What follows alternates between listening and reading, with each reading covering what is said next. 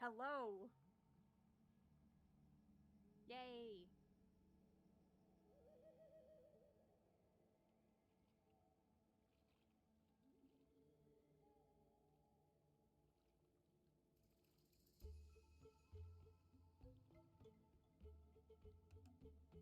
Wait, I can also move my mic closer so you guys can really get like the Ruse mouth experience. That came out wrong. That came out wrong.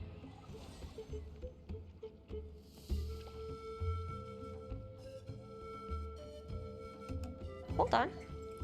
Oh, so they okay, can't so apparently I was muted. I'm sorry. Hi.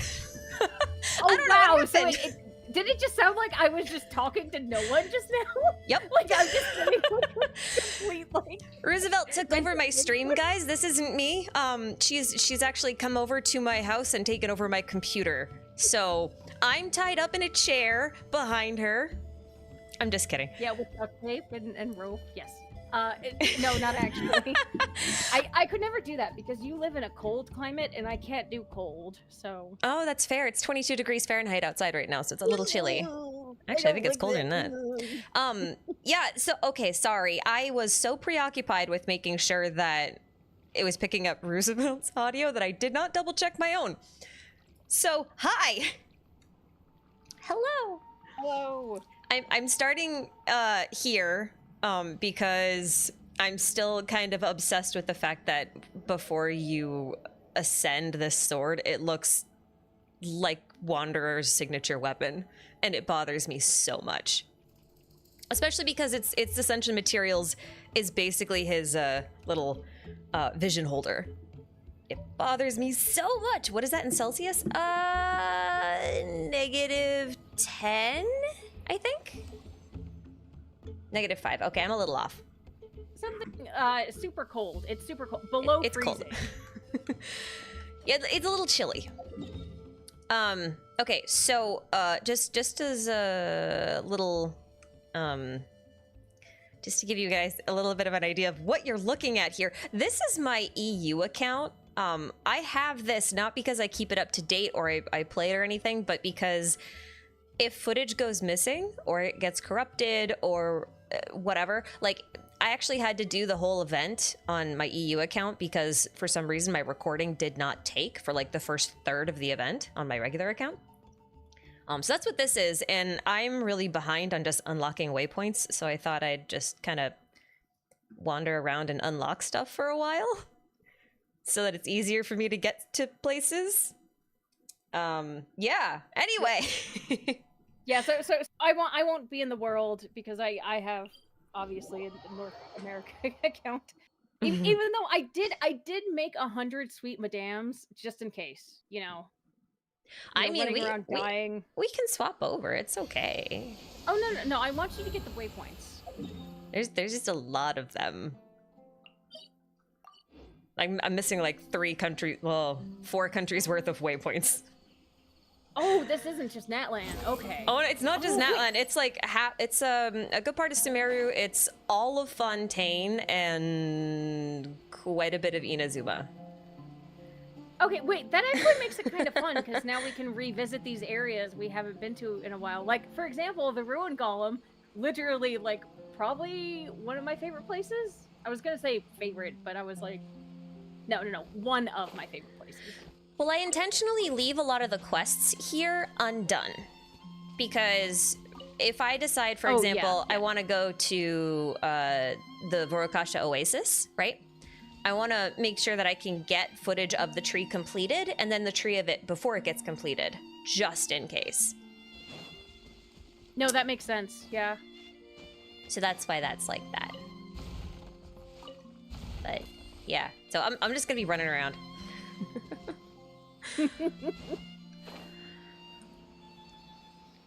So well, how are you doing? How has been we're 5.2, right? How has the 5.2 experience been for everyone? It's been a lot, right? It's a lot. I know you've already written and released a theory since then. I've written and am planning to release a theory soon-ish.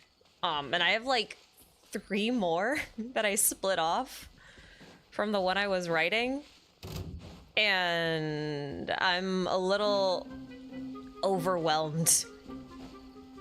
I'm a little overwhelmed by it all.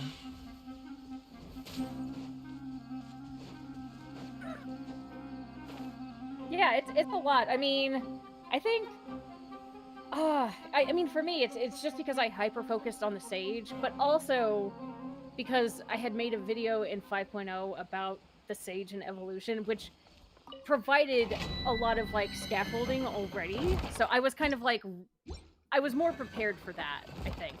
But I haven't touched anything else, honestly. in terms of scripting. Yeah, I knew you were going to do a lot with the Sage, and a lot of people are like really focused on the Sage. And I am, meanwhile, extremely distracted by everything Lovecraftian.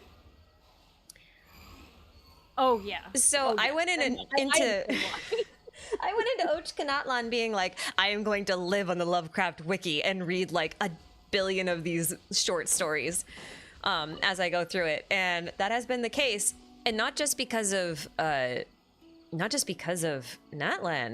but I was...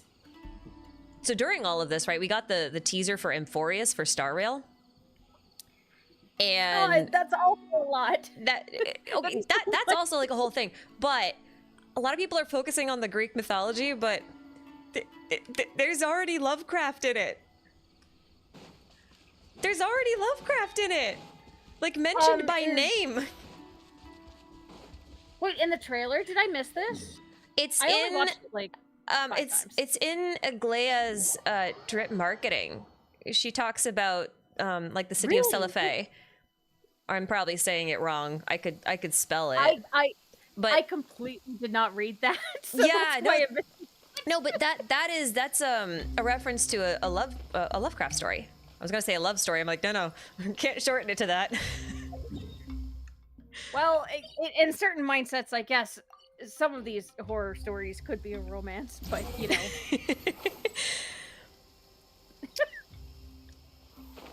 What did we think of the Dottore tease in Chaska's story quest?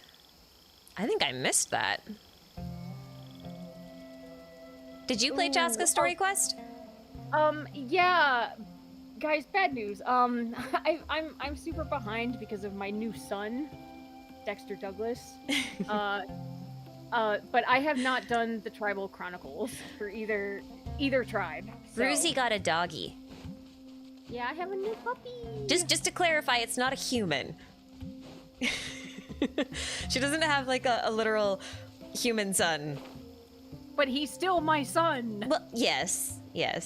I will not. I know, yeah. I know. The way I say it is a bit deceptive. I mean, it makes sense to me because I know the context, but I was like, wait a minute. That might be a bit misleading. Especially since he has a human name. Also, I imagine that people might catch on that if I had an actual son that I might be a little bit more preoccupied. And like just not completely disappear, but you know. Well, it could be the reason why you're not playing with me. Right? You need both hands. Huh? Oh, that's huh? Yeah. I just realized this thing's probably underwater and underground, and I don't really want to deal with this puzzle right now, so I'm not going to. And I see the thing. I'm also not going to go do that. I don't want to. Oh, yeah. Those are part of Aranyaka, I think. Yeah, I'm not into it right now. We're not doing Aranyaka today. I'm not prepared. New stream title, we're replaying the entirety of Aranyaka. Spontaneous requesting. It's gonna take us 12 hours, but we're gonna get through it, guys. Yeah, let's not do that. Eli Me, thank you for the super, and Merry Christmas to you too. I hate that it's December. Not because I'm anti-holiday, but because... How is it December? Excuse me, what do you mean it's December? I thought it was still August. I mean, you shit. would think that. You don't have winter. cold out. It's probably like 40 degrees outside right now. It's Okay, very cold. that's chilly for down south. Like, yeah. That's t-shirt weather up here, but whatever. Splitting hairs. I know. I'm a wimp. Solaris Prime, thank you for the super. Hold on. I just lost my thing. Stop jumping on me. Do you think the singing in the Vorokasha Oasis could be Egeria singing from the tree? So I was thinking about this recently because of Renova. Wait, I also have some thoughts as well, but you go first because I was thinking about. Let's see if we're thinking of the same thing. This. Okay, yeah, go ahead. So I was thinking that whenever there's a Celys that's supposed to be guarding an area, like one of significance, they have like vocal singing wherever it is. Okay, yeah, that's basically what I was thinking. And then how it's kind of weird how so much of the Natlan music does have vocals. Yeah, because of the Lord of the Night. Yeah. Okay. Because her influence would be like almost hive mindy because she's got like a lot of Celys that rallied around her in order to, you know, make the whole system function. But then like her whole influence extends for the entirety of Natlan. So like that makes sense. But then in like Enkanomiya, right, like obviously we had Istaroth's influence down there. And I mean, this part's kind of debatable. I think this is also an underground domain that I don't want to get into right now. Oh wait, no, it's not. It's just down a cliff. No, it's not.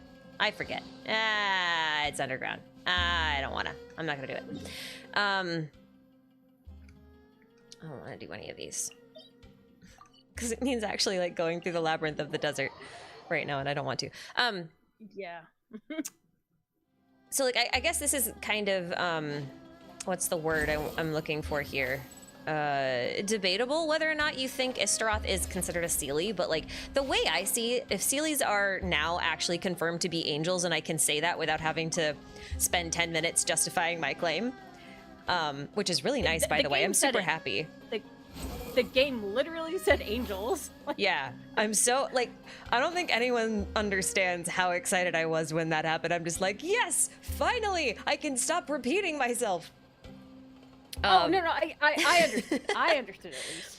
But the thing is like, if they're all angels, and they must be, like, different ranks of angels, right? And I think, like, at one point, I was trying to make the case that the 4 shades were, like, 4 archangels, because I was focused on, like, Enochian primordial one. So it'd be Michael, Gabriel, Uriel, and Raphael. And then I was trying to prove that Istaroth was Uriel, basically. Right. And so in that way, I'm just like, well, if they're like the highest level archangels, Enochian style, because, you know, the classes vary depending on what you're looking at, then she would qualify. So anywhere she has influence, there would be singing. So Vorokasha, I mean, by that token, you would also argue that Egeria is a Cely, and I actually think that is probably the case, at least to an extent, because, like, she was born of a Cely, and she was, like, she's of the rank of a dragon without actually having the dragon's nobility. Like, that's part of her lore. So I think and her she does being, have, yeah. like the Oceanid, like, sort of look. They look like a Cely that's kind of almost looking like a dragon. So yeah. It's like, oh yeah. This one actually makes me have to do a puzzle. I forgot. Okay, well, that's fine. Ooh, puzzle time. That's fine. I'll do the puzzle. I don't remember the puzzle. I found Tule Tula. That's nice. All right. Say just quickly on this note about angels. So someone Speeds who he comments a lot on my stuff, but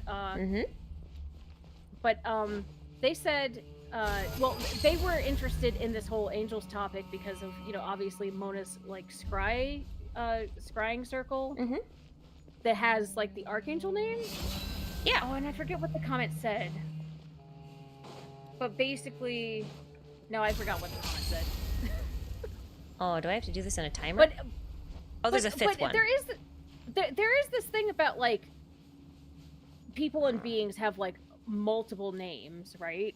Like, you know, everyone has at least 20 names. So now that they're like confirmed angels, I mean, they could have more names.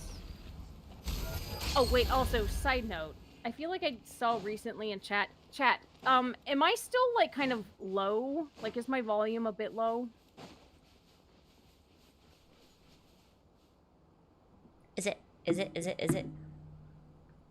I can fix that.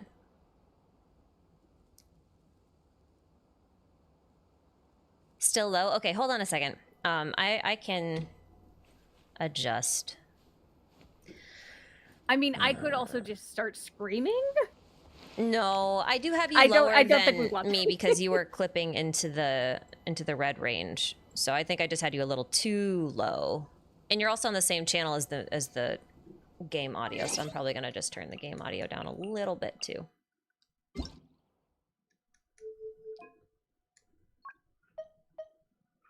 That should help. Okay.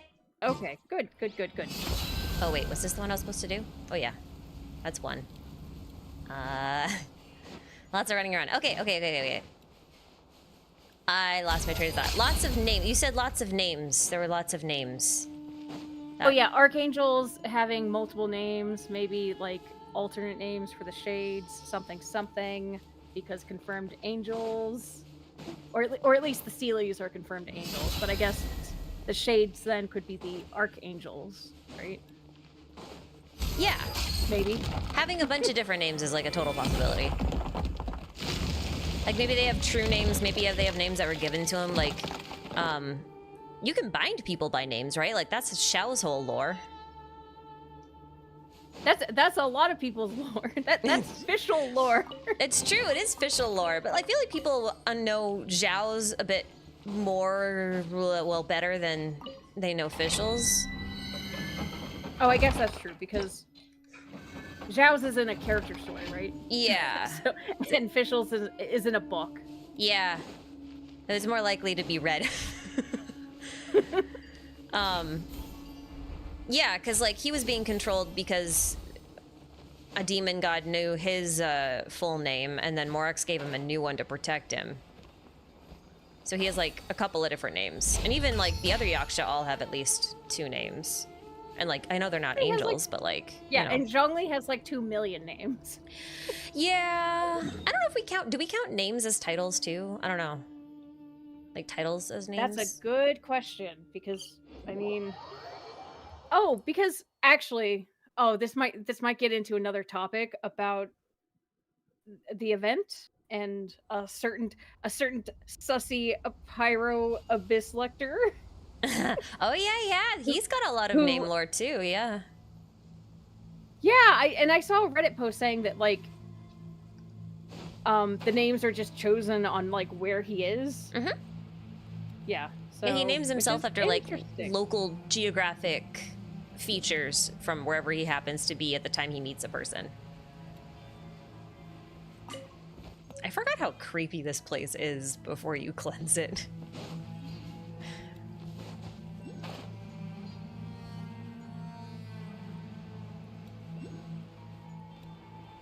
Yeah, Enjo, Sanka, Kokuchu. I forget what Enjo means. What does Enjo mean? Like we call him that because like that was the first name we ever knew him by. So like. Okay, off the top of my head, during the quest in Enkanomiya, he's talking about how Enkanomiya sank, and something about Enkanomiyans like rising back to Watatsumi, and he said like, oh haha, by the way, that's what my name means, but that's not actually what it means. Someone correct me, but I feel like I remember seeing something about it being more aligned with like fire or something. I don't remember. Okay, I am talking out of my ass at this point. Someone needs to correct me. But he makes a point to say like, this is what my name means, and it's like, wait, hold on. Alex says, Enjo, going up in flames. Oh, the N is the same in Enkanomiya, so it could also be above Enka in a way. Maybe, oh my god, is Enjo making a pun here? Probably. Is he punning? I'd believe it.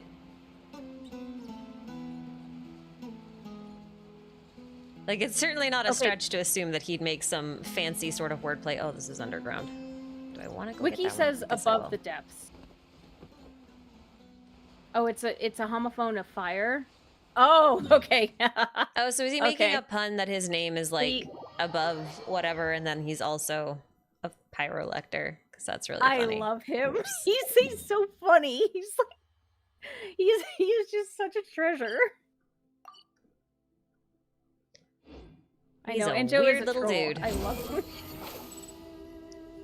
And Certainly he's so a weird little handsome dude. too. And he's a nerd. He just wants to read books and learn about things. So relatable.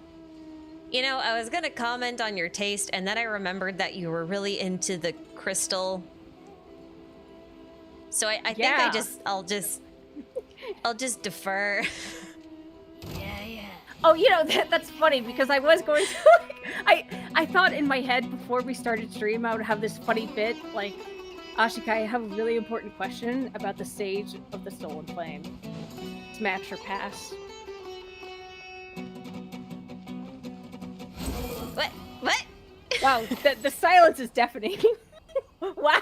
Oh, that silence physically hurt me, guys. I'm gonna squash him like a bug. I guess that's a Okay, smash, so right? smash. Like if you squish somebody? Is a squish a smash? Oh, that's...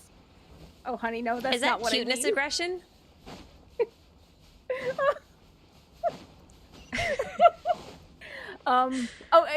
You know what? We'll let that answer fly. Cuteness aggression. How about that? That's more in character for me anyway. Why are people saying pass? Well, I mean, no one saw his face. Is that I'm valid? going Let's go up here. you know what? No, I had some commentary, but I feel like we need to keep this stream like On folk token? Kind- Yeah, okay. a No more little thirst bit- traps. yeah. No more abyssal thirst traps. Windine! Thank you for the super. Been thinking forever humans were dragons or Celys. Okay, listen. I have a thought. Okay. Ooh, I love Ashikai thoughts. I love them. I have a weirdly articulated thought, and Ruzi, you're probably gonna want to weigh in on this because that's to do with your whole evolution thing. Okay. So I've been kind of hung up on the whole atavistic thing lately, because like, you know, we've got Lynette and Kachina, and basically anyone who's not a supernatural entity who has some sort of animalistic like features. I don't think Goro counts. I think Goro's actually like supposed to be a supernatural being, but like Miko doesn't count. Well, yeah, Miko doesn't count. But Shilinen should count. Kirara doesn't count. But you know, so basically, like, just focusing on Lynette and Kachina for a minute. If you read their character descriptions when they talk about, excuse me, their ears specifically, and their tail, they always use the term atavistic, and that kind of like means that you're like moving back towards a more primal state, or like what's a really simple way to put it? Some sort of historical genetic information is physically presenting itself in you that hasn't presented in a long time. So like in the case of Lynette, it's super weird because she's supposed to be like not technically human because she was an Oceanid, right? Whereas like with Kachina and Shilinen, it's like, yeah, well, whatever, that makes sense because, you know, they're maybe they could be regressing to a previous evolutionary state of humankind. But like with Lynette, it was kind of weird because they were supposed to be Oceanids. So that kind of got me thinking that like humans must be made out of the remains of something. And if we look back, like, historically on even what the sage said, right? Like, he said that one of the reasons he wanted to wipe the earth clean with that big ol' weapon that you've pitched is the volcano. It would basically wipe the world clean of humans, and then he fully expects an entirely new race to take the place of humankind. And they'll be even better. So there's almost no way to know how many times this sort of thing has occurred. And if people kind of get recycled, not necessarily like in a reincarnation state, but like their physical makeup kind of gets melted down and then reconstituted into like a new combination. And then I wondered if that might be why sometimes you get sort of these genetic anomalies where something a little bit more historical physically presents itself. Yeah, so this is, I think you're really distilling like really important ideas here, and I think you're going along the same track I am, I think, but I've also, I've just had like a soup going, idea soup, like juggling like this idea of like, okay, I call my idea soup my brain. It sloshes around in my skull. That's my soup bowl, my thought soup bowl. Because it's interesting if they're de-evolving or like going back to something more primal, yet at the same time they're kind of getting closer to like, I don't know, what, you know, like Yaimiko has like fox ears and tails. What that's trying to say, but I think one point about this that I haven't thought much about, but I feel like it's really important. In one of the phlogiston engravings, which presumably was made by the sage, he explicitly says that evolution is the opposite of eternity. And that kind of got me thinking about like, oh, well, A said like eternity is the closest to the heavenly principles, which we kind of knew because, you know, evolution is very that's profane. A good point. Because like, yeah, and then it got me thinking about, well, A was saying that in conjunction with the vision hunt decree, right? mm-hmm. And I'm like, does this imply that visions also have something to do with evolution? I think so, but just... I'm biased for reasons. But just to add to that, like evolution is a form of change, right? And change is unpredictable and by nature to a degree chaotic. So if you think of eternity as the opposite of that, then you're thinking of stasis, which is basically what A was trying to do. She was trying to put Inazuma in a state of stasis, where nothing changes, no one, you know, she prevents people from coming in, she prevents them from going out. There can be no change. And in a lot of ways, maybe you could see that as like an allegory for the heavenly principles and what they wanted to do. That's what the firmament does.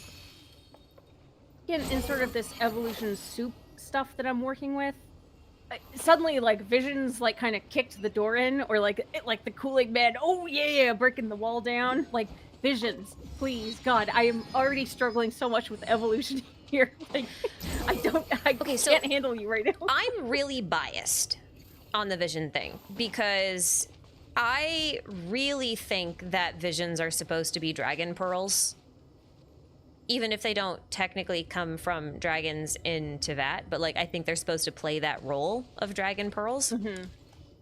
And I was thinking about the sage in that context because he was talking about, you know, that's consistent though, because dragons are the masters of evolution. So right. So if you're looking at like maybe only certain people will manifest those traits, as opposed to everyone being able to manifest those traits, like maybe there's still some level of control over that.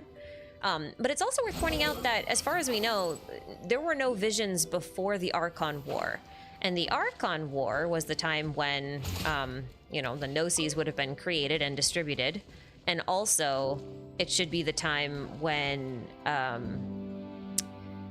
does that phrase go? All fragments of the primordial were set to devour each other. Yeah. So it makes you wonder if, like, because we know those are fragments of mastery, right? But the mastery itself is probably a mix of both the dragon authorities that we've seen, plus the archons that are sitting on those thrones. And Yeah, that's kind of why I'm biased towards the whole evolutionary thing. Because, like, if they can control evolution to a degree, like, maybe they're trying to find the best of the best, the people who can naturally manifest certain traits, and then those people will be granted the power of evolution, which should be the domain of dragons, then that should be their pearl. Like, that's where it's kind of thematically comes together for me, but again, I am super biased. So that's that. I feel like we always take different directions with things, but like with a lot of things we converge on. But I feel like thematically that makes sense to me, right? Where it's like, oh, the dragon's power was their world and their power was stolen, it was modified. So there would probably still be some aspect of that left in whatever we're working with here. Did that make sense? Do I make sense, guys? Yes. Yeah, please say yes. Please clap. I think there's there has to be some sort of truth to it, even if that's not like the exact truth, if only because like in Natlan we see the whole Night Soul thing. And I feel like that is, in a lot of ways, another type of vision-ish power. Or at least, like, to me, they feel like they come from the same place, although that's entirely based on vibes. It's just that, like, that would make sense to me. Being in a nation where, you're basically living, you know, in harmony with what's left of dragonkind. Mm-hmm. It's never gonna not freak me out that this swamp area here plays the Fatui leitmotif. It's never gonna not bother me. Revisit this because I remember you pointing this out before, and I never really went back to investigate that, but I think about it from time to time. Sorry, I got distracted. I mean, no, it's okay. I mean, I wouldn't be surprised though, because I mean, I have my personal feelings about the Fatui leitmotif being also Fischl's theme. Mm-hmm. But even then, that's still weird. It being played here. Like, why is that here? It's nowhere else in the desert. It's just here. Just in this swamp crevice area thing. Yeah, and, okay, I'm like trying to remember what actually is here, aside from like, I don't know, that one crocodile. But there's actually, one of the great songs. Oh, one of the great songs, and also the entrance to Schwanenritter. The factory, right? In the swamp? Yeah, if you go all the way, like, in the swamp, if you go all the way to the west, there's that thing, oh, you can kind of see it there. That's the entrance to the Schwanenritter factory, isn't it? I don't think so. But I was just looking at this. See, this is the reason why I don't like completing quests on one of my accounts. Because then I can come back and, like, look at this stuff with fresh eyes. Because that's one way to connect the Pari directly with the Abyss, which is fun. Yeah, oh, geez. I forgot how much Abyss goo was down here. Yeah, okay, well, like, all of this stuff is Abyss goo. Like, it's all Abyssal miasma and whatever. But what I was actually talking about is, these Triquetra over here, like the one in the middle and then surrounded by 3, like, this symbol is used now by the Mimiflora. Whenever they shift forms or whatever, they always flash a very deliberate Triquetra. Like, it's very identifiable. And Gosoithoth did that too. It's kind of hard to see because it's only present for like a couple of frames, but like I'm looking at all Triquetras now with that kind of lens, and I'm like, huh, I could really prove that the Pari are Abyss aligned now, huh? Anyway, that was a side note. I guess my thought process, I feel like I would be split on like all coming from the Abyss or the Abyss copying something already. So the Abyss maybe not it doesn't have its own like insignia. It's just copying. It It's could like be. The Thing, right? Like from John Carpenter's The Movie, The Thing. It Like, just definitely mimicking could be things? copying. Well, we know it's copying But- things. It's just a Yeah. matter of whether or not, like, was that copied? Or it could be a combination where it's like things originate from the Abyss, but then the Abyss also. I don't know. There's directions you could go with this. That I could go with this. Smoking my It's okay, you don't have to. My next theory's about this. Okay, great, Which is great. one of the reasons why I'm looking at that like, huh, how interesting. I went to a weird place with the next one, which will hopefully be out soon. Roosevelt kind of lapped me this time.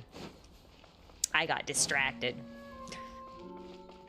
What else is made your new? Homa video, and now I feel like everyone sees the Homa symbol everywhere. That was the myself plan. included. It's so much fun going through the comments for that one because like, it's just everyone's being like, look, a Homa, and it's like through 3 different games. And so now I just have this incredibly large repository of Homa-ish stuff. I think this is cool. I forgot about this place. I forgot about a lot of this. Yeah, this was definitely one of my favorite areas, just because Oops. Kavarna of Good and Evil is like probably one of my favorite. Well, I mean, it's definitely one of my favorite world quests. I was like, is it my favorite though? I don't know. I mean, if it's your enjoyed it favorite, a then lot. you have to surrender the sage. Oh shit. Sorry. Well, okay, no. The reason why Oh wait. it's so high up on the list is because it had so much Conria lore. So like anything true, in game, valid. You know what, valid. the more Conria I have. Oh, and that's why like the Ruin Golem. That's why no. Desiree's quest with the Ruin Golem, that's my favorite because that blew my mind when I first did it. I was like salivating. I don't know what my favorite quest is.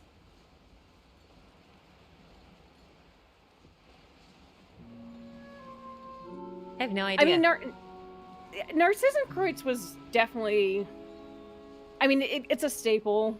I mean, so is Aranyaka. I mean, I guess the Aranyaka Dirge was of long. Bilkis is gonna have to be it for me. I think that's my favorite one. Wait.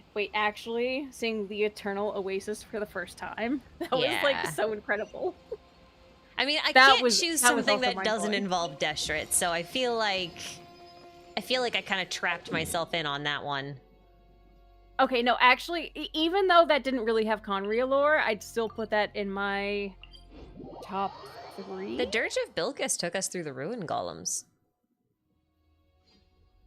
Oh shit! Okay, it's definitely top 3 then. No, I forgot about that somehow. Because like Well, we did. We, didn't get went as to many we went to the notes. that's true. We went to the factory with the Pari, but we went into the golems in the Dirge of Bilkis. Yeah, all the Golem ones I really enjoyed. Yeah, they're all good. I just liked the desert in general, but like I know I'm still in the minority. I love the desert. Maybe No, because Dirge of it's Bilkis novel. was, like so good. It's still kind of novel for me too, but you know. Not to change the subject on you, but Audubon, thank you so much for your super. I'm sorry, I'm a little late. I'm probably stereotypically the opposite of your typical demographic, but keep up the amazing work of both of you. What's the typical demographic, do you think? If you're trying to say that you're not a nerd, I have bad news. You might be a nerd, but that's okay. We are I don't know, what celebrating is my here, okay? demographic? I feel like I should look at my analytics more than I do. I don't think I've ever looked at those I've looked because at them. I don't know what exactly it tells me. It's because for me it's like, oh, I just want to make posts and videos about Conria glazing. That's all I want to do. I I don't always care who's listening. That's a mood though. Like I was looking at more like timing when I look at the analytics. Like I was looking at what do you call it? Like which patches had the most engagement, because I wanted to see like when people were the most excited for the lore that was coming out and stuff like that. So I always thought that was really interesting. But like apart from that, I haven't paid too much attention to like my actual demographic. So I honestly the timing is very different. That's like actually super. Oh, spin crystal. What? Oh, did I? You just got a. Oops. I shouldn't have warped a CD. here. A golden CD. I shouldn't have warped here. Wait, hold on. Oh, wait. Oh, my. Oh shit! Sorry, my. I'm watching your stream, but I was way behind, I think. Oh no, it's there's a I want to say 15-second lag on the stream. Something like that. No, I think I was behind by like a few minutes. Damn. Whoops. This is actually one thing I really don't like about YouTube streams. Like sometimes if there's a hiccup, it won't be live, and you'll just be watching like the old stuff. You can change the latency. On Twitch. Sorry? You can change the latency. Oh. I guess I could. It's just that my internet's not good enough to change the latency. I don't think mine is good enough. It's probably better than mine. But seriously, like I've seen the phone people running new cable all the way down the road that I know was missing fiber, and I'm wondering if they're putting in fiber. I'm like checking my mailbox all the time, being like, have they sent me a flyer? Did they send me a flyer? Did they send it? Did they send it? Did they send Give me the damn flyer. They said they sent me a flyer when they have the thing, but Blue Cat. Oh, well, that's exciting. Thank you for the super. Thoughts on Finon from Star Rail, sounding like Fanes or Fanes. I keep calling him Fanes. And being Kevin Kaslana coded. It's honestly, it makes perfect sense. There's nothing to say there. Cause like, here's the thing. Hoyo loves anything related to the Morning Star and the Lightbringer and that kind of stuff. Whether it's Lucifer or Phaethon or Helios or Finon, all of those are basically the same trope. Finon, in so far as I remember, is actually related to Phaethon, lore-wise.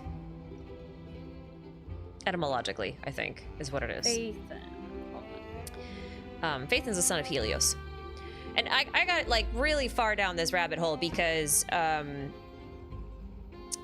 the sun children of Enkanomiya, who, you know, were sacrificed Homa style. Oh, I almost read that as Gangnam style. That is a cursed thought. They were sacrificed Homa style into the Dainichi Mikoshi, which is also known as the Helios, right?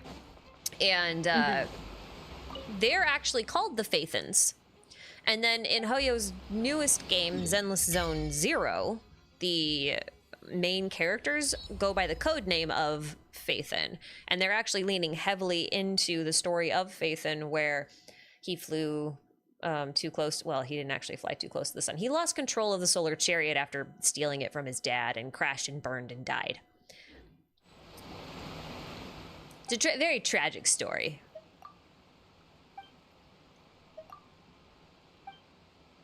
Anyway,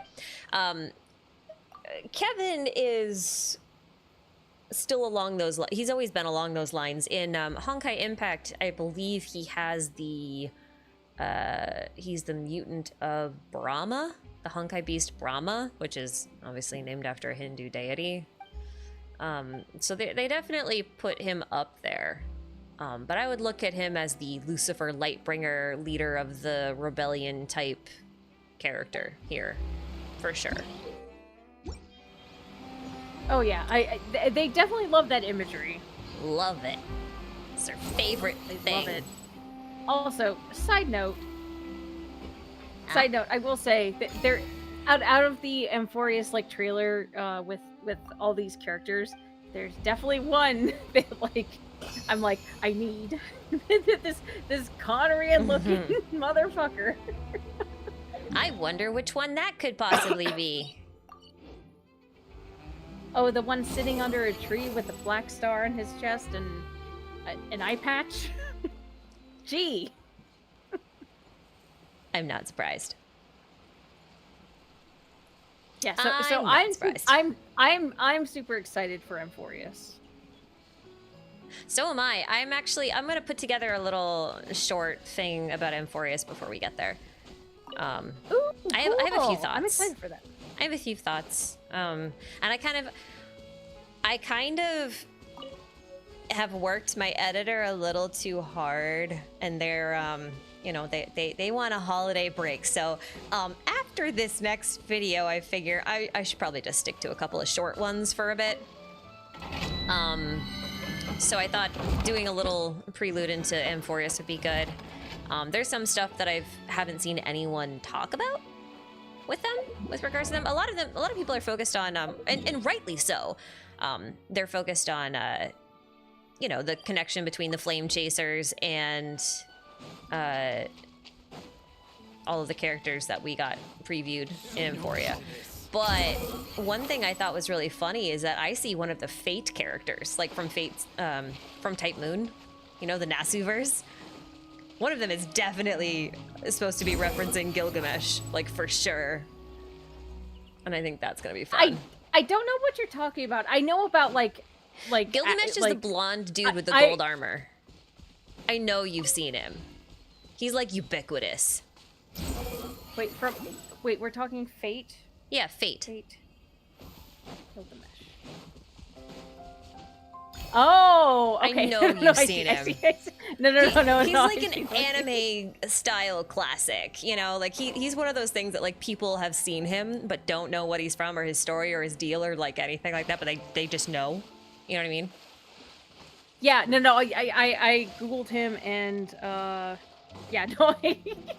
Immediate like, oh, okay, yeah. So without his armor, he has those same red tattoos, and he's known for having a lion. And there's this one character in Amphorius who has both of those things. All those red tattoos, fire aligned, and he's backed up by a big flaming lion. And I'm like, yep, he's supposed to be the Fate. Because remember, we're supposed to get a Fate crossover. Oh, neat. So like he's definitely like we're not only gonna get Flame Chasers, we're also gonna get Fate characters, and I think he's the first one. Okay. I'm sorry if I'm skipping anybody, but there's a super in here that's specifically for Ruse. So I wanna. Oh, I was just gonna say, do you want to catch up on some supers for like a few minutes? Yes, I'm gonna go in reverse. Okay. Just because this one's for you, and I've had several, so you should take this one. But okay. Create Tricks Tiara, thank you for the super on Ruse's behalf. Ruse, they said, what could Kaeya have said to Diluc that would upset him so much? Is Diluc just racist against Conrians?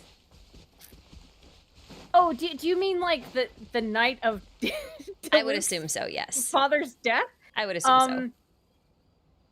No, I think it was just like this revelation that like, hey, I'm a spy from Conria. This might be a bad time to drop it just after your father died, but I need to tell you. I think it was just timing, to be honest.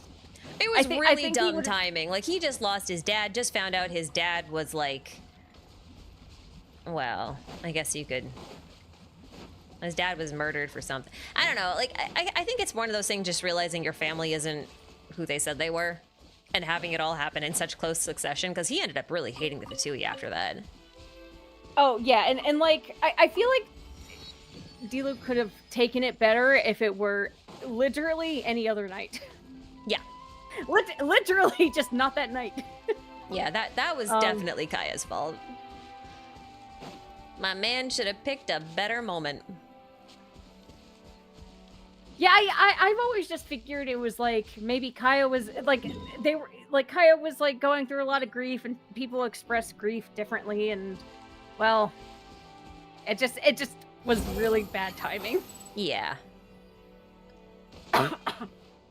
I would assume there may be some more in there. Like, it's very possible that Diluc, there's something we don't know that he learned about his dad that night that may have played into it, because, like, you know, his hatred for the Fatui isn't normal, but it doesn't really have anything to do with Conrians so much. It's just that, like, well, I guess it does, because the Fatui are technically founded by Conrians.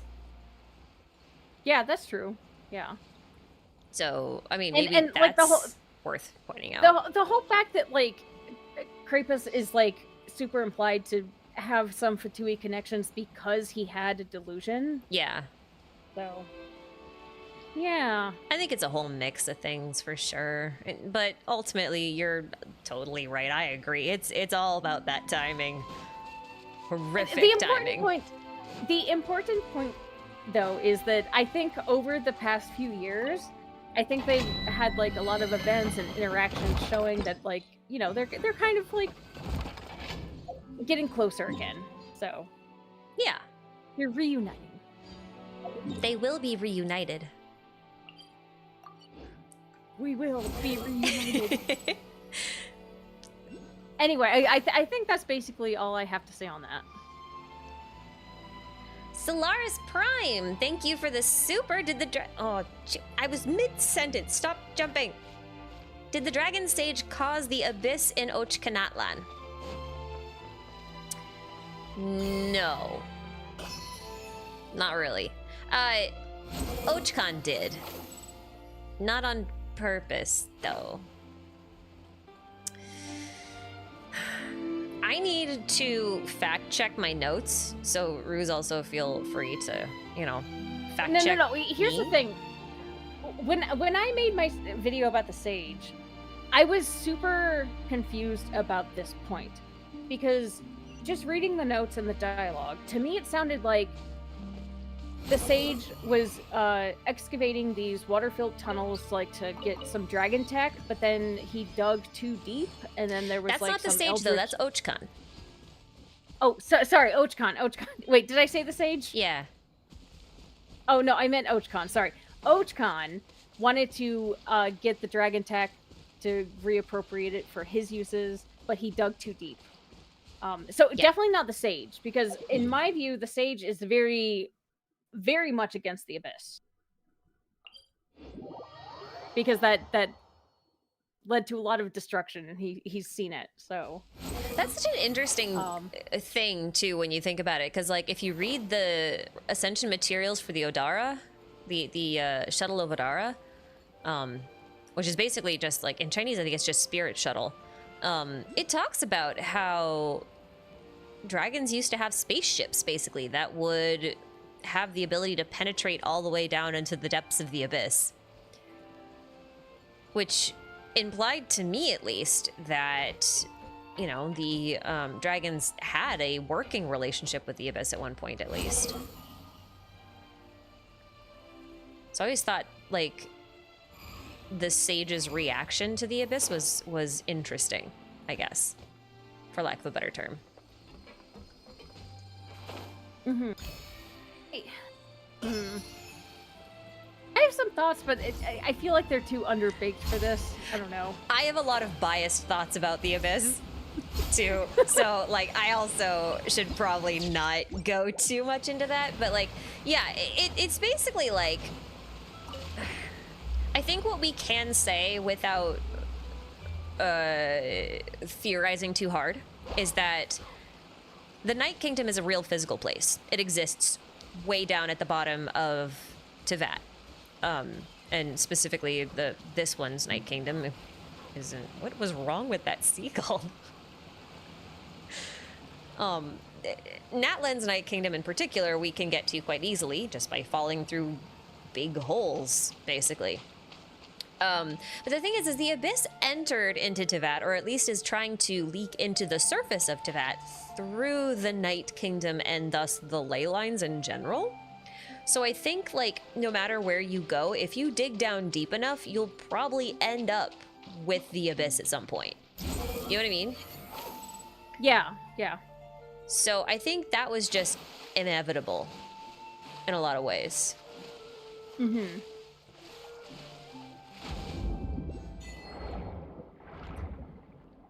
I haven't swum in Fontaine in a long time. Sorry. My phone jumped off my desk. I had to catch it. What? Would you put legs on it? I accidentally knocked it off my desk, but I wanted to not have any accountability for this, so I phrased it differently. Like, oh, it did it on its own volition. Oh, I see. I see how it is.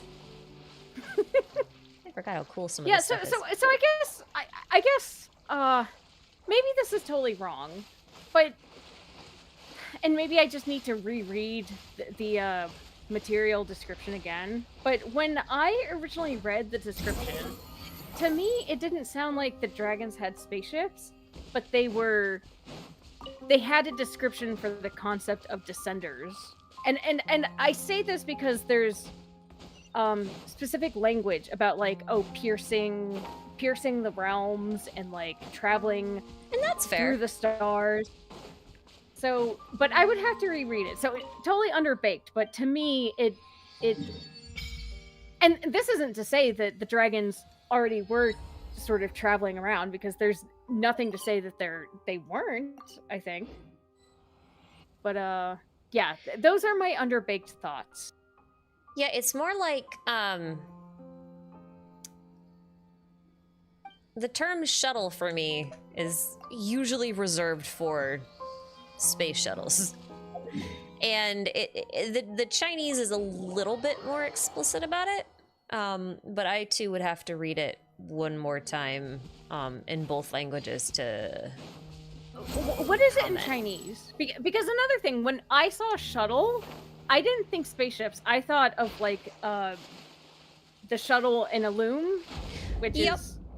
It is a bit of a wordplay instance kind of thing. Yeah, but I haven't checked it in Chinese, so maybe I need to look at that. I remember it being more like a vehicle in Chinese. Oh, okay. Okay. But I would have to... I've totally forgotten all of my swimming controls. What am I doing? Brain too full. Brain too full. At least brain for too me. full. My brain is way too full. I'm pretty sure it's a vehicle. Oh, but you know, I guess going along this, like, okay, again, I might be totally wrong, but this issue of Descender, there's something about like this Descender arc connection with like the primordial one, for example, that kind of like it makes my brain vibrate, but I don't have language to express. Like, do you get what I mean? I mentioned this somewhere, I think. But again, it's like one of those few times where I'm not quite sure I follow. Oh, so like, you know how like in Before Sun and Moon, like they talk about an arc, right? And like obviously like the Descender came down, right? Yeah. So like the Descender had a plan with an arc. So to me, like my brain is being like, okay, Descender, arc, ship, shuttle? Yeah. Guys, if this doesn't make any sense... No, I get it. I get it. The idea please is that... roast me. Also, if you want to push it a step further, you could look at the Paraneri thing, too, right? Because they would always talk about things being shipwrecked. The shipwrecked and shipwrecked things were always gods. That kind of thing. Oh. But then I was also, at one point, thanks to Katsu, I was connecting that with Per the Penguin, who literally came from a race of beings that flew amongst the stars. Oh, okay. Like, quite literally flew from planet to planet in the galaxy, Milky Way hole kind of thing, right? So I feel like the whole space stuff is pretty intentional on Hoyo's part, and so I think that might be a little bit more, I'm more inclined to think about it that way. But yeah, lots of biases playing into that. I would definitely have to double check the translation, and I don't really want to right now. I mean, I guess I could. I might have to turn my screen off for a second though, because I want to make sure that I don't spoil anything. Because we did say at the start, like, wow, this patch was a lot. So it's like, I don't think we have to like resolve everything right now. Okay, hold on. I feel like this is like something I would want to cook on a bit more. I want to stew. I want to pickle it.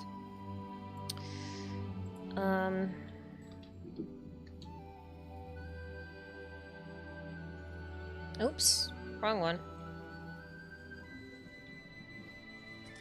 I always forget there's not an E. And then that also that they changed this. Okay. Just making sure I'm not on the... I want to make sure I don't have unreleased content on. Okay. I have it on disable. Good. The site's very useful for checking descriptions of things in Chinese, and so I just have to be a little careful about it if I'm doing it live. If this will load, that'd be great. Okay. Oh, wait, this one doesn't have the refinement material on it. Oh, shoot. Oh, no. I don't think it's actually on here. Hold on.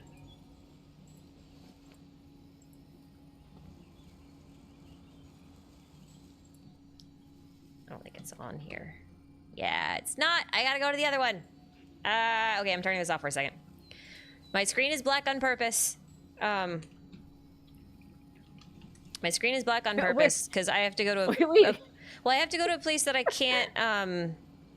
I gotta go to a site where I can't turn off the content, so I want to make sure I don't spoil anyone unintentionally.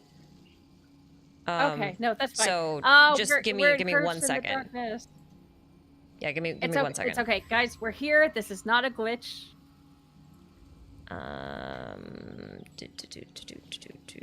Weapon ascension While material. you're doing this, I've been neglecting chat. No, not that one.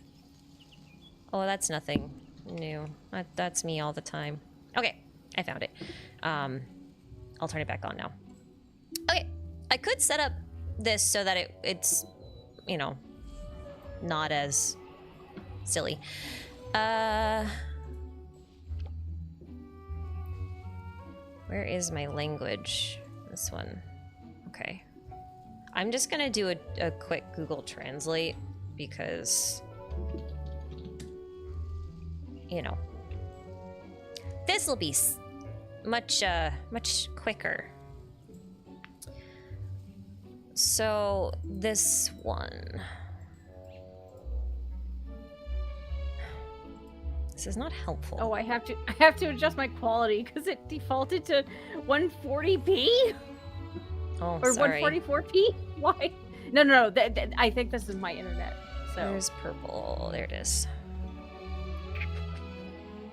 Okay, this one is textiles. This one is a actual shuttle.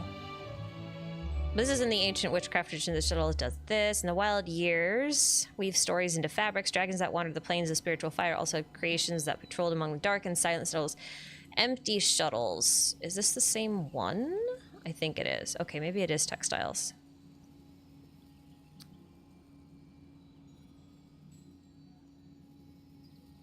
Okay, this might actually just be a little bit more along the lines of,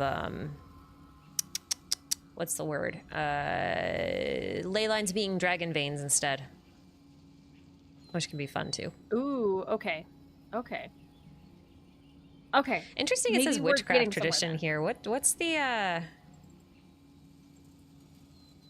sorcery witchery? That's interesting. That they literally go straight up witchcraft here. Just because of how suspicious the Hexen Circle really are in... Oh, I was gonna say. Huh, interesting. Yeah, okay, I misremembered what this actually translated to. I forget what I was looking at. That's okay. Have I read the lore for the Xbox Wind Glider? Yes, that's what I actually wrote the whole... Yeah. That's what I wrote the whole theory on. That's coming out this week. Not this weekend, this week. To be clear. I don't want to get anyone's hopes up and then, like, not have it happen. That would suck. But yeah, no, I mean... Sierra Art, thank you for the super. I just answered that really spontaneously and I'm super behind.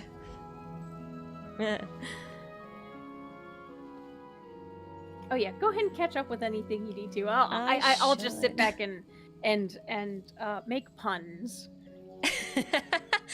No, it's good though. This is why we fact check, you know? Because like my memory's not infallible by any stretch of the definition. I know, when you get to this age, we're just... Well, forgetting I've also everything got 3 too games full. worth of lore stuffed in my brain at this point, and I'm kind of struggling a little bit. Which I think is crazy, because, as some people might know, like, I really love Star Rail, and I play it, but the lore just goes over my head. Like, I just play it as like, oh, press buttons, ooh, boot hill, pew, pew, pew, pew, you know? Boot hill, it's bang, very... Yeah, and I don't play ZZZ, so...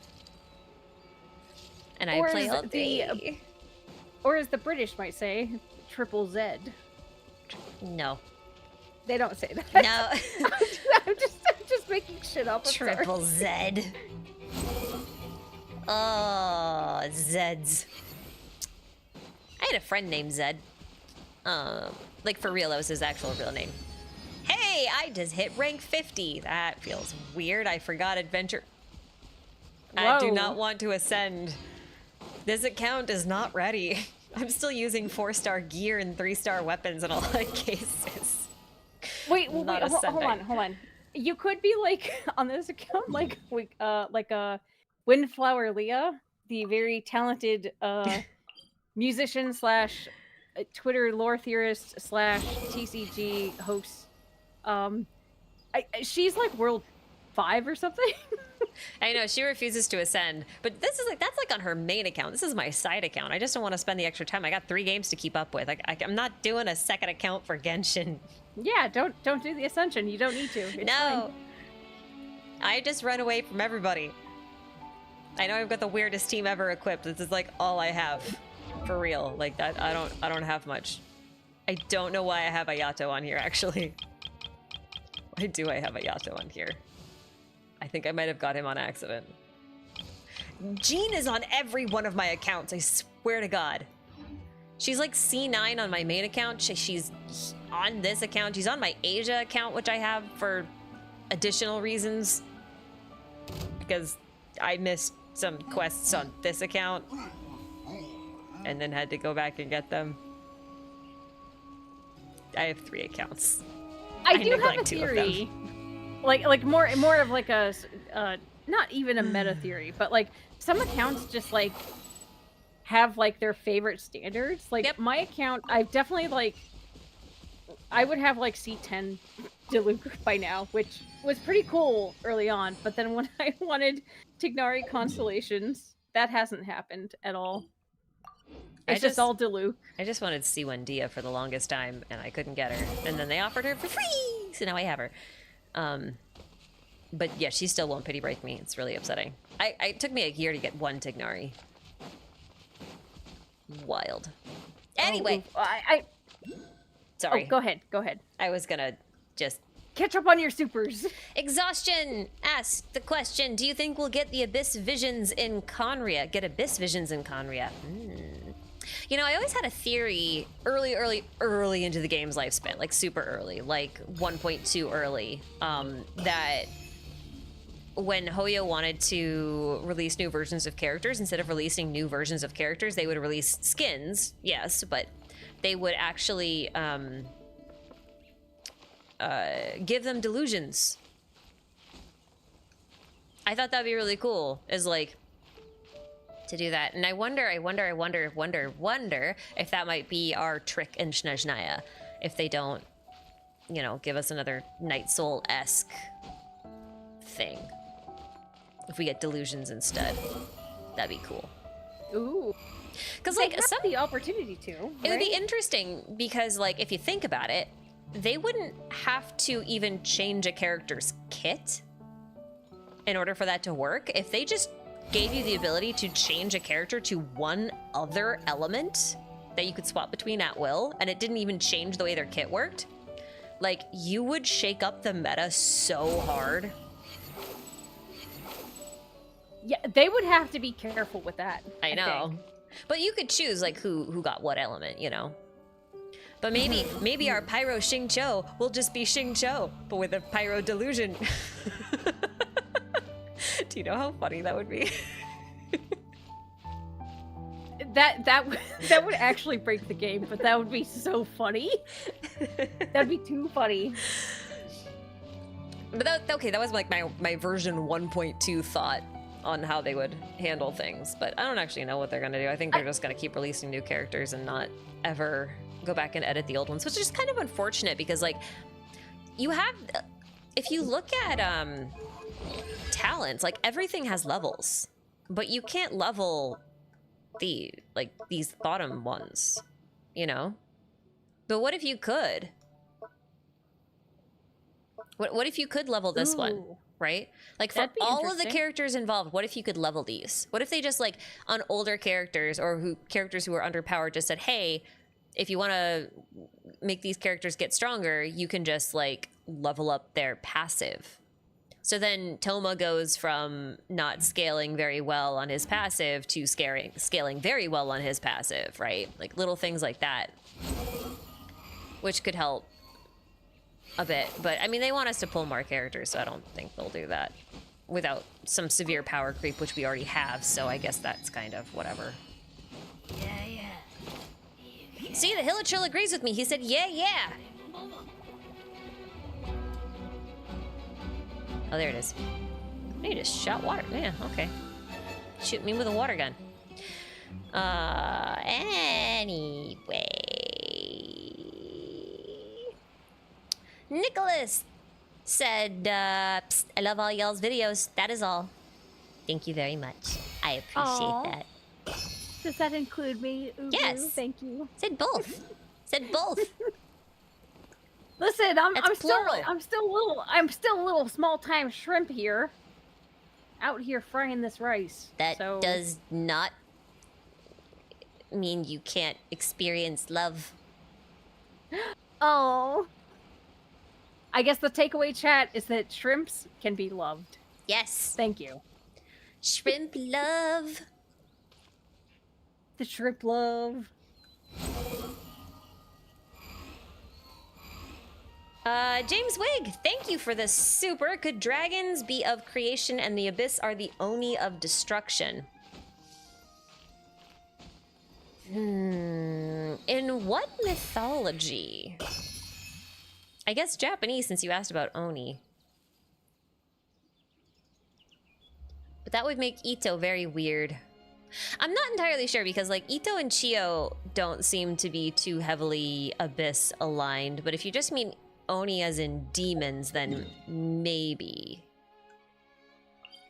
Again, I am extremely biased about my thoughts on the abyss right now.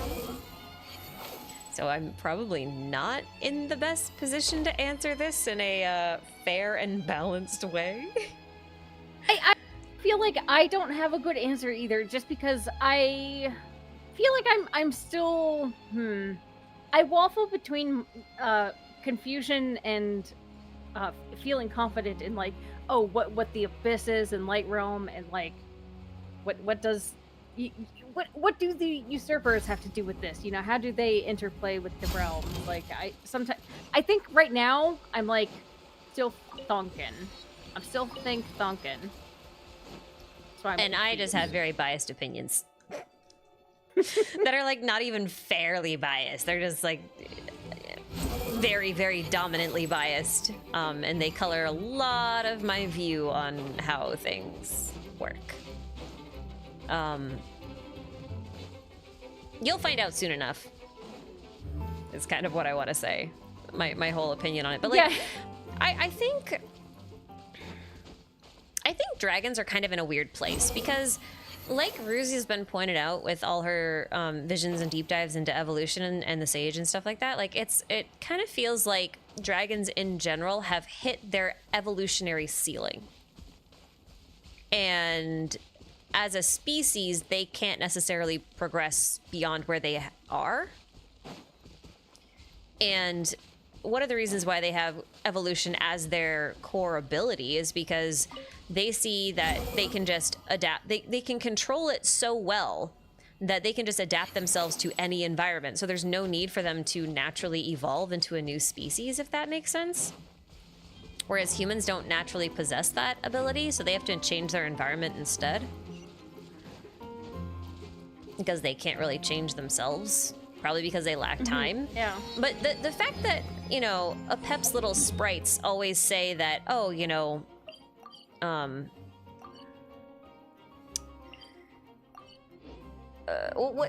they go away.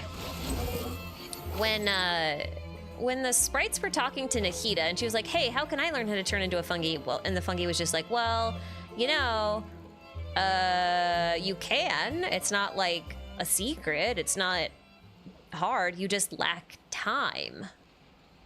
And I was just like, well, you know, if you're somewhat of an immortal species, like naturally, like maybe you can't die from old age, then you would technically have infinite time and you could just kind of adapt to whatever environment however you wanted.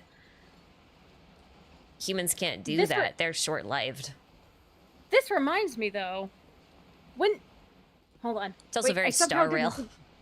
I didn't think of this before, but like in that conversation, during the Cataclysm, Rukkhadevata, I mean, yeah, I guess she died in a sense, but she reverted back to like she regressed. A child. She regressed. And in the conversation with the Apeplings, Nahida is like, oh, maybe I'll just become like a blade of grass. So that's also harkening back to like, definitely like this de-evolution, this regression as a cost for power. Using some power. Yeah. So it is interesting, especially because like Star Rail and Genshin, and honestly like Hoyo likes to parallel themes specifically across all of their games at different times. And right now, Genshin and Star Rail are more or less in sync.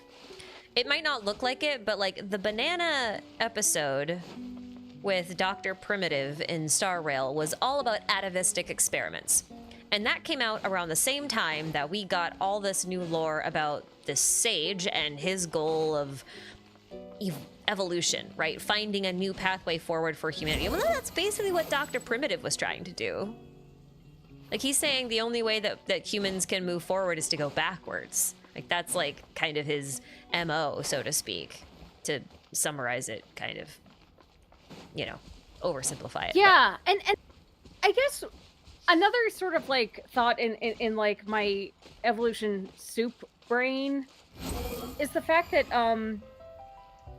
we now have like this sort of confirmation that like, oh, like the bishops in this sort of like, they can't progress. They've lost their purity. And yes. That's like a huge thing because you can't be a sovereign. So it's like,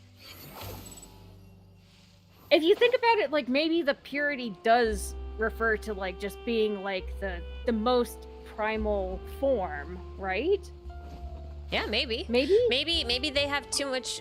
You know, I was thinking about this. If you think of evolution as chaotic because it's change, right? And humans create new possibilities for their future, then I wonder if it's possible that they are like a not literally a regressed form of dragons, but like in a sense where they've kind of like gone back and this is a bit more of an atavistic form for them, because maybe they had to go backwards in order to create new possibilities for their future. It just so happened that this future is also kind of doomed with this species. And maybe purity has to do with that, right? Maybe bishops have regressed and that's why they've lost their purity. They haven't reached the end of evolution. They haven't reached the end of the disordered, chaotic change, so to speak. They don't have that control anymore. I don't know if that makes sense outside of my head. I could probably word it better given some time. It made sense to me, but oh god. Okay, hold on. Context. So I wasted my afternoon today trying to make sense of the Honkai Impact Star Rail collaboration event. I posted about this a little bit. Mm-hmm. It doesn't make any sense to me because I know nothing about Honkai Impact.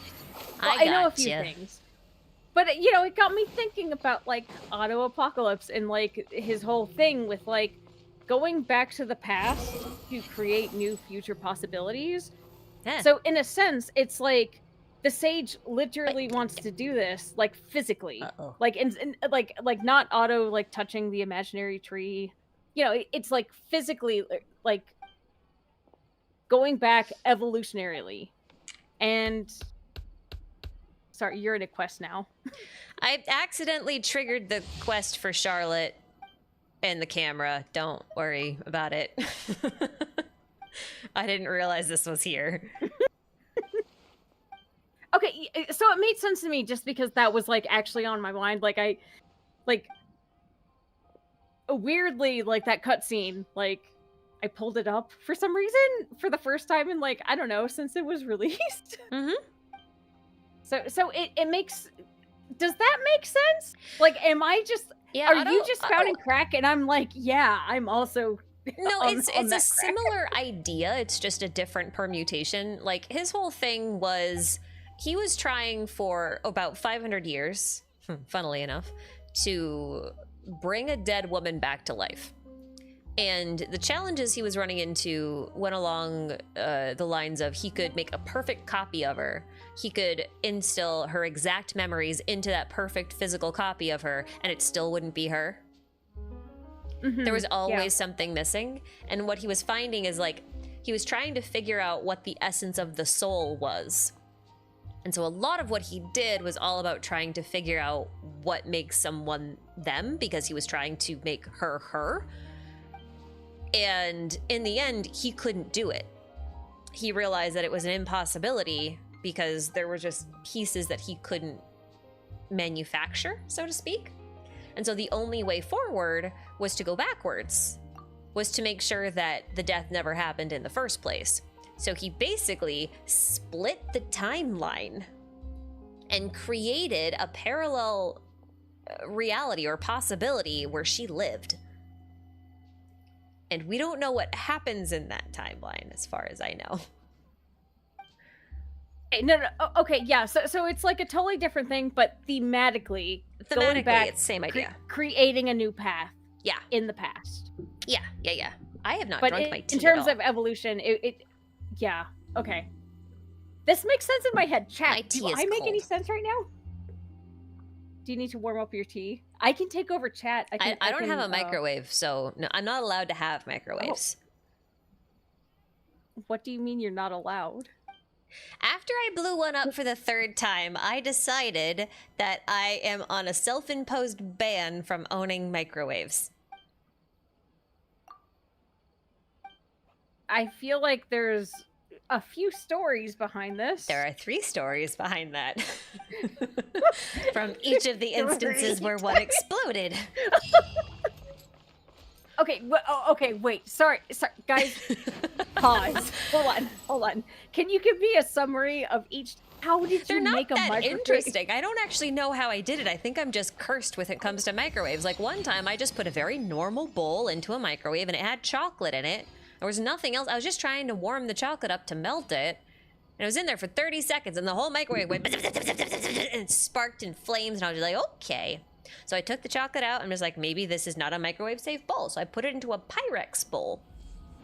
That's a perfectly safe microwave bowl. I moved everything in there. I was like, okay, maybe I don't do that. Maybe it's chocolate. So I took a regular mug and put some water in it, and I put that in the microwave, and it went. And I was like, well, my aunt's not going to be happy when she comes back and finds out that I exploded her microwave. Same microwave, though?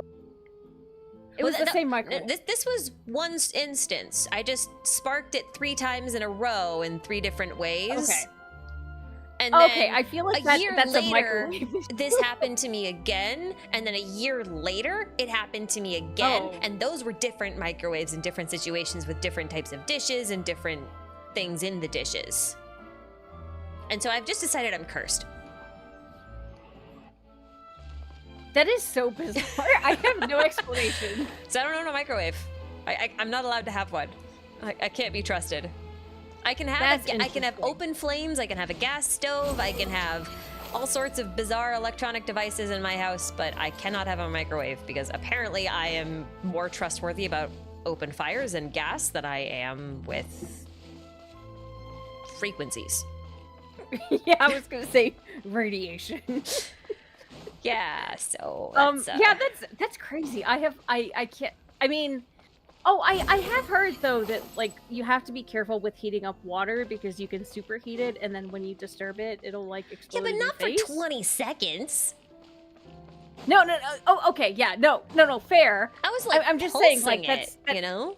That's the only thing I can think of, but that has nothing to do with like the microwave wouldn't short circuit itself because of that. That would literally just be like That's what I'm a completely saying. separate I'm issue. cursed.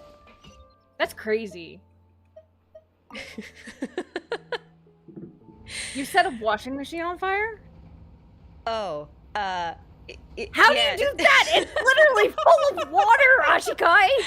The washing machine has water in it!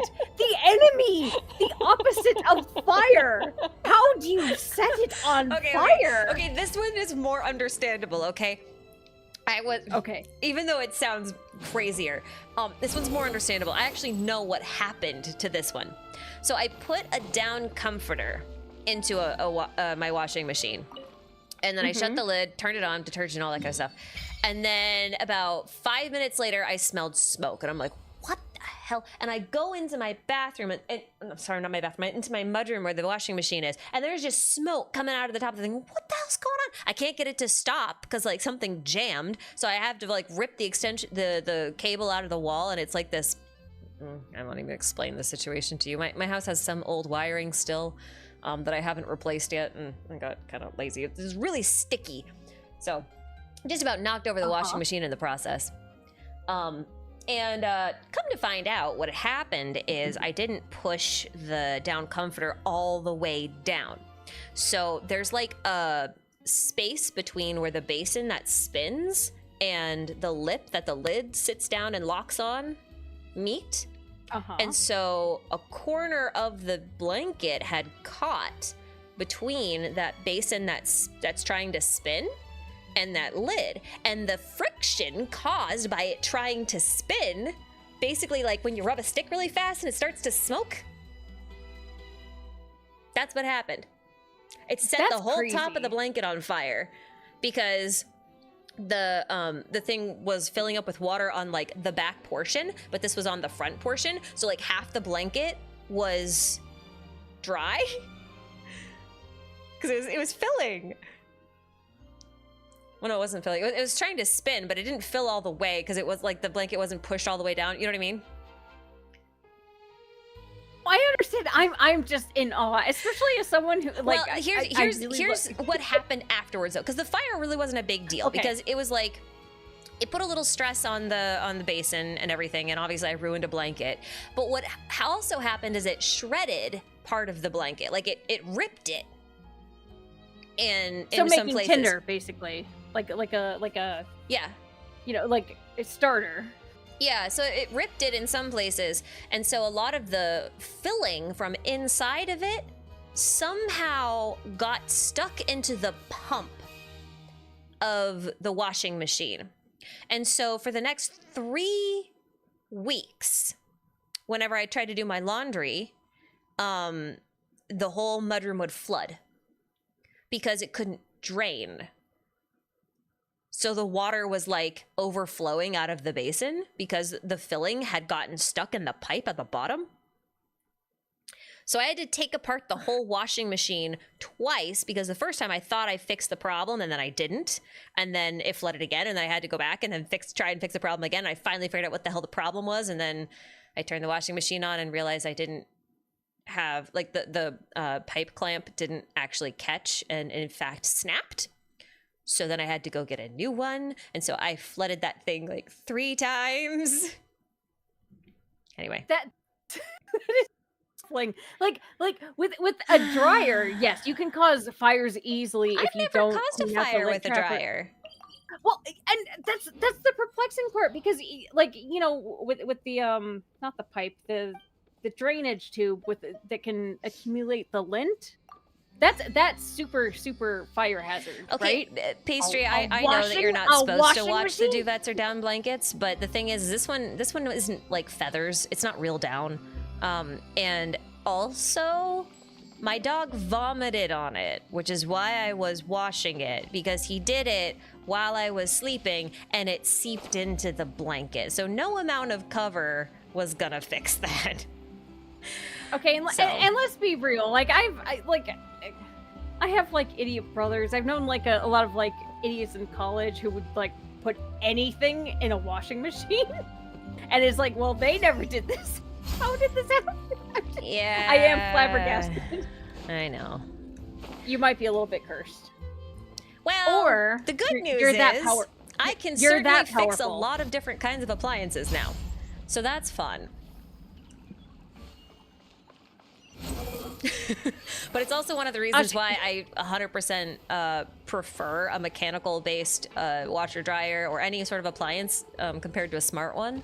Because if something goes wrong with a sensor or whatever, I can't fix that. But if something goes wrong with a couple of gears, or I got to change a pipe or a hose or a clamp or something like that, that's pretty easy to tweak. You know what I Wait, mean? I'm so behind this, especially with like cars. Like if I buy a car, I don't want it to. I want it to be more. Analog? Yes. Yeah, because me that too. because the electronics, the smart aspect, dumb as shit. It's not smart at all. So Cannot allow Ashikai to even have a vision. She'd cause the Genshin impact.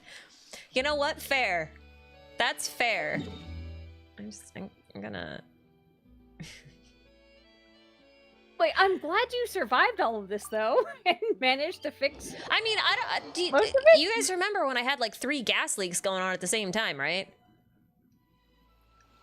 Also crazy. Yeah. Well, I also installed the gas stove on my own. So it is kind of a miracle in some ways when you think about it that I'm not dead, but like the more you learn about how houses work and all of their parts, like I think a lot of people would be surprised that they're still alive and that like, you know, nothing has exploded yet. Oh, you know, sorry, this is more of a side note, but one of my favorite fun facts about like old houses, about in like the 50s with these houses, when you were done with a razor blade, you would just put it in a slot in the wall. Oh yeah, And yeah. the razor blades just Yep. they just live in the wall. Yep. Just razor blades in the wall. Yep. So, some things were not designed very well. Yeah, that's, yeah. It makes for fun little discoveries when you're doing renovations, though, I'll say that. Oh my god, I don't even know what I would do. It's like, what, 50 years of rusty razor blades in the wall? Yep. How do you even handle that? With gloves. Oh. Ooh, like the Chipotle gloves, like that, the metal gloves. No, just thick ones. I'll be fine. They're usually dull anyway. Yeah, I guess thick ones would work, but anyway, okay, so you're how did we get on this topic? I don't remember, but I'm like even farther behind Oh, on your supers tea. now. Oh, right, Your because tea. right, because my tea wasn't warm. Okay, so you Yeah, need no, to so I warm can't your reheat tea. things. I have to like actually put them in an oven or on a stovetop or something like that. Yeah, that was the whole reason I said that in the first place, was just to reiterate that I can't do the thing. You either need to do that and or catch up on your supers. No, well, I'm not gonna put this in the I don't have a microwave. I can't put this in the oven. So I'm just gonna drink it cold. It's fine. I just forgot I had tea. It's okay. Anyway, Spike Bebop! Oh, this was so long ago. I'm sorry, but thank you for the super and thanks for sticking with me. Oh, okay. I really appreciate it. I've heard Natland's technology seems too advanced for some players. For example, the Pyro Archon's motorcycle and the 8-bit Ahau. Do you understand the disconnect or disagree? So, both. On the one hand, Ahau doesn't bother me for reasons that I will get to. Mavuika's bike bothers me a little bit, not for the fact that she has a bike, because if that were the case, then I should have had an issue with Twirly Whirly, and I don't. But I think the issue with Mahuika's motorcycle is that it feels plastic, if that makes sense. Like, I feel like if it's fine for her to have a motorbike, we already have an instance of there being, like, motorized vehicles in Teyvat, like Cloud Retainer made them, you know? Mm-hmm. She's on record for that. She makes all sorts of things like that. But, like, all of her inventions, they look like they belong in universe, even if they're pretty high tech, you know, fundamentally speaking. Whereas Mahuika's motorbike looks like it's made of plastic. And I think that's the part that feels a little bit more disconnected for me. I kind of wish, like you know in Breath of the Wild, how Link gets a motorcycle, but it doesn't look plastic. It looks like it's made out of the same type of materials as, like, the dungeons and stuff like that. And so it feels like it belongs there, even though it's a motorcycle in a fantasy world. You know what I mean? That's kind of where I'm at with Mahuika's thing. Now, a how doesn't bother me because dragons and cubes kind of go hand in hand. So I feel like the whole thing about him being a little pixel baby is totally fine.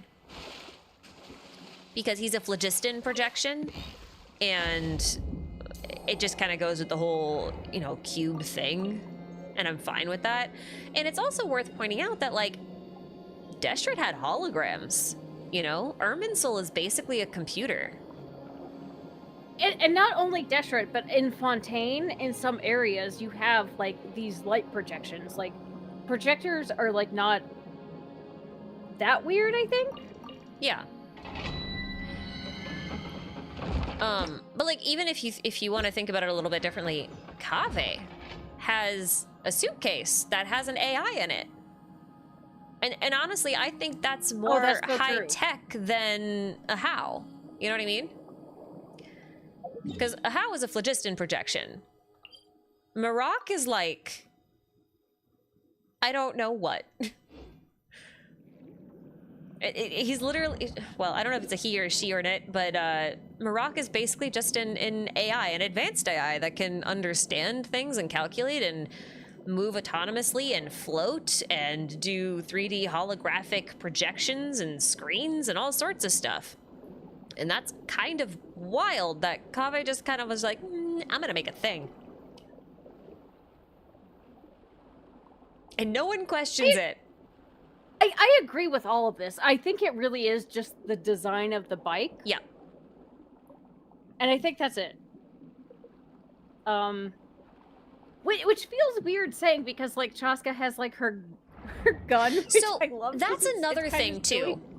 Like, they've basically given us an explanation for why they can have high-tech stuff because Shillanen makes them, right? Like, Shillanen made Twirly Whirly. And she presumably made Chaska's gun. I think that's correct. I read her story a while ago. I don't quite remember. But yeah, I'm pretty sure that that's the case, that she made Chaska's gun as well. So it's reasonable to assume that she also made Mahuika's bike. But it does bother me how plastic they look, considering Shillanen is a blacksmith and, like, an artisan and that kind of stuff. And I don't know, I think about all of the other things that are technologically advanced in this game, and they're all thematically appropriate, design-wise, I mean.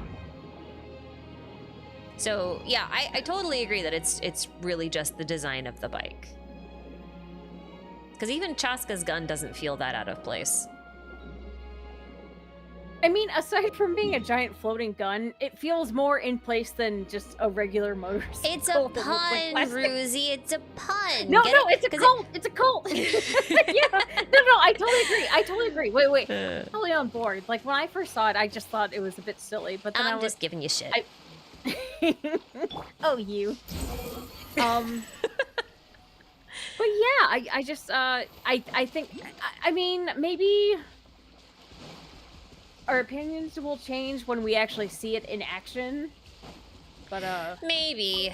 But, like, I don't know. It does feel weird that Natlan has an aesthetic that doesn't feel quite right.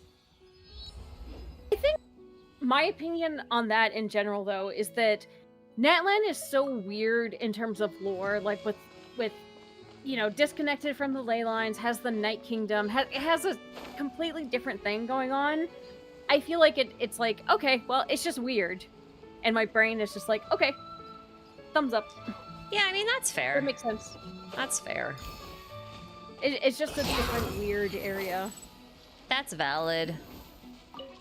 I just don't like it looking plastic. But then, like, what can I really complain about when Ayato has a friggin' boba cup? For all I know, it could be glass. We should be mad about that, if anything. Guys, here's the #1 pressing lore question. Have they discovered how to make plastic? It's not like plastic is hard to make. Like, you can make polymers in your kitchen with really basic ingredients. I mean, I won't say it's the most durable plastic. I wouldn't make a motorcycle out of it, but, you know. Wait, I do remember reading some sort of story about how, like, the first person who probably discovered some plastic, like, had presented it to, like, oh god, I'm gonna butcher this story because I'm, again, pulling it out of my ass, but, like, he had, like, been showing it off, like, tried showing it off to maybe a Roman emperor, because it was, like, flexible glass, and they basically killed him, thinking he was, like, involved with the dark arts. Wild. I'd like to read more on that story because I just read this whole piece on superglass, which is actually the history behind Gorilla Glass, which is what we use for cell phones now. Because that was developed like ages and ages and ages ago. And the idea was like they wanted to create a whole industry for unbreakable glass, thinking, oh, Germany could really use this industry as like a, you know, what do you call it? A primary export that we're known for lack of a better term. Mm-hmm. By we, I'm just speaking in terms of, you know, I'm quoting from the thing I was reading. And what they discovered is that no one wanted it because they wanted people to break glasses because that was good for business. But then, so like the whole industry basically died out, and they're very lucky that they didn't lose the recipe for it, because when the iPod was being developed, they were actually looking for this type of glass that was flexible and wouldn't shatter or anything like that. And so they revived super glass and rebranded it as Gorilla Glass. So that's Corning Gorilla Glass. I think this was after like World War II is when the whole thing was discovered. It just kind of sat in a back office for ages. But you can find the original super glasses, like drinkware, basically. And you can drop them over and over and over again, and they're just like a plastic cup. They will not shatter. It's actually bizarre. It's so disorienting because they feel like glass, they're thin like glass, everything about them is glass, but they just don't break. It's weird. Friend who is like a researcher, and I don't know exactly what he does, but he is like working on like flexible glass, and I know we have like foldable phones, and my brain don't understand. Brain confused. Glass is sand. Like, it just sand doesn't bend, but could bend. I mean, I guess, but my brain doesn't understand. Like, my brain is like, no, but what? I understand. How? But why? I understand. Like, it is really disorienting to watch the test demos for the Gorilla Glass, because they'll take a regular piece of glass and they'll just be like, hey, hit this with a hammer, and you're like, hit it with a hammer and it just shatters, and you're like, okay. And you're like, here, we're gonna take this same piece of glass, we're gonna treat it in our little treatment bath thing, and then you're gonna smack with a hammer again. So they do that, and then you test it with the hammer again, and it just doesn't break. Not even denting, not even cracking, not even like fracturing. And it's weird. and off-putting. I know, it's crazy. It's crazy. Also, how did we get on the topic of flexible glass? Or because Oh, the plastics, bike, polymers, plastic polymers. the bike. Yeah, The bike. Moika's bike. Yeah. I mean, the thing is like, I wasn't surprised about her having a bike because she's literally wearing a biker's outfit. Like, she's got a biker uniform on, essentially. Like a drag racing kind of thing. It makes sense. It makes sense. So I was prepared for that. I just was kind of hoping the bike would look a bit more... like it comes from this game. Oh, I feel like maybe if they did more of like a 1950s sort of style motorbike, Yes. maybe that would have worked a lot better. Yes. Right? You know what? Instead of Yeah. like an original like Harley Davidson sort of like ordeal. I guess they wanted it to look like sleek and cool and everything, and modern bikes definitely have that, so I get it. But Wait, also, I happened to glance at chat. This stream feels like an ADHD simulator in the best way possible. Guys, I'm so sorry. I guilty as charged. I'm a little bit ADHD. I don't know. Like, some of you might be able to tell from my videos, but oh, you're fine. we're having fun. We're having fun. This is lore, guys. This is all lore. Trust. Polymers, lore. You're ADHD without the D.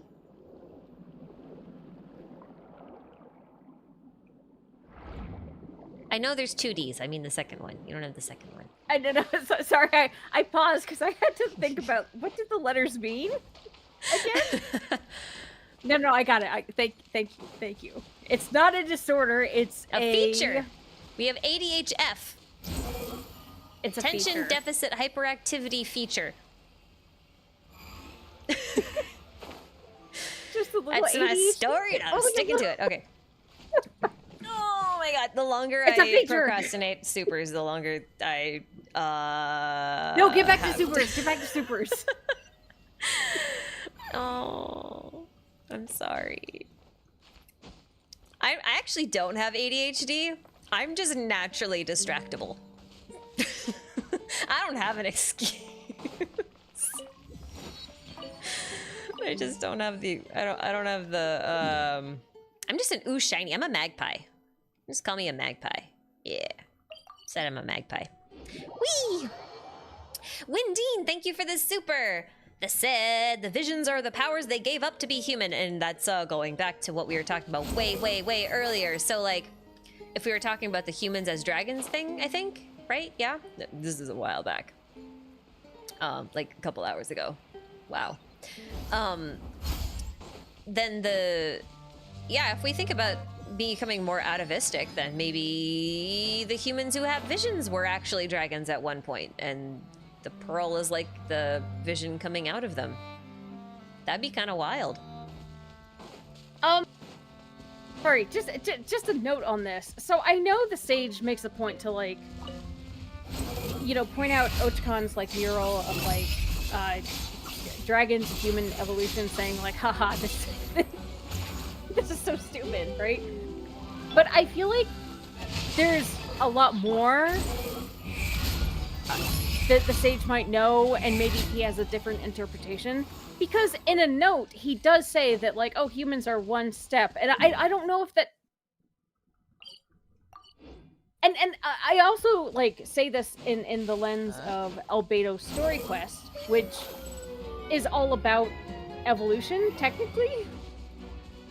Because he's like, oh, humans should be able to evolve, but, you know, there are laws preventing this, right? So I just feel like there's a bit more that the sage is either not revealing or misinterpreting, or not misinterpreting. He has his own interpretation. Does that make sense? This is why I was saying earlier that like A's whole story about the heavenly principles and all that, and eternity is the closest thing, and her trying to keep Inazuma in stasis.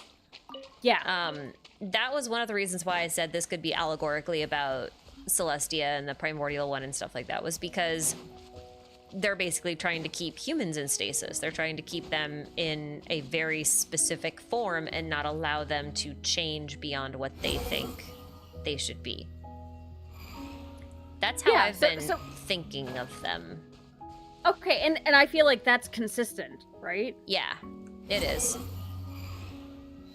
And if we want to make a little leap, I mean, could this be like the entire reason why there might be cycles where it's like, oh, gone too far, delete, restart?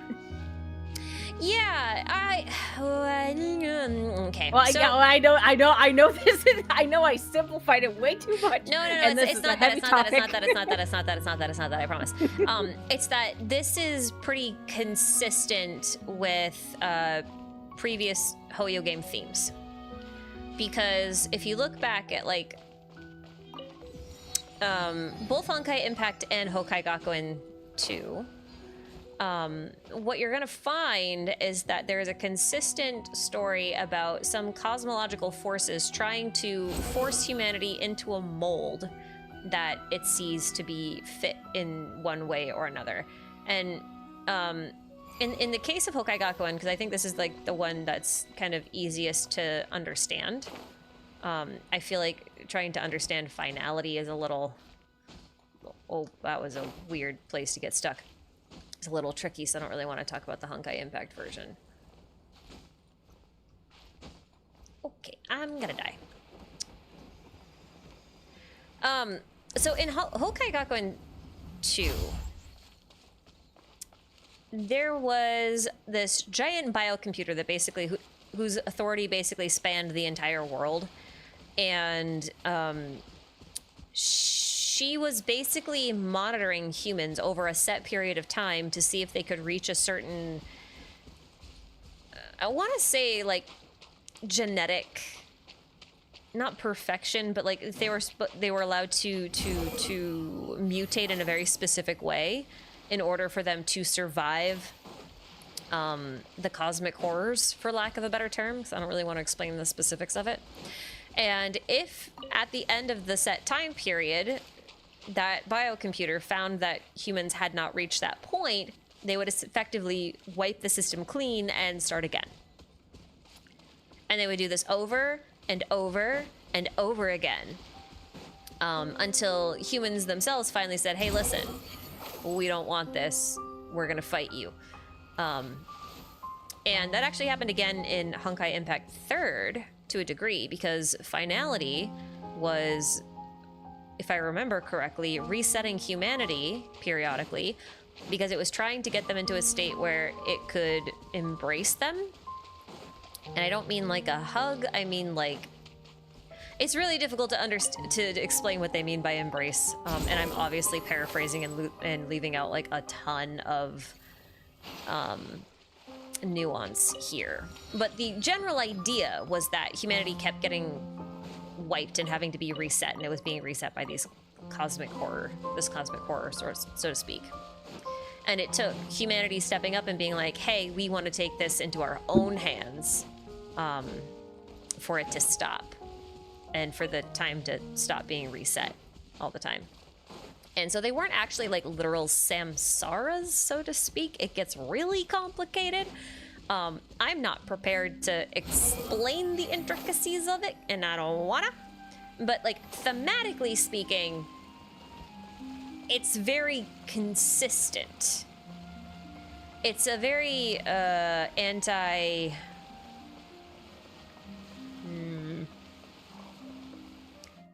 anti-cosmic horror eugenics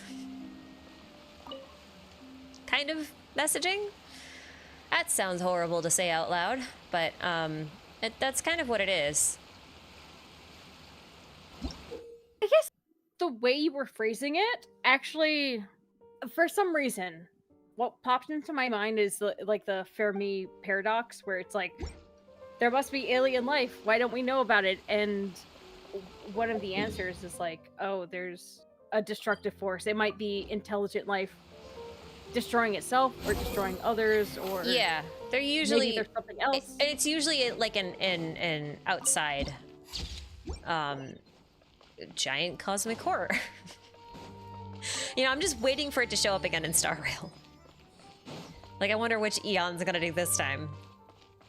But yeah, it's interesting. It's also interesting to me that on multiple occasions it's been associated with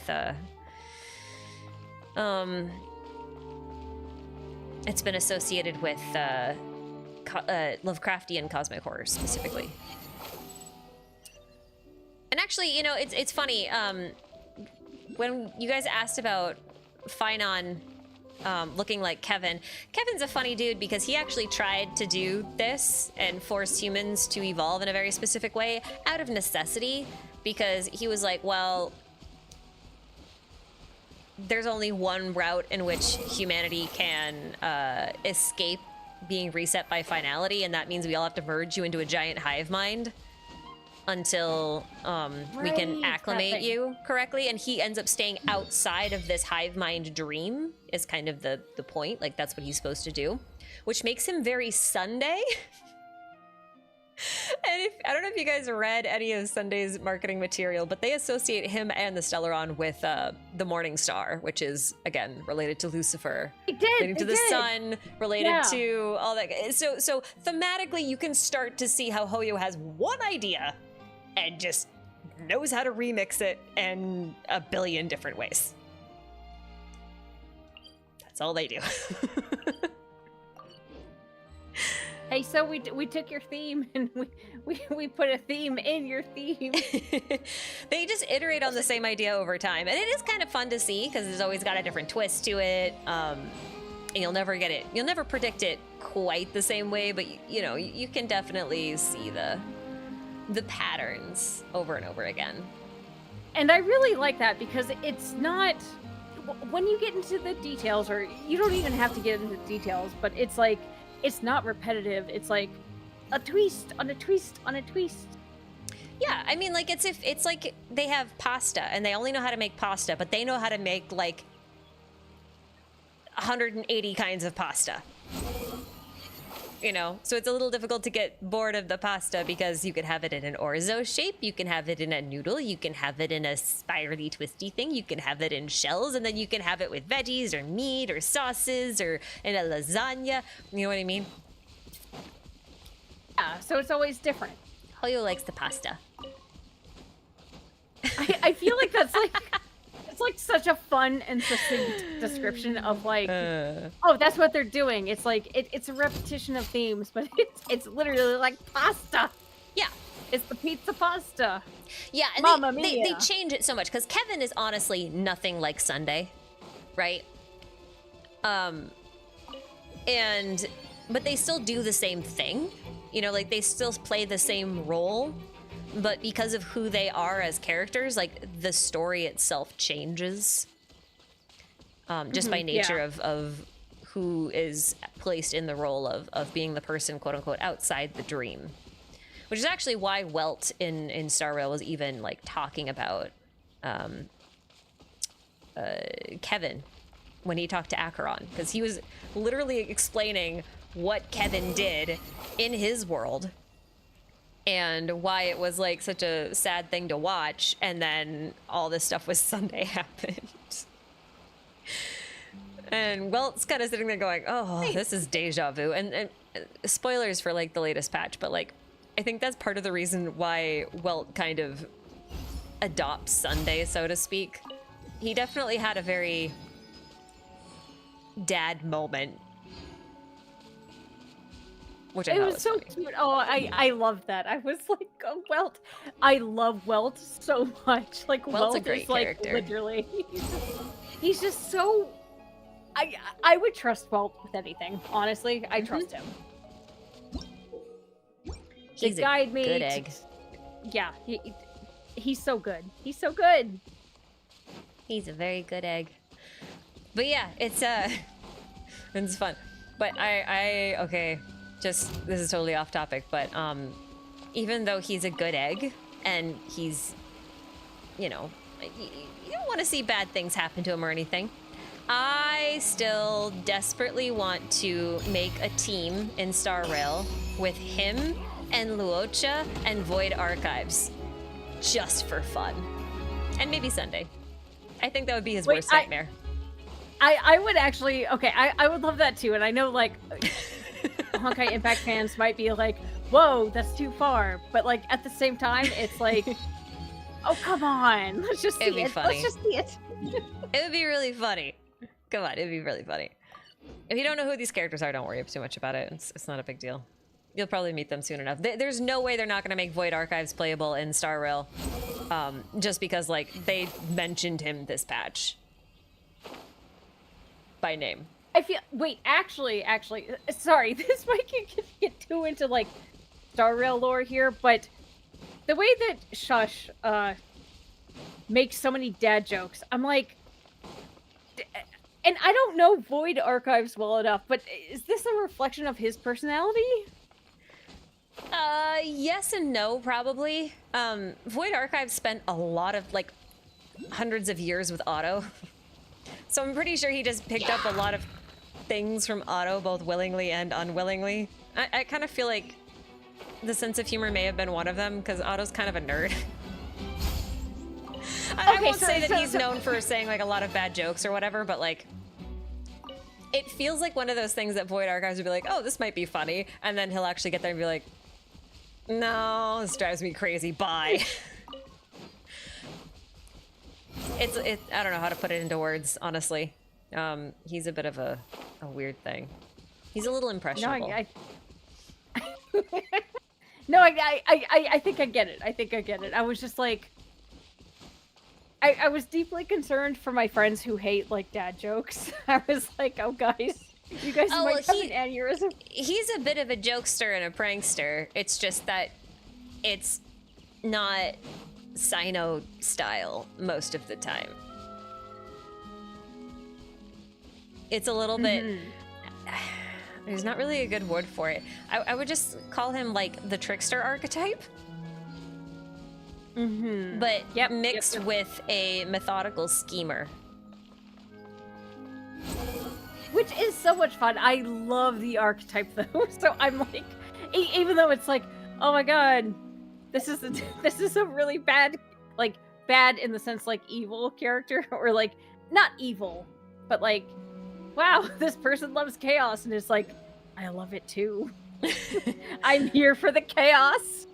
That's probably pretty accurate. I think that's a pretty fair place to leave him. I wouldn't say he's, like, actually evil, but I wouldn't say he's ethical enough for me to exclude the possibility of him doing some pretty heinous things for fun. Yeah, that's why I, like, kind of, like, pulled back on the evil thing. More like, maybe not chaotic in his mind, though. I don't know. But it feels chaotic to me. So. He's a funny dude. Yeah. Anyway, Anyway. Pyrozukin, thank you for the super! Hey, Ash and Roosevelt, I love Talk's content. I'm curious as to your guys' thoughts on Mer Javari. We haven't even touched on that! I know, isn't it great? Okay, you start. I start? Oh, okay. Well, if you guys played the event, which you should, otherwise this is a spoiler, so plug your ears. Until I tell you to unplug your ears, which you will not be able to hear because your ears will be plugged, so the choice is yours. What was I saying? Oh, right, Mer Javari. So if you played the recent event, you might know that we got a little bit of Mer Javari lore. And apparently, in the during the Cataclysm, was it? It was Sanhaj, right? The Nightwind? Yes. Is that how you say his name? So that's how I would Sanhaj say it, yeah. apparently was such a powerful spirit. Are they weavers? Are they spirit weavers? I've forgotten their names already. Oh no, I'll have to look it up. He was so powerful with his ability to communicate with the Night Kingdom and his whole spiritual side of things that he literally summoned the Night Kingdom into the real world and then detonated the it. mini Night Kingdom. Yeah, like a small crazy. Night Kingdom, and then detonated it. And that's what created the Mer Javari. And it made the whole region very unstable. And then like 20 years ago or so, something happened. and the marriage of Arya disappeared. Now, I think, personally, based on no evidence, just vibes, that when Sanhaj detonated the little mini Night Kingdom, it made the whole area super, super, super unstable. Like, even more so than it already was. Like we already know it was kind of like this barren wasteland of sorts. But, I kind of feel like it might have made it sort of glitch in and out of existence. But maybe it was stable for a while because there was no cataclysm, but then something would have happened to sort of trigger its unique properties.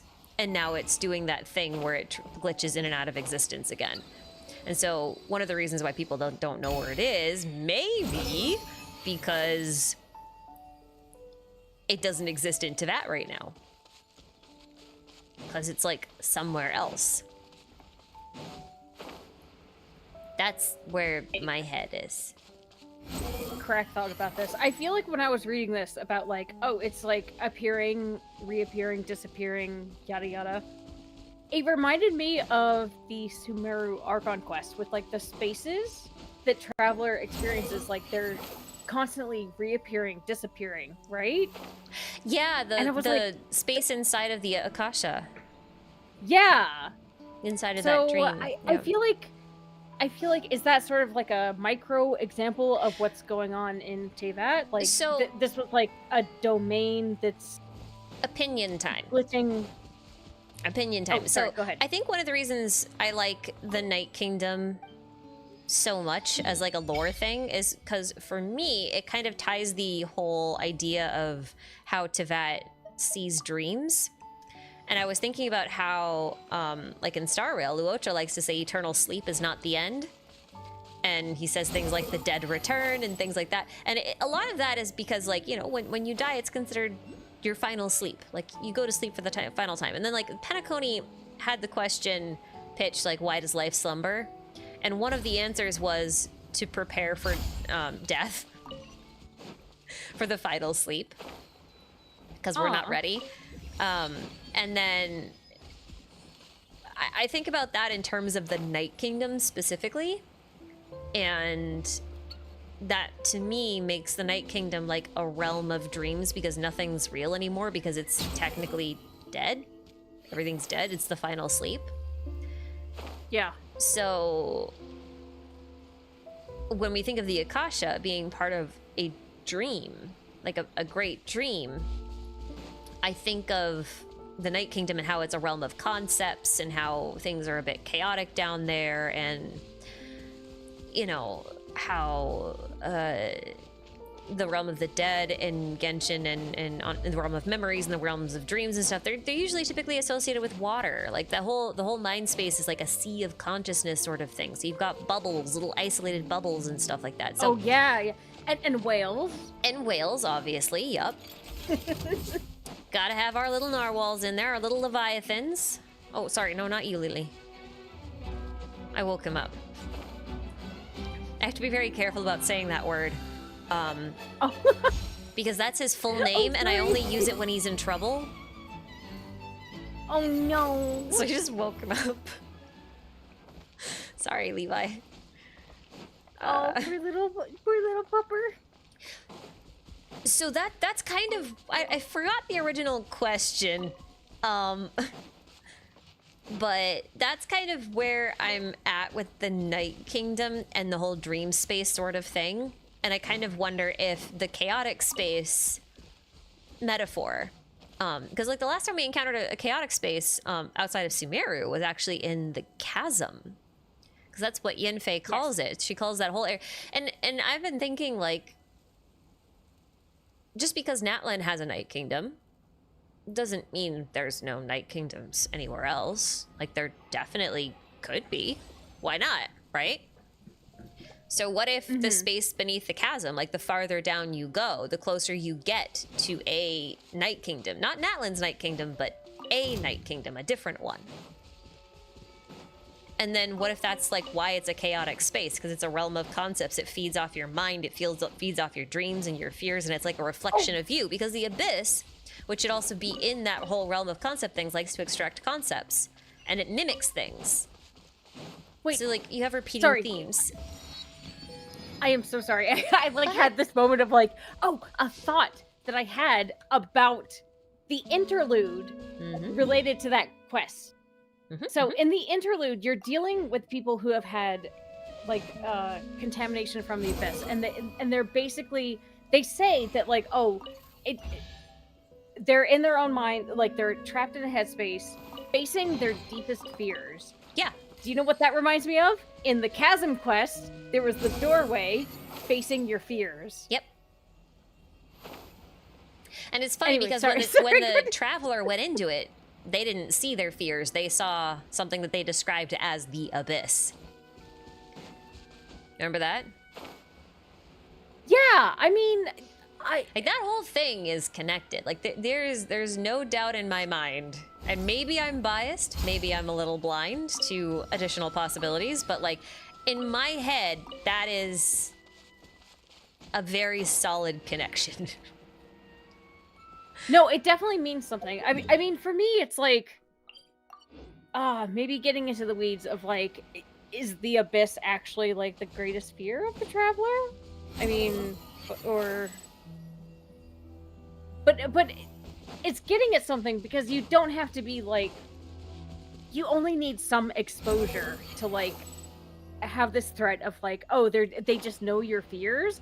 How are they getting into? How is the abyss getting into your mind to expose these fears? Like these are like, some of these are like super hidden, like deep in the brain thing, right? Yeah, but I also kind of feel like this depends a little bit on how you see Tevat, but I kind of see the abyss in a lot of ways as like a mirror, because water, when it's still, is a mirror. Yes. And the abyss has a lot of the same properties that water does. So like in my head, I'm just like, oh, well, this is just a reflection of you. It's like looking in a mirror and seeing exactly the opposite of what you want to see. Right. Okay, no, I totally see this train of thought. Yeah. But it's just that it's a moving mirror and it's like all around you. Not just a simple image staring back at you. Because again, image staring back at you in a mirror, well, if you gaze too long into the abyss, then the abyss gazes back into you. Yeah. This is actually quite interesting. I put this in the upcoming video for reasons which I will not explain. But there is, in Hokai Gakuen 2, there is a character called Yog-Sothoth, which is the equivalent of Gosoithoth in Genshin. It's an anagram of the name. And she is the god of the narrative. And one of the things she says is that as you are looking at me through this line of text, so too am I looking at you through this line of text. Ooh. And she's all about words themselves as being the power that God gave to humanity, which makes sense because technically speaking, the power of words is the power of logos, and the power of logos in the Bible is the whole thing where God spoke the world into existence with let there be light and separate night from day and give things names and things like that, right? That is the power of logos. It's the power of words. And we've learned quite acutely that words in Genshin are quite powerful, whether it's a name or a memory or whatever it is, right? Or abracadabra in abracadabra. Yeah. Nilu becoming a squirrel mom. Definitely wasn't on my bingo card. But you know. Yeah, so yeah, it's. I feel the pieces piecing, you know. I mean, obviously, still have a lot of unanswered questions, but I don't know. There are a lot of things really coming together. It's funny because they did the exact same thing in Honkai Impact again. That whole, remember I was talking about that whole hive mind thing with Kevin? Yeah. How he was trying to fuse everyone into a giant hive mind dream sort of thing in order to save them from being assimilated by the cosmic horrors. That project was called Project Stigma, and it was essentially designed to be a mother narrative of all narratives. So if every single person within Project Stigma was their own narrative, because they are their own world, they're their own story, then the story that contains all the stories is the Stigma. It's the mother narrative, a narrative of narratives. Like nested stories, like those nesting dolls. So you know, the themes be theming across games, across concepts, across all sorts of different things. Wait, actually, and I also just remembered, the sage, I don't know if it was like a phlogiston inscription or like he said this during the memory segment. Sorry, I just punched my mic. I hope you guys didn't hear that. I did. I was too enthusiastic. It was like, bonk. Sorry, sorry. So excited I punched my mic. Watch. The sage. Oh, he had a line. Oh, what was the line? Hold on. Give me 1 second to think about this. Hold on. What was the line? Okay, I'm gonna answer a couple of supers in the meantime. Oh, please do. Yes. Joshua B, thank you for this super. Answering this because you said you don't have a lore question yet. You're gonna ask it later, but you can't help but ask if this is a new account. Yesn't. This is kind of an old account, but it is my EU account, and I use it to gain backup footage. I usually leave quests undone here so that I can go back, and if I need to get footage for a quest because I lose it or whatever, that I can do that. I need to currently go get Albedo's story quest and the Sacred Sakar cleansing quest because I lost all my footage for those two. So what I'm doing right now is just unlocking all of the waypoints to make it easier for me to get around for when I need to get footage from the before times for quests. So that's what we're doing right now. I figured it'd be easier to focus if this was what I was accomplishing today. I've been meaning to do this for a long time. Anyway, I'm gonna rewind a little bit. While Ruse looks for her thing. Oh, I skipped somebody. Oh no, I didn't. I did that backwards because that was for Ruzy. Okay. Solaris Prime, thank you again for your super. Believed between Natlan and Ochka Natlan. Do you think the Dragon Sage is to blame for the Abyssal attacks, considering his hand in Ochkan's history? No. How do I answer this without spoiling my next video? You put me in a very difficult position. In the most ridiculous way possible. I think the Abyss is a core aspect of Tibet.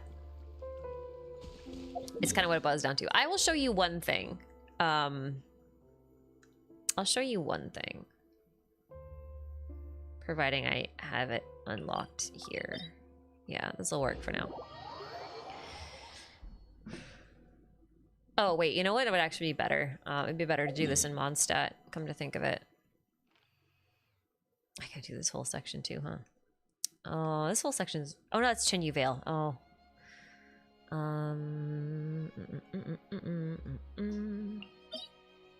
Yeah, this one. Let's go to this one.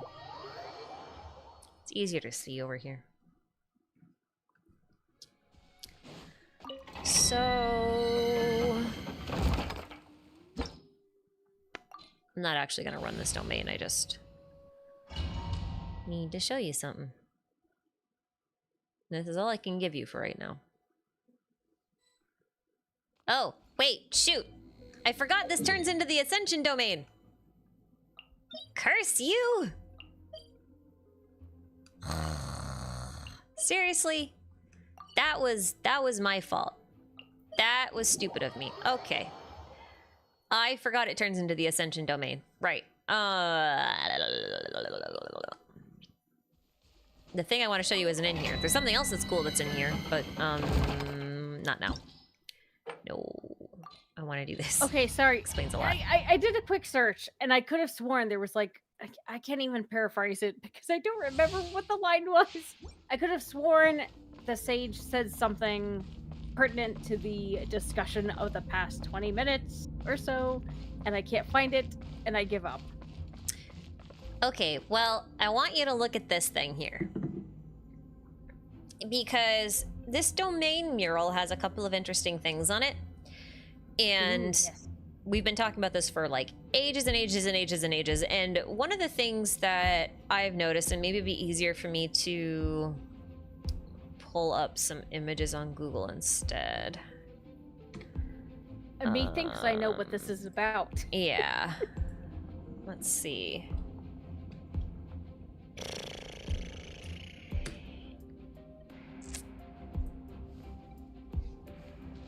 Okay, here's the thing. Here's the thing. I lost my name. Okay. I want you to compare a couple of things here. So you see this part?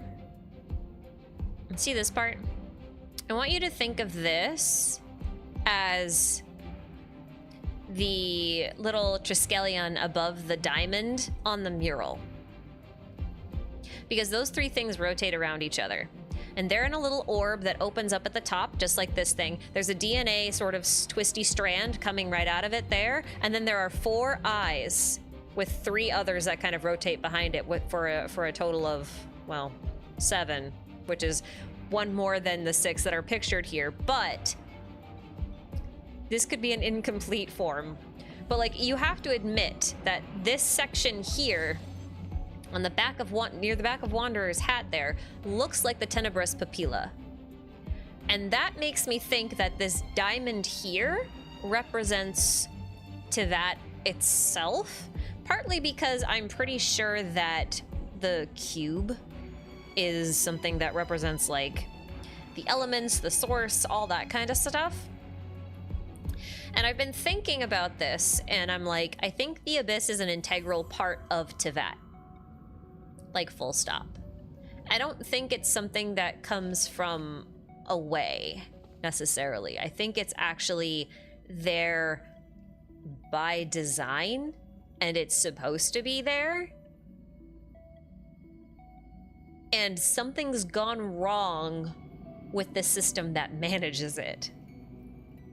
Because that would make a lot of sense with the whole, after the invaders from beyond the firmament came, the Primordial One lost their functions that allowed them to control the original authority of the world. If they did that, then that could explain the Abyss going out of control, if that makes sense. If you think of it as being a part of the system. And now it's just kind of going rogue. Now, one of the reasons I say this, how many of you guys have played Horizon Zero Dawn?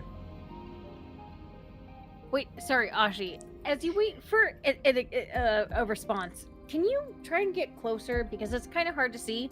Like, I know exactly what part you're talking about. Because the bottom part is like, I can't really do much because then it just angles and then I'm just looking at Wanderer's butt. You see what I mean? And the other part is upside down. Wait. This view makes it much more clear where you have like these eye things, like these eye wings. We could go over here, I guess, with the trees in the way. DNA stem and like this little triskelion. We can go over to this one, I guess. Oh wait, this one is super up close. Yeah. So you can see it, right? Like you can see the little twisty, you can see the triskelion, you can see the eyes. And you can see how you could potentially create something out of that. Because what we have here is we've got branches coming out of the bottom. And those branches have leaves on them. And Teyvat is described as a tree-like world. So it looks to me as though Teyvat is being created out of what looks to me to be an abyssal structure. It's creating a tree. You see what I'm saying? I mean, I see what you're saying. That shape looks like Shush. It kind of does. Okay, that actually, I have to tell Crystal this because she's working on something, and that would be so funny to tell her. Oh, is she? She'll just stare at me and be so mad. I'm gonna probe this a little bit off screen. Tell her. She's got a whole theory about void archives. Ooh. Which I'm not at that's liberty so to share exciting. until she's done. I will share it when she's done. But I want her to do it. Check the boss version before he gets close. He's a full tree. Yeah, I know. I know. But see, here's the thing. Here's the thing. When you see this top part up here, this is a Gnostic symbol. That top star and all that. It's based off of... Oh, I wonder if I can find this, actually.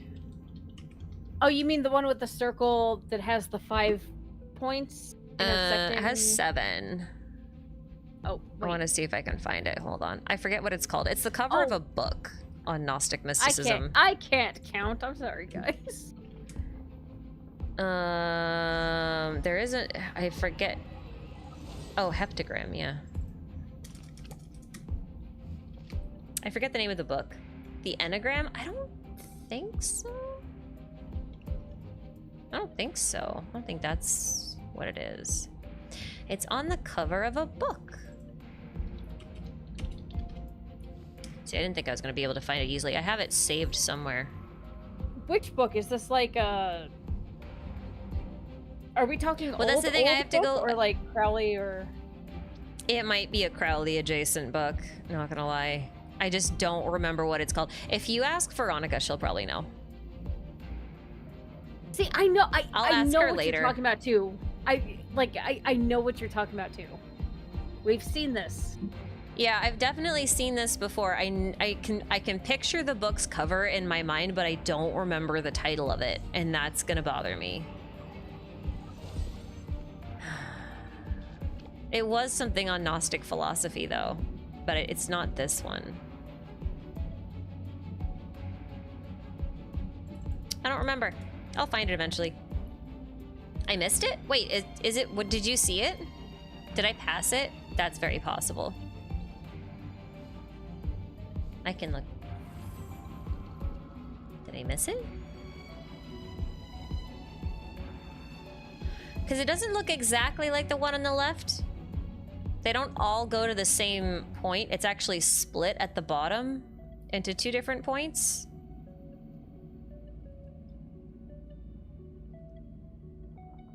I don't know. Vera will know. I'll look it up. I'll look it up. This is a Gnostic thing. I know this. I've seen this before. Yeah, I just can't remember. Oh, what wait. it's Can called. you quickly hit back to the last search? Oh, did. Oh, did you hit back or? I just wait, hit hold back. on. Am I live? Oh no, I'm not live. Oh God. No, I'm lagging. Sorry, guys. Sorry, I'm I don't remember the name of the book. I'll have to go look it up. I have it. I cited it before in an older video, so like it's not like I'm pulling it out of nothing. But I don't remember what it's called. Wait, hold on. What was the Horizon connection? I'm sorry, I interrupted you. Oh, right. Okay, right. So one of the reasons I was thinking it could be integral part of the system is because I gotta pull up a couple things. Bear with me. Typing around my controller is awkward. Way to look at this. Oh, you're so fast at typing on your controller. How the heck? I'm not. No, I'm typing around my controller. Oh, around. Okay, never mind. I mean, you still type good. Check this out. I know this is like a really tenuous connection, okay? I'm aware, but Crystal Marie pointed this out to me, and then we both had a little freak out where we realized that Hades here was one of Gaia's subordinate functions that went rogue, and Hades' job was to basically wipe all life from Earth if Gaia's reseeding of life on the Earth failed. Because Gaia's whole purpose was to reseed life on Earth, and if something went wrong, Hades was like the reset button. But he went rogue at one point and spun off from her and was like possessing these robots that she had created that were helping to regenerate the world and all that kind of stuff, and he was causing all kinds of mayhem. And it just reminds me of this. And I'm just thinking the only crossover that Genshin has done was with Horizon Zero Dawn. We have Aloy in the game. Guys, so if Aloy was like the key to like Genshin lore, how funny would that be? It's like the meme, I'm like, oh, telling the 5-star. like it's a possibility. Listen, Gaia I'd and be Hades down are for both that. AIs. Yeah, I know. Hades was the subordinate function of Gaia. He wasn't supposed to have his own sentience, so to speak.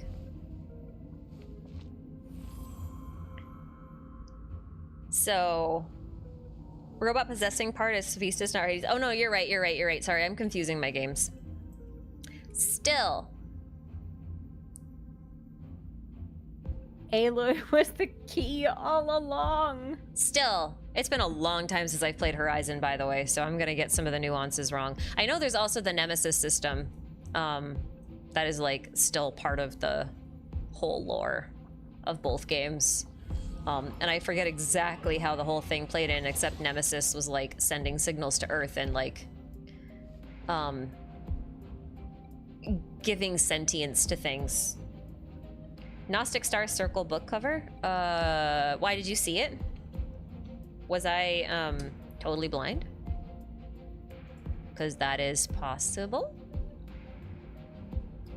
I'm gonna wait and let you guys tell me if you see it. Anyway. Wait, also, sorry, side note, my son, my dog, Dexter Douglas, I feel like I hear him roaming right now. Mm-hmm.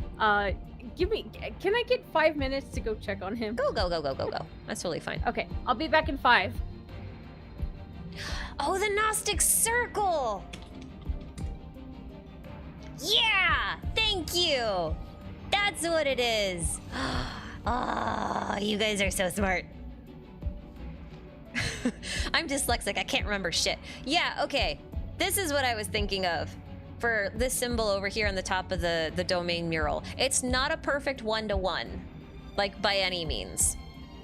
But it is what I think of when I see that, because I haven't been able to see a single, I haven't found another symbol that's even close to what that one is. So it is the is it just called the anagram? Am I dumb? That's possible.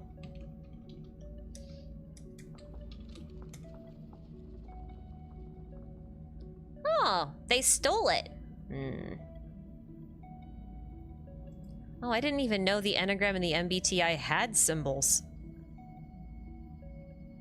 Well, you learn something new every day. Wasn't it a Celtic symbol? I don't know. The anagram has 9 points. Yeah, my point is like these bottom 2 points merge into 1 point down here. So it ends up being like 1, 2, 3, 4, 5, 6, 7, and just 8 instead. And I know that's still not quite right for here, but it's 1, 2, 3, 4, 5, 6, 7, 8. No, it is. That would be 8. It'd be 8 and 8. Enna mentioned praise the order. Enna being named after the anagram. Yeah, that'd be really funny. Anyway. Have I heard of Bakunawa and the Seven Moons? It's a myth story of a dragon that might have a similarity to Devat. No, I haven't. Hi, I'm back. We found it. I'm just dumb. It's not a Gnostic star, it's a Gnostic circle. Hold on, I think I need to refresh my stream. Anyway, Peyton, thank you for the super. There's no message in there, but thank you very much. Oh, it's your first time doing a super and you meant to write something. Oh, if you comment in there again, or reply to your super, I can see it. If you want to make sure it doesn't get lost, I can come back and check after you've done that. That would help. Would that be helpful? Oh, you did it again. Oh, never mind. Oh, you didn't have to super again. I'm sorry. I'm so behind. Hold on. Let me take care of that one first.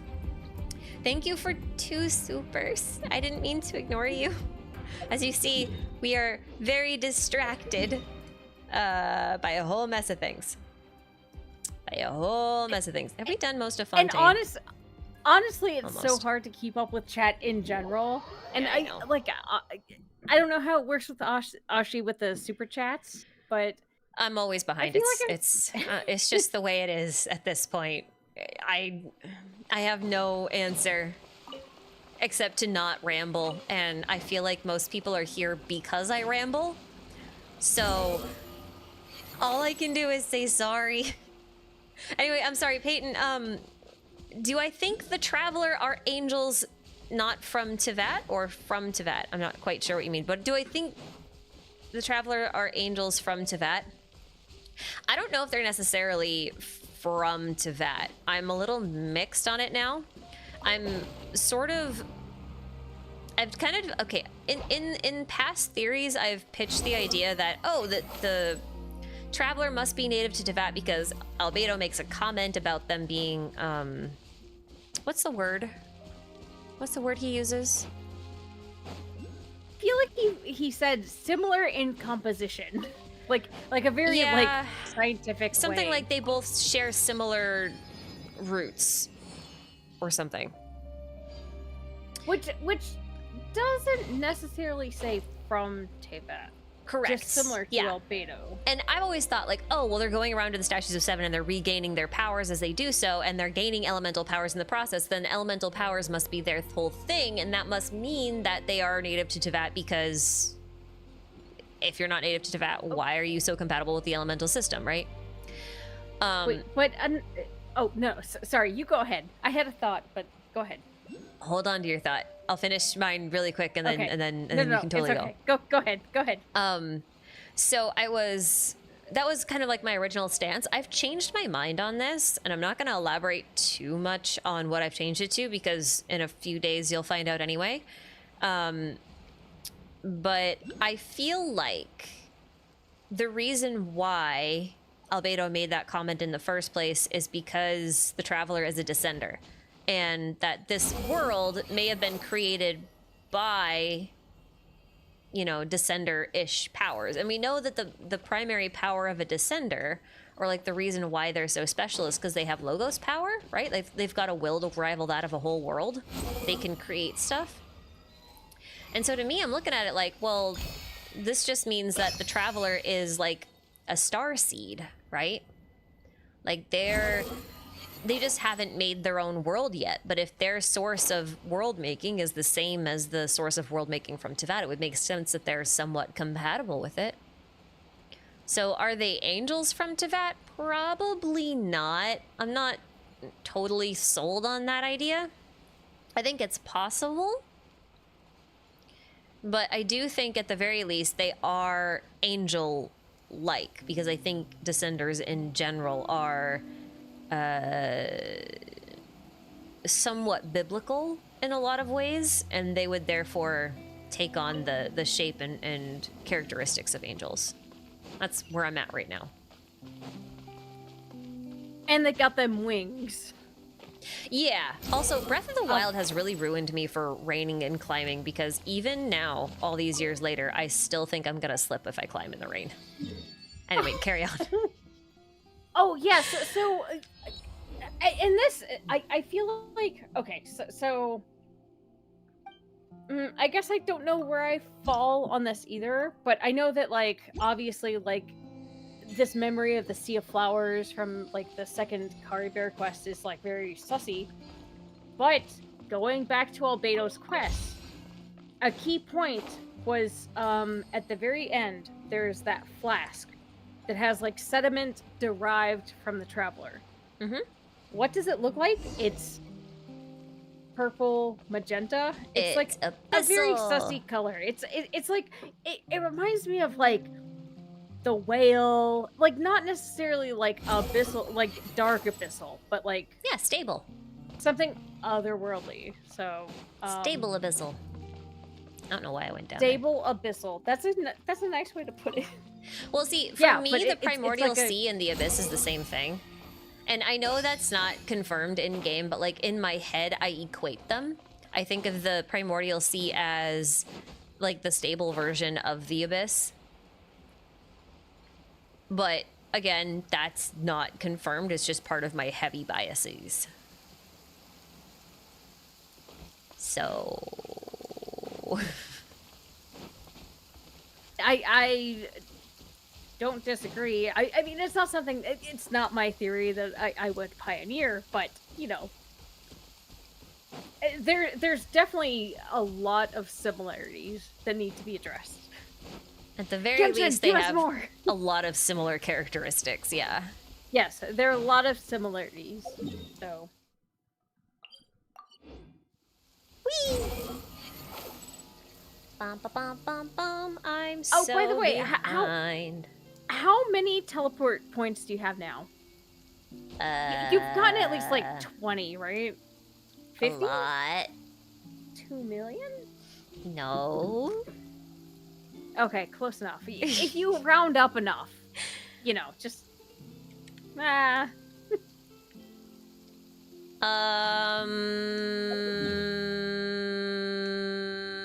Probably 35 or 40. Oh wait, actually, that's a lot. That's a lot. Progress, woohoo! Maybe not that much. I don't know. That'll probably be at least as much as I do for the whole stream. At least. Maybe not yet at this point, but I'd like to at least finish Fontaine. Not all of it. I'm obviously not doing the ones that require quests or require like unlocking certain puzzles and whatnot. I'm mostly just doing this so that it's faster to get around when I do need to come into this account. So. I mean, by my count, you've done at least 10 to 15, but like also, I'm watching your stream and it keeps like, it does that thing where it's like not live anymore. It's like I'm missing huge chunks of time. Whoa, you're getting Erminsold. Missing time.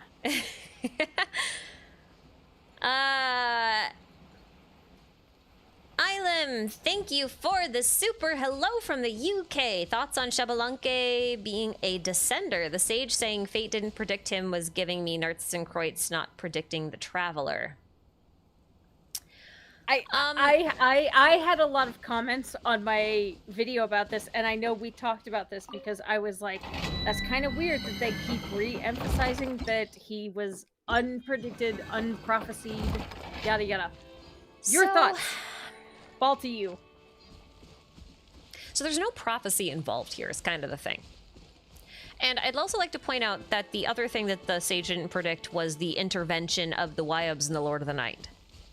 So I think when we talk about predictions in the sense of the sage, it's more about, this is not according to my plan. I did not account for this. It's not so much that he had a vision of the future and that this was absolutely was like, he's not Vetterfulnir, you know? Like, he's not seeing future possibilities. He's trying to create a new future, so he's making a plan of how he wants things to go. So I don't think Xbalanque was a descender. And I don't necessarily think he's anything more or less special than an average human, and I think that's kind of what makes him cool. But that's just my opinion. Because I also can't reconcile how Xbalanque could be a descender, because, I mean, we basically have the second and third, and the only one I guess he could be would if he be was the third, second one, he would have helped create the Gnosis. And if he was the third one, then he is the Gnosis.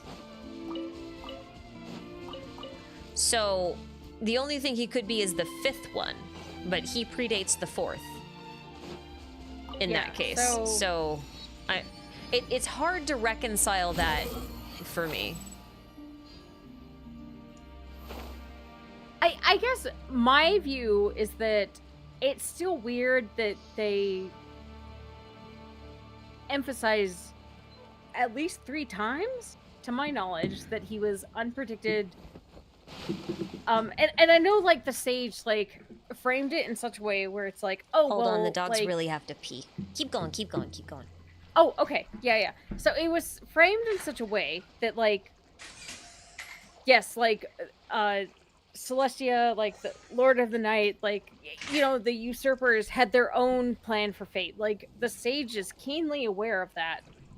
And he markedly, like, wanted to go on this profane path of evolution, which is in complete opposition to it. So I know he also didn't predict the Lord of the Night, but there's just something about, like, The I thing don't know. is too, is like, we have to keep in mind that humans in and of themselves were how the sage wanted to determine a whole new future for dragonkind, because he saw new possibilities. So I think that just, to me, suggests that they're a little bit more chaotic by nature and are perhaps a little bit more difficult to control in general.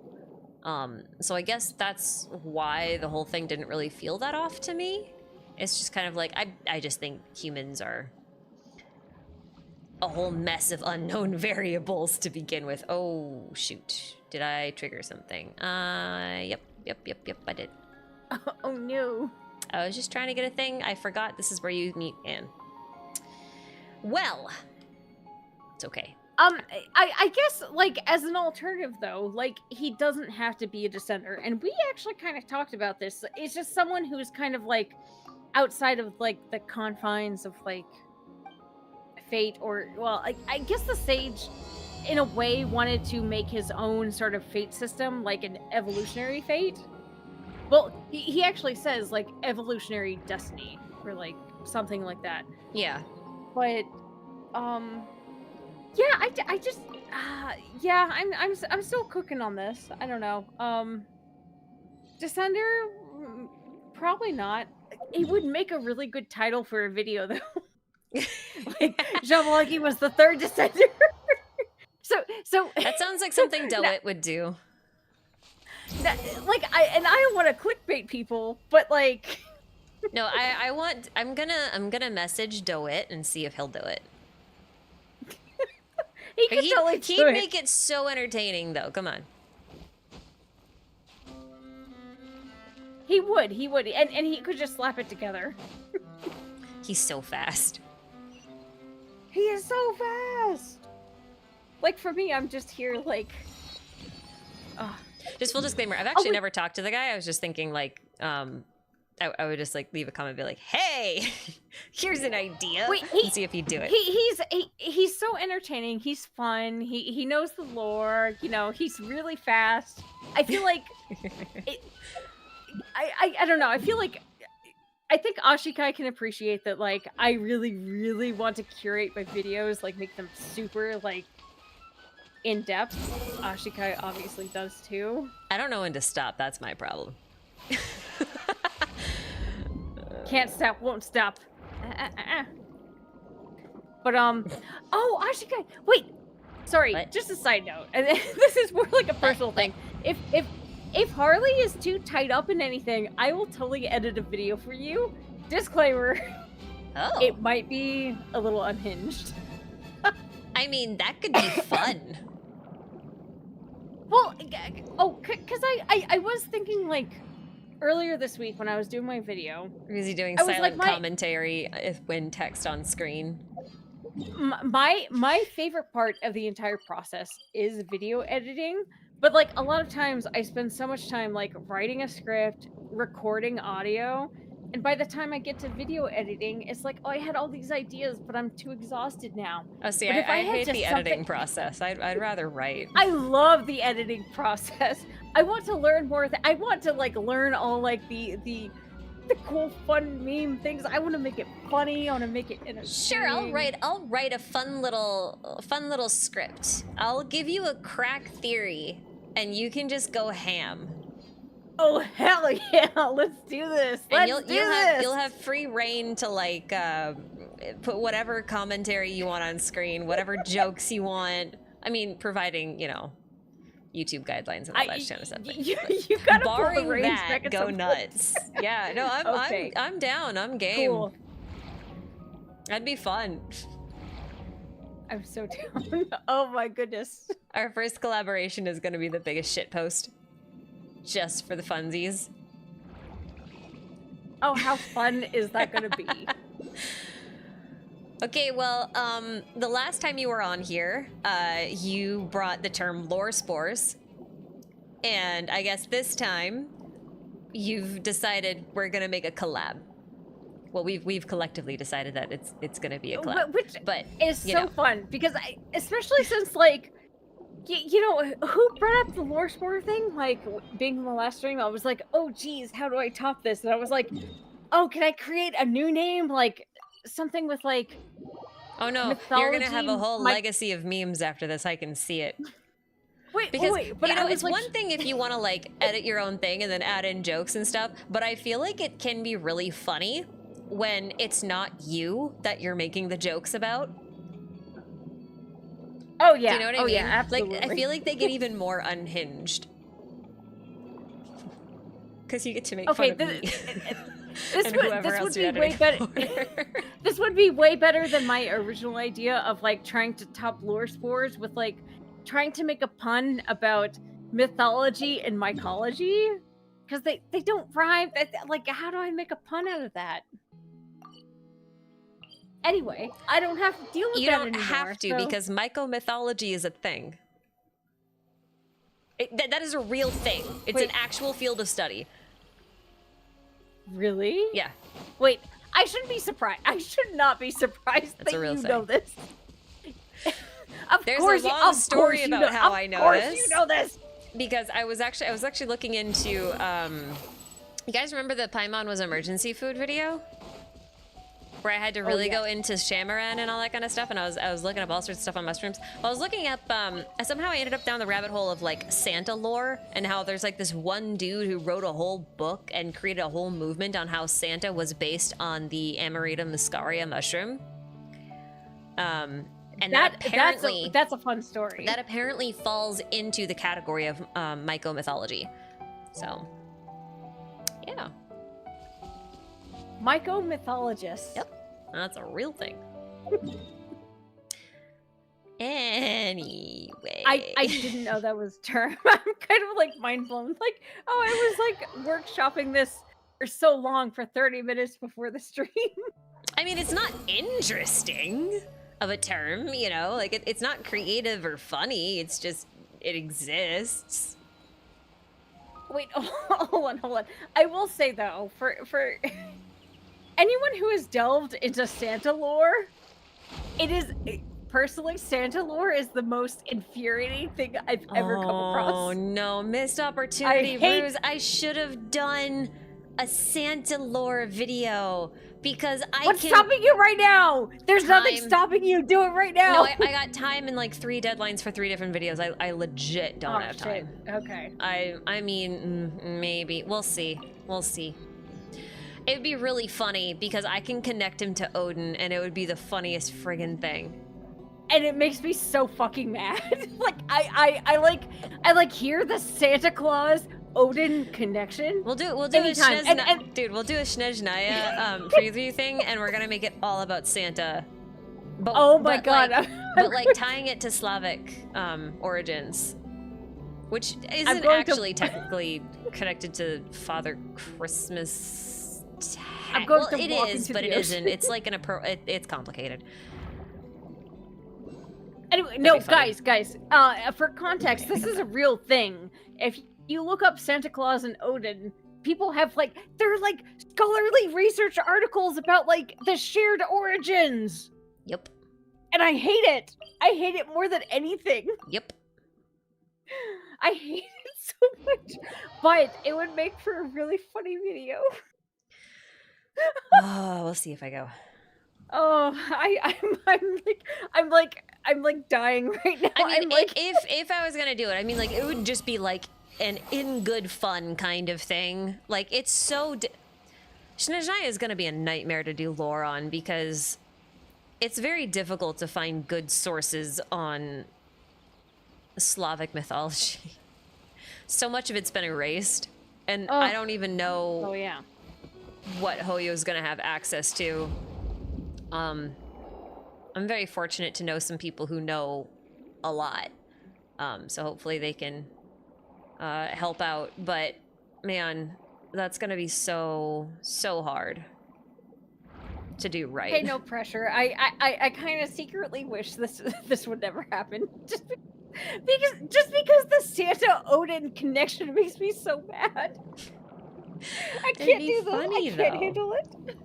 It would have to be like mostly like a meme kind of. Hey, you guys want to see something fun? Kind of thing. Only the loosest of Genshin connections. Okay, I was coming down here to look for this over here. Yeah, okay.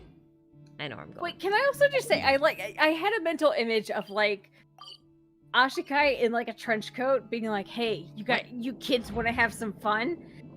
Open the coat and there's like a box of like just Santa Claus mystery." Could you have presented that in a less sketchy way?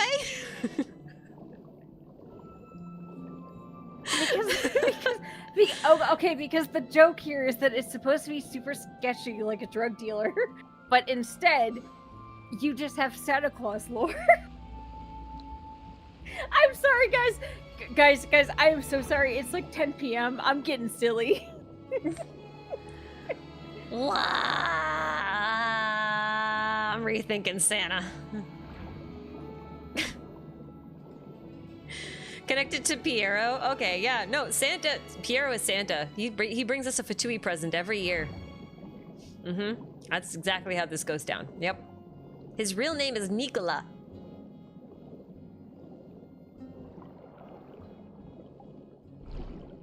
I'm kidding. Oh no! This was a fucking It just Santa occurred Claus to me joke. that someone might actually take my leaving. word for that, and I was like, you know, I should maybe clarify. Liben is Santa, yeah. Liben is Daddy. He's Father Christmas. He brings us presents every year. Liben, Nibelung? Yeah, Father. Santa He's Claus? the Heavenly Father.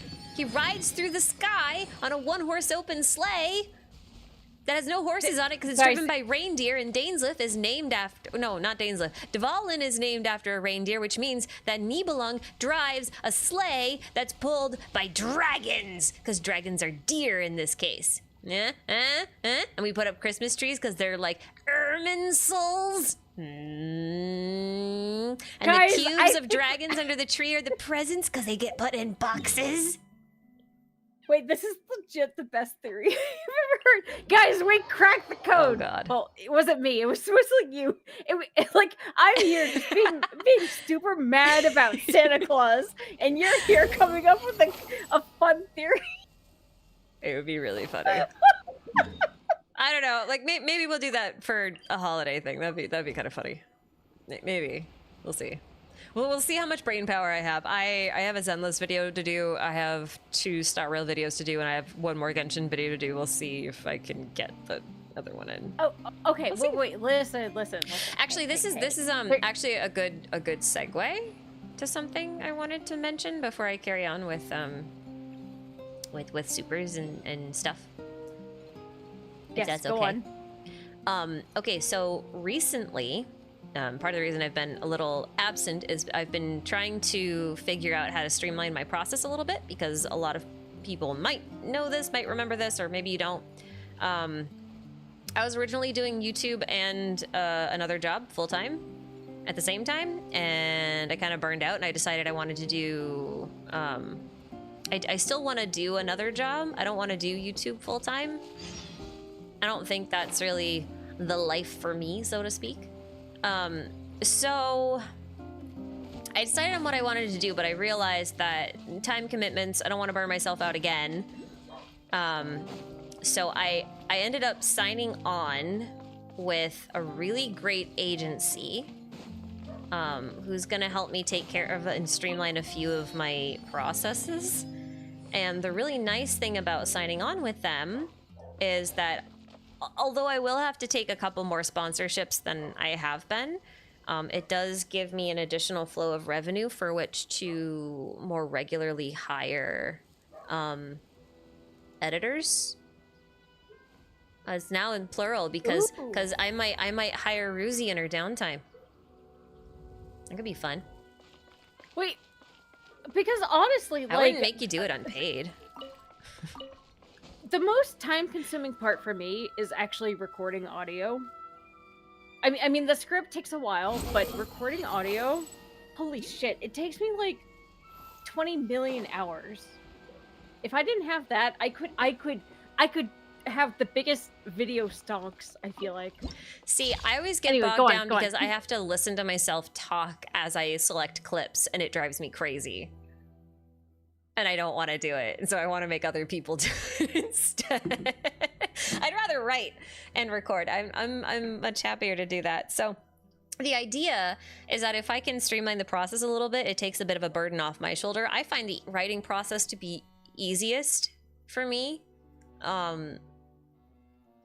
So if I'm lucky, it might end up being that I can put out more shorter theories more regularly.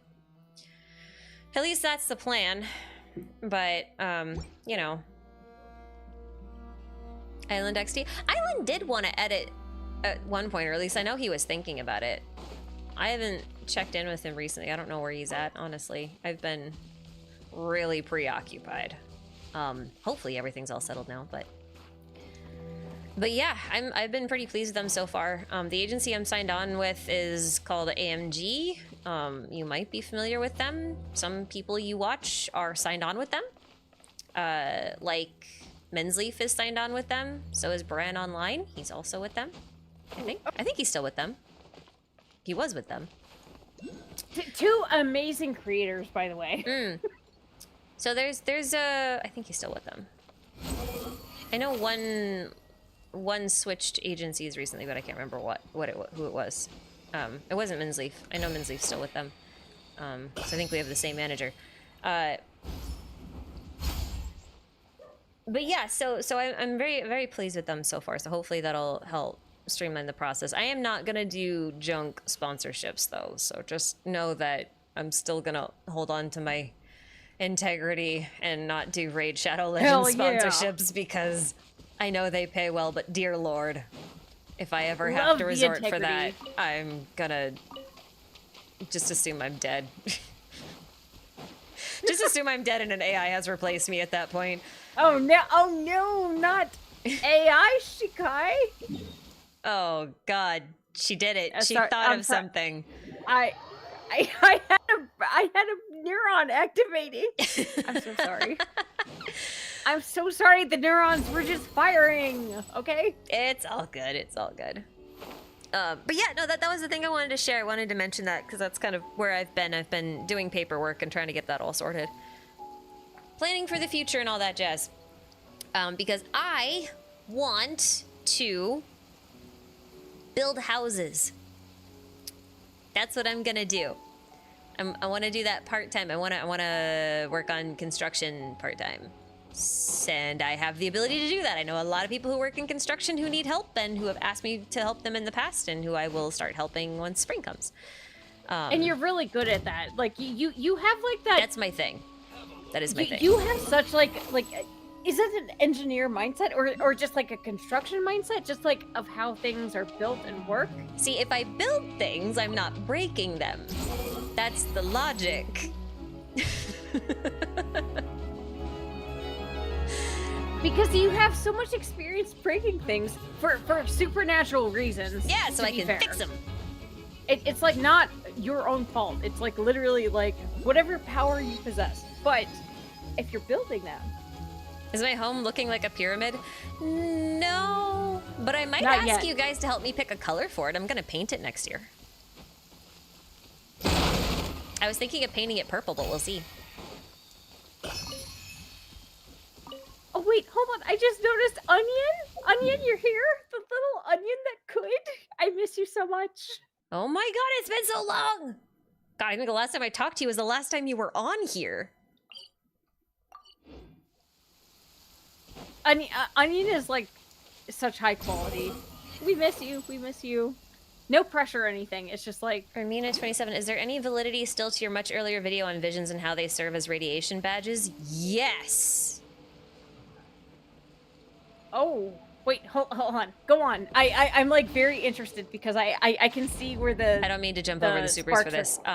This is just funny. I was thinking about this the other day. But if we think of elements as being derived from phlogiston and also being related to beams of light, light is basically the visible wavelength, you know, visible light structure. And if we think about radiation, I mean, that's basically on opposite ends of the visible light spectrum, right? So if your vision is representational of a certain wavelength, then it's very possible that that is also giving you protection from other wavelengths, some of which may be harmful and radioactive. Woo!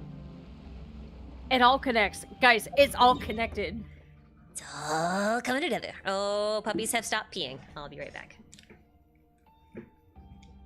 That was a very long pee. Oh my... Wait, oh my goodness. Chat, I guess I'm in control now. I will focus on you for the next 2 to 3 minutes. Chat, how is everyone doing? I'm so sorry I've ignored all of you. Honestly, chat just moves too fast. I know, I love you. I do. What a good boy. Yeah, you're a big fluffy. Who's your big fluffy? Oh, you're a big fluffy. Isn't that sweet? Ashika just loving on her puppers. I love you. You're a good boy. Yes. So I guess while Ashika is doing this, chat. Okay, hi, How is I'm life? back. What? That was so quick! I thought I had like 5 minutes of like supreme reign. No, the door is like right there. It's just Levi wants his butt scratched, and so I had to scratch his butt. Oh, okay. You Butt know how it scratches are is very when your important. son asks for butt scritches? Yeah. You must gotta oblige. give them the scritches. Yeah. Okay, I think I'm mostly Gotta done in get the Fontaine. scritches. That's enough of Fontaine. We're done. We're done in Fontaine. That we either have Chen Yu Vale to do, which I don't know if I'm up for, or we do Natlan. I think we do Natlan. Yeah. Oh, Okay. if you go to Natlan, I think you're definitely going to trigger the little guy quest. It's already been done. Oh, okay. I know. Hey, Yudako, thanks for the gifted. If you guys got gifted a membership, say thank you to Idiot Akko or Call Me Mim, who also gave gifted memberships. Thank you both. I appreciate that. Don't forget, if you have a membership, you are more than welcome to join the Discord. And if you join the Discord and then lose your membership or don't renew it or whatever, you do not lose access to the Discord. It is mostly just there as a bot filtration system, which makes us a very safe place to be. We don't get scammed because they can't get in. Ah, suckers. Stupid bots don't have a wallet. It's really just spam detection. What if they do get a wallet though, bro? Well, then we're all screwed. Then we're all just screwed. There's no saving us at that point. We're all just done. Give up, go home, internet's dead. I'll go hang out on NeoCities. NeoCities? NeoCities. Yeah, okay. I'm gonna make a lot of people feel old. How many people remember GeoCities? No, that's what I thought. GeoCities. Yeah, I was no. like, NeoCities is a real thing. It's modern, and it basically is GeoCities, but reimagined for today's world. You can go on there. You can create an old school style website. You can navigate through old school means like web rings. And you can basically go back and see what the internet was like 30 years ago. Okay, 30 seems a little bit extreme. That seems a little bit harsh. Nope, It was like it's about right. 25, 30 years ago, yeah. No, 20 years. No, you're right. It was 30 years ago. I had my first computer when I was like 8 or 9 years old, so I'm looking at it like, yeah, it's about 25, 30 years ago.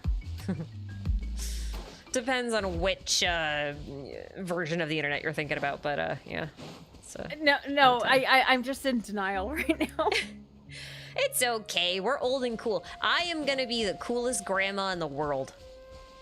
I'm gonna celebrate all the holidays on the wrong day. If it's Christmas, I'm celebrating Halloween. If it's St. Patty's Day, it's the 4th of July. On New Year's, I'll celebrate Groundhog's Day. Oh, see, I was thinking I would celebrate Halloween just on every holiday. But like, I mean, that's that's valid. sort of like my emo goth phase, like when I was like 12 or 13 coming out. So Nothing wrong with that. Halloween's the best holiday. You get free candy. Get to go talk to people, like real people, physical people in the real world. Like, hot damn, man. and it's socially acceptable to have a 12-foot skeleton in your front yard. Hell yeah. Oh, I was so upset I didn't get to take a picture of this one house I drove by on Halloween this year. They had, okay. I live in New England. We have like those old, huge colonial houses. So this was one of those gigantic colonial near mansions, like mini mansions. And they had a gigantic front yard right along the road. And I swear to God, there were 40 skeletons in the front yard. 40? Yeah, like 40. enacting a whole scene. Like, there were just scenes, like little, they were all set up differently. And they even had two giant ones, you know, like the 12-footers. Just chilling out in the back. Yeah. So Friggin' regular wild. size, 40, just like a. Yeah, just chilling. I just imagine like a party scene where like a few are like talking, holding like beers, like, and then like. I mean, there was a conga some line. other. Oh, conga line! Wait, hold on. That's actually that's my dream, guys. I'm gonna be there. That sounds the most fun. It was wild, but I was driving and I couldn't stop to take a picture. And I'm still mad about it because by the time I went back there, knowing it was there, Halloween was over and they had taken everything down. Okay. So. But you know what? Next Halloween. I still appreciate you conveying this mental image because I feel like my imagination is doing so much more with just this description. It was It's really like going awesome. Places. It was really it's awesome. Going places. I love it, and I love those people. If I ever meet them, I don't know what I'll do, but I will convey my gratitude for their commitment to the best holiday of the year. Yes. Anyway. Share Bear, thank you so much for the super chat and your patience. Good Lord. It's been a hot minute. But wow, yeah, thank you. May I ask if you've ever heard of an otome game called Obey Me? It revolves around Seven Sins, Lucifer, and the Nightbringer. No, I have not. I'm curious as to why you're asking, and now I'm gonna look it up. Heard of it. I don't know anything about it, but my understanding is that all the male leads are like demons. One master to rule them all. Hello. Oh, The tale this is starts so with a funny. dream. Your dream. Help me, please help me. I was locked up by a demon. You are my only hope. Help me get out of here. Welcome, human, to the Demon Student Council. Oh, dear Lord. I don't want to go back to school. I have nightmares about it still. I've had dreams where I go back to high school, and I'm like, why am I trying to get a second high school diploma? I have a high school diploma. I don't need a second one. And then I just leave. Do you leave in the dream? Because that's pretty good. Because Yeah. I definitely also have had dreams where it's like I'm in high school. It's complicated though, because you have to understand, I went to high school on an island, so I took a boat to school every morning. So getting off the island after I leave school is a challenge, because to get to school, in my head, because I did this for so long, I had to get in my parents' car, drive to the end of the road, which was like 2 miles, which is why they drove me, and then catch a ride with the kindergarten teacher, who would then drive us all the way to the ferry terminal, where I would catch another ferry, and that ferry would take a 10 or 15 minute boat ride, depending on the weather, all the way to the other side, and then I would get on a small bus and take the short bus all the way to the actual school, and then repeat the process in the evening. Uh-huh. So in my head, leaving school is a difficult thing, Because like it's not just leaving the building and like going home, it's leaving the building and then finding my way back to the ferry terminal and before the boat stops running, and then getting across the ocean to get back to the place where I can get back home. Like a long, arduous process. Forgot that. I totally forgot. Well, you've never described this to me like in such detail. I knew that there was an island involved at some point. But oh yeah, I guess that's a bit different. So like even subconsciously in my head, it's like a long process. It's not just I took the bus to school. It's like it was a journey. It's funny because if you missed the ferry, you actually had to catch a refurbished lobster boat that you had to book ahead of time. And it only ran like once, maybe twice if you were very lucky on a busy night. Across. So if you took a vehicle across on the ferry, then you were stuck. Like you couldn't take a vehicle back across if the ferry stops running, and it stops running at 5 o'clock. So better hope that you don't need that. That sounds stressful. That sounds stressful, to be honest. Obviously, I went to Hogwarts. My school was a refurbished mansion. It was an old refurbished mansion. Yeah, it was a mansion island? that they. Yeah, it was an old mansion that they refit to be a school, and they built a gymnasium on the back of. So, if you don't mind, can you remind me? Was this a public school or? Yeah. So the general rules regarding schools where I am is that. So I live along the coast, or at least near enough to the coast, so that I'm quite integrated with the islands around here. There's tons of them. They're large islands too, so they have year-round populations. And if you have year-round populations on an island, then you're required to have an elementary school. Just period. Oh, okay. So you're required to have an elementary school, but you're not required to have a middle or a high school. In order to have a middle or a high school, you have to meet a certain body count, so to speak. You have to have a certain number of students. And so what they would do is, in order to have an elementary, middle, and high school all on the island, they would actually import students from the mainland. So they were technically a public school, but in order to get in there, you did have to register through private school means, but it wasn't a private school I paid for. They actually kind of, they didn't really pay us. They gave us a ferry ticket budget because I had to buy tickets on the ferry every morning. And so they would like prepay for all of our daily school ticket usages. Interesting. So it's not a private school. So we were there to basically be extra head counts. Okay. I see. Yeah. That's very interesting. I don't know what to say. Like, it just seems like a lot of like gosh, just a lot of rules that I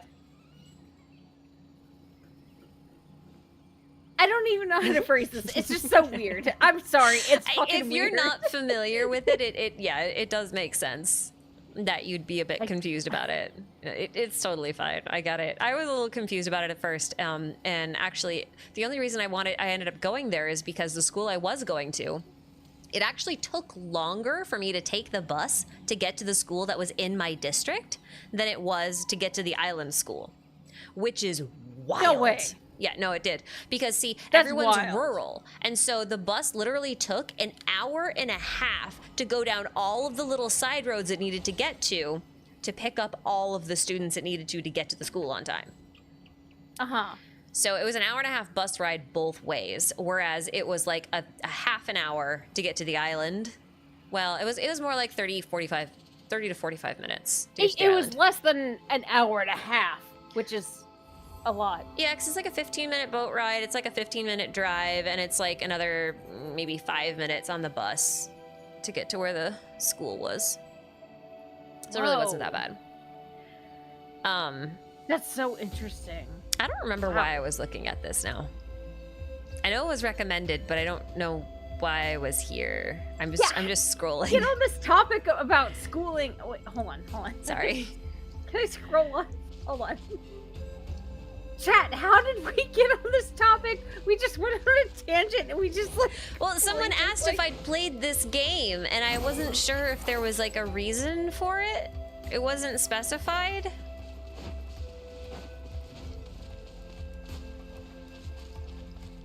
Wait, hold on. Someone I was supposed to look up. I was supposed to look up this website. game. I just don't know why I was supposed to look up this game. What game was that? It appears to be a demon brother dating sim.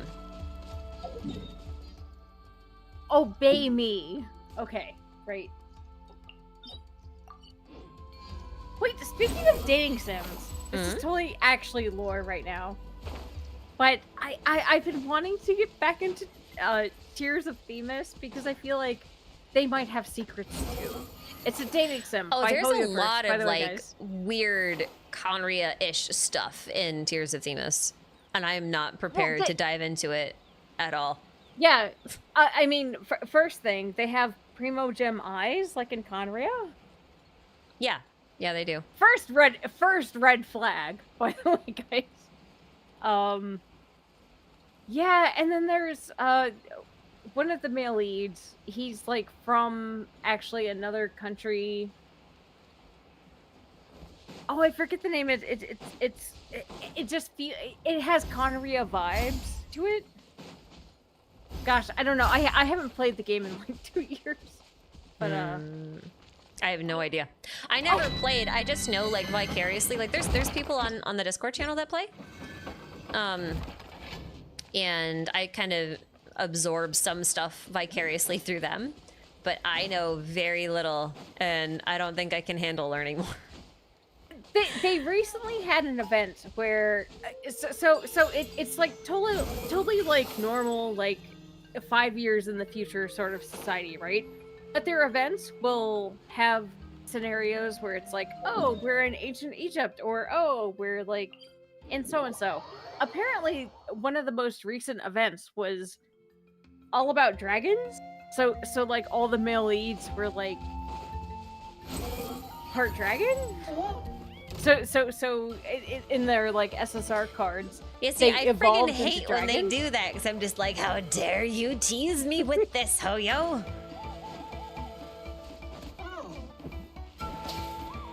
Yeah, and anyway, sorry, this was like another tangent upon a tangent. I feel like I just keep... That's okay. That's why you're here. Digressing. You're here to derail everything. No, you're here to enable my tangenting. So it's not just my fault. See, I need someone to share the blame with me some of the time. Oh, okay. Yeah. Well, You know. I'm certainly doing that. I think as long as the lore spores or the... For the record, What- guys, what was if Mythos enthusiast. So one Sorry, go thing ahead. I do want to do is do a couple of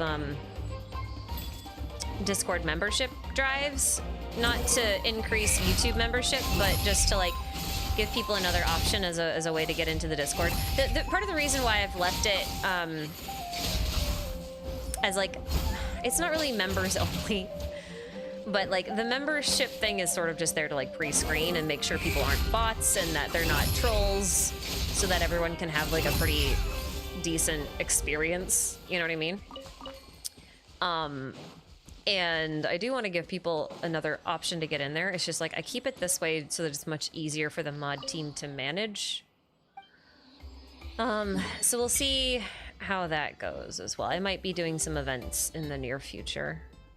But I will say, if you guys message me on Ko-fi, if you don't like YouTube memberships, I can definitely give you links that way as well. That is an option. Like I said, the whole thing is really just to verify that you're human, because CAPTCHAs don't work. In fact, they're technically spyware. So it's kind of... Vanity. Oh god, that kind of made me a little scared and afraid of the internet. So, sorry, for context, there was like a conversation about like the captchas where you just like click like I am a human. And it's just like, oh, you know how they do that, don't you? To collect information. No, I mean, you know how they do that, how they detect that you're human without you having to do anything. Oh, my understanding was the reasoning quotation is that a bot will have a straight line and humans will have like a yes and curvy path. No, yes and no, because they actually know who you are. They don't just know that you're human. They know who you are. They know your whole search history, Google profile thing. They basically track everything that you do. Yeah, and that's what I'm saying. if you do something like clear cookies and your cache and everything, and then you try to do that verification again with the invisible captcha or the checkbox-based captcha, what you're gonna find is it will mark you as a bot. Let's hope you'll pull up a good. Watch this. It's legitimately spyware, because it's not even an argument. Like, it's actually classified as that by a internet watch agency. I can pull up sources later if you guys want, but just be careful out there. Uncle G Dog's tracking everything, for better and for worse. Yeah, I mean, like, oh, it's just insane to think about, like, this post, I don't know, like, oh, what was, like, the 9/11, like, law, the surveillance one. It just feels like that, like, time. It's just been amplifying every year. Yeah, this one is this one's a bit more corporate than it is government-ish, but I mean, honestly, depending on how you view things and what you believe in, there's a kind of a fine line between both of them. It's just one of those things to just be aware of. If you go on a site that has a CAPTCHA, just know it's tracking you. And I mean literally everything, not just in your one browser window, but like in all of your browser windows.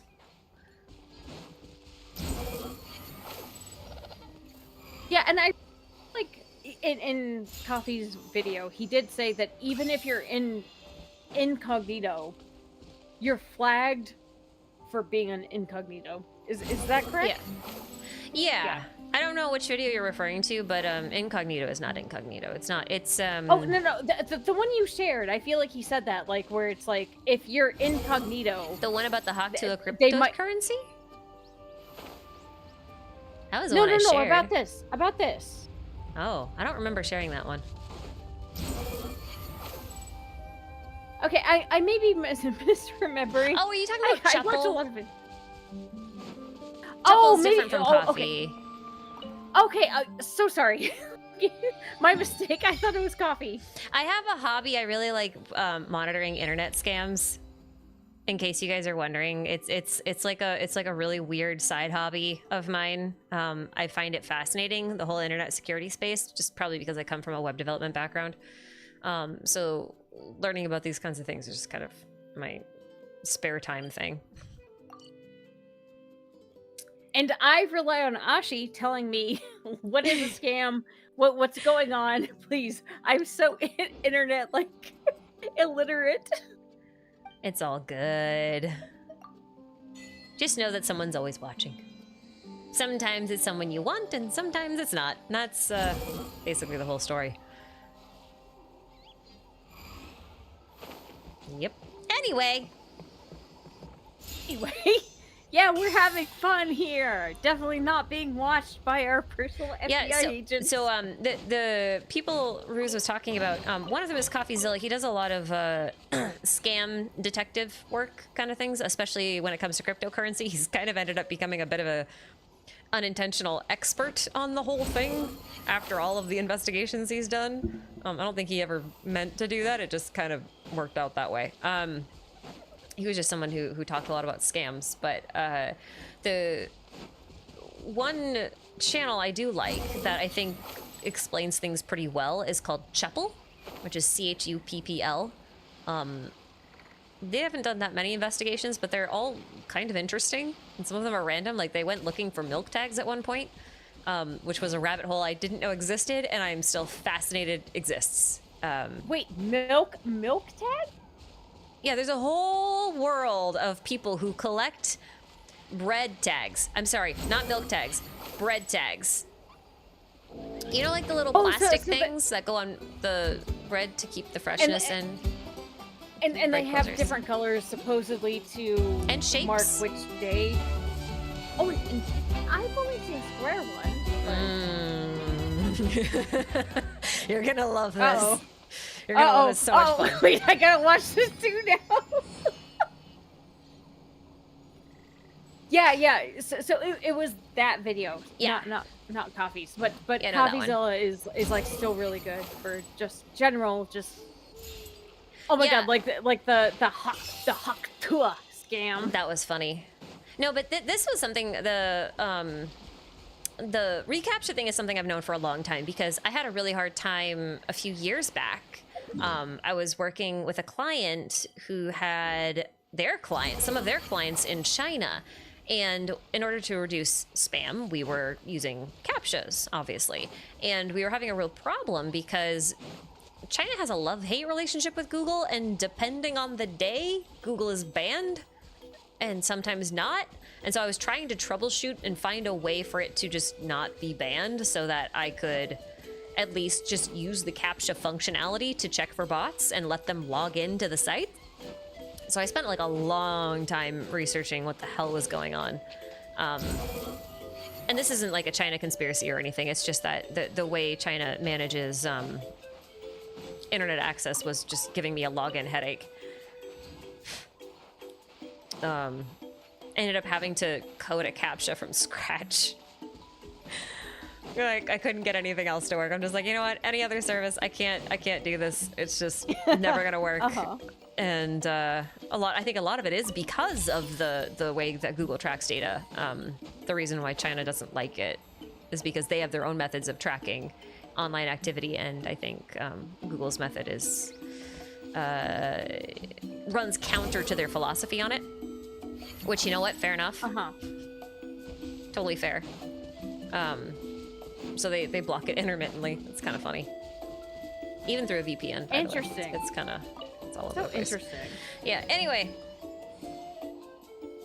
code a CAPTCHA. It's not hard. It's like it's a simple CAPTCHA, Jibby. It's not like a complicated one where you check a box. It's like, are you human? No. It's like the fill in the fancy letter kind of thing, and it works just as well as a regular CAPTCHA, which I think might be kind of sad if we're talking about how to block bots.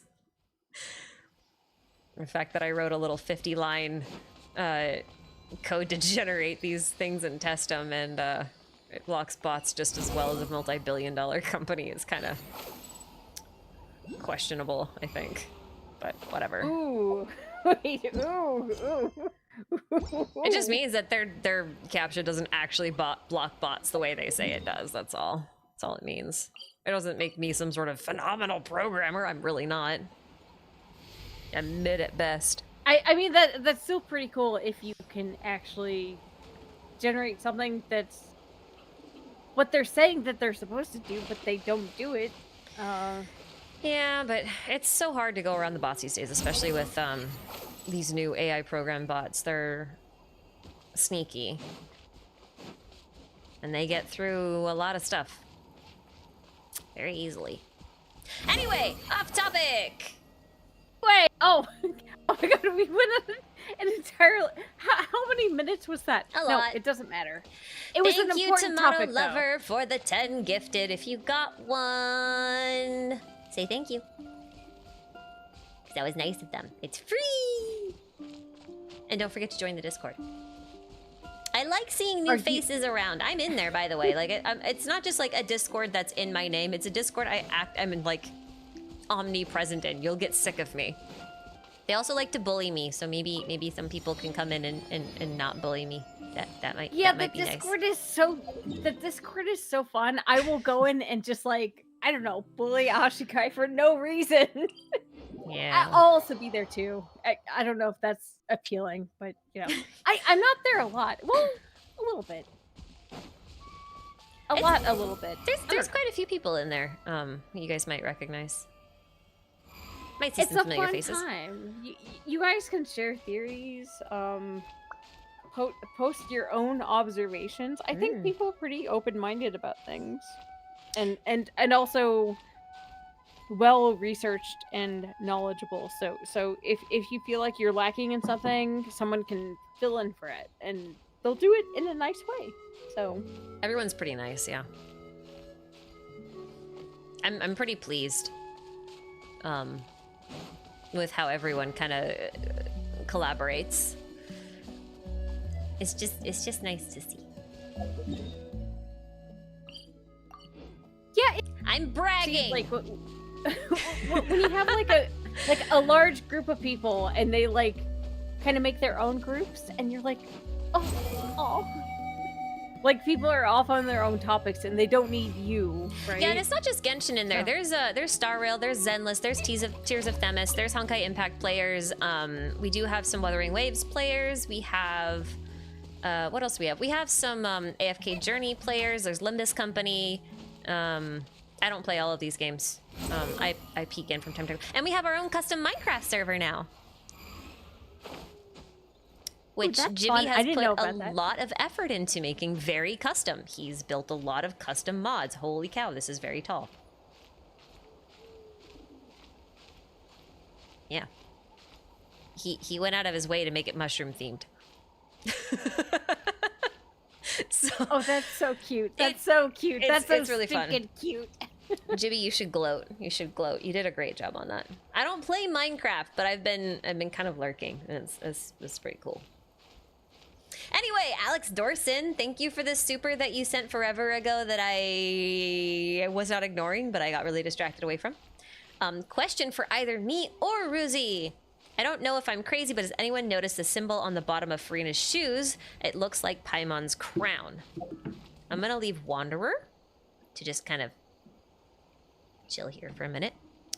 Yeah, because can we get a close up? I don't have Farina on this account, otherwise I would just pull her up. Oh yeah, we can just look at her splash. So is it on her splash art? I don't think it's on her splash art. It would be in the JP one, because the JP has like the full one. English does not. English like crops it, so. There we go. Yeah, it does. Take a look. That does look a bit like Paimon's crown, doesn't it? Wait, there was another one in that search page that looked even clearer. Yeah, this one? It looks like, well... It's blurry, that's why I didn't click it. Oh, well, okay, so my Lots of YouTube Farina feet. decided to stream you on 144p, so it's blurry anyway. Oh, hey, look, New Valette has the same thing. Same shoes. Sort of. Not same shoes. Similar. Similar shoes. Okay, but, that's a super cool observation. Because I've certainly been talking with some people about the symbol. I have some ideas. I don't know if I'll do anything with it. But do you want to share one that's not super spoilery, or no? I guess I can share it because like it didn't really go anywhere. But there are some. I mean, you don't have to if you don't want to. Oh no, there's some I forget where the coins are from, but like coins from 2,000 years ago with a very similar symbol, which is an anchor. Oh, I know what you're talking about. Yeah. Are Yeah, they so Roman? it's an anchor, which Is that what they are? Maybe it was like Etruscan or something. Like I don't think it was Roman. I would have to look this up, but I know what you're talking about. I vaguely remember this. Yeah, it was like Saber who was like Isn't it this pointing one? this out. There was This looks familiar one that to was me. much. This one, no. So we had found coins, or more accurately, Saber found coins that looked much more similar. So it was like the same. It was much more similar. That's all I can say. Like, but I can't remember. Well, these are Galilei. Hold on. Let me see if I can look this up.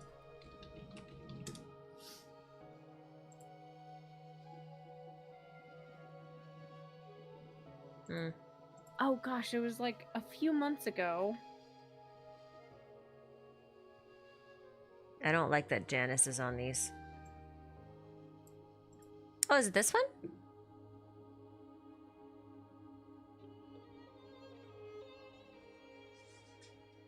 Or is he? Yes. So that one where it has like more lines on it. This one's interesting because the flip side is a sun. Ooh, imagine the sun being important to Genshin lore. There's a lot of these. Look at them. I mean, it is very similar, at least, to Farina's shoes. Even if this isn't a Paimon crown, this is quite similar to Farina's shoes. Wait. Actually, hold on. No, I found the link. Look, Hold like on. this one's like basically almost verbatim. Okay, I sent you a link. I think this Judea is anchor the one. coins. Is that what they're called? So Persian, Hasmonean, and Tyrian coin types. And it's one of those. I don't know which one. I forget. This was so long ago. This was literally like I remember this conversation. I wasn't actively participating, but I was watching.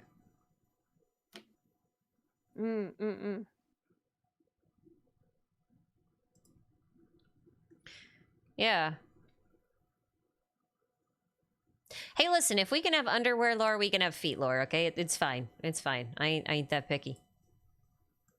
I hate that. Sorry, I just hate feet. And also, while I was diving Do you into not like the walking? No. She says Sorry, as she's when I was- flying through the air. Okay, so earlier today, I was like diving into like Honkai Star Rail Honkai Impact collaboration, right? Mm-hmm. And I noticed that like I feel like all the art Oh, I don't want to go with down there. Sparkle had too much feet. It was too Yeah. much feet. I don't like it. She needs to have So- her toesies free so that she can put them in the water where her fishies go. I am so hateful about this aspect though. I am so hateful. It's okay. I don't like it. It's okay. You can feel that way about Sparkle's feet, because that's the way I feel about toe socks. That's also how I feel about toe socks. Toe socks are awful. They are awful. I don't care who knows it.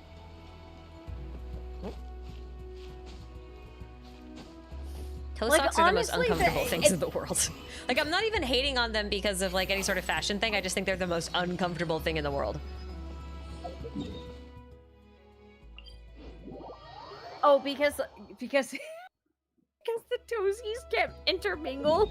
Oh, I hate saying that. Ugh. Ugh. But it's funny because like I like fingered gloves and I don't like mittens, but I like mittens on my feet, which is what socks are. So why aren't they called feetins? Fittins. Point.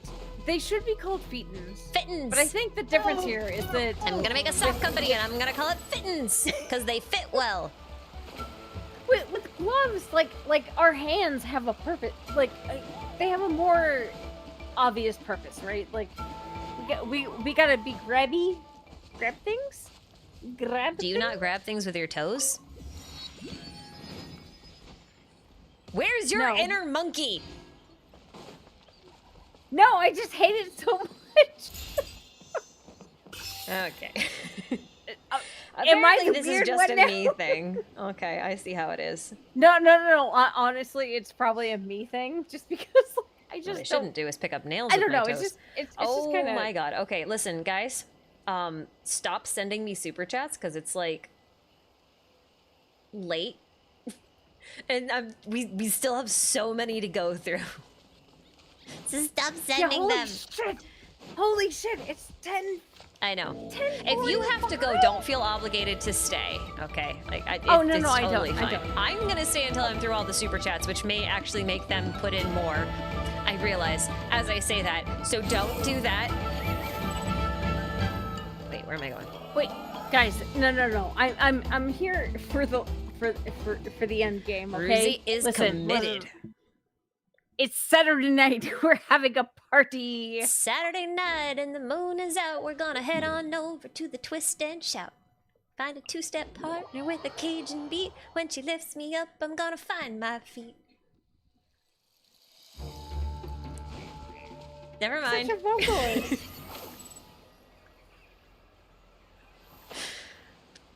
Okay, so no more super chats, but we'll get through the previous super chats. Yes. Fencer Dario, thank you for the super. Thoughts on Mahuika having a bike? We kind of touched on this already.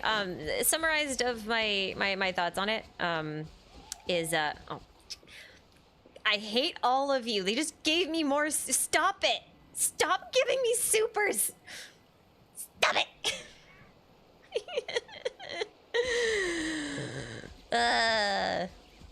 My butt's gonna be so sweaty. Not in a fun way. Is there a fun way? I guess there's not. Never mind. I Don't can't answer that. comment on that. Don't answer that. No, I Just won't. don't say answer anything that. else.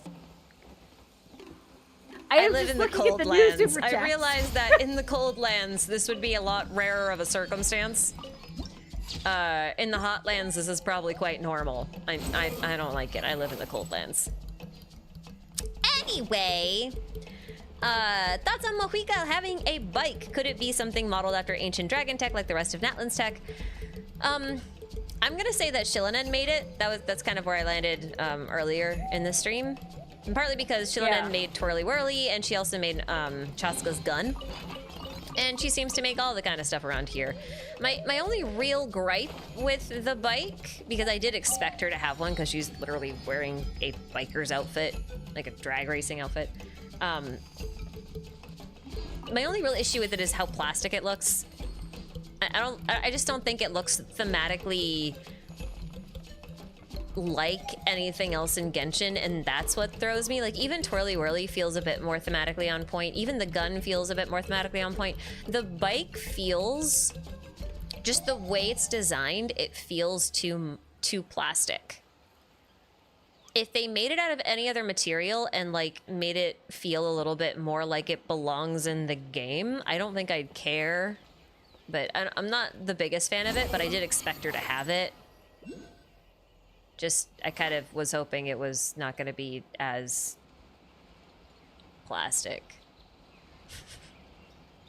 You know? That's kind of the whole thing. It's the plastic part, Yeah. right? Yeah, it's just the plastic part. Wait, can I? Gimme!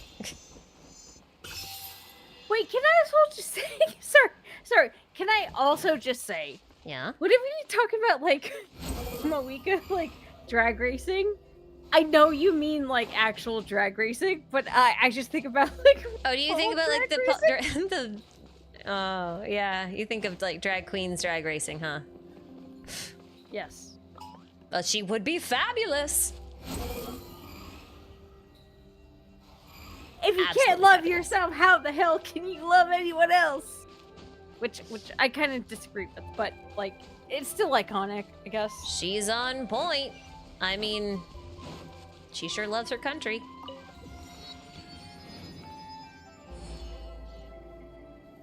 Mahuika on RuPaul's Drag Race would eat. From Trixie Mattel! What? Thank you. That's perfect. I love it. Thank you. That was like the perfect comment.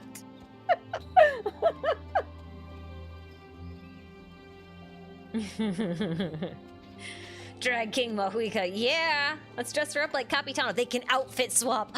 Ruse, they can outfit swap. Wait, that would be... Everybody likes that. Ladies, your challenge for tonight is an outfit swap. Oh, that'd be so good, actually. Mahuika in Capitano's outfit and Capitano in Mahuika's outfit. But the mask stays on. They could totally do that. We could totally do but we have to give him glowing false eyelashes to highlight his baby blues. We have to. That is a must. This could be done. This could be done. This is non-negotiable. 100%.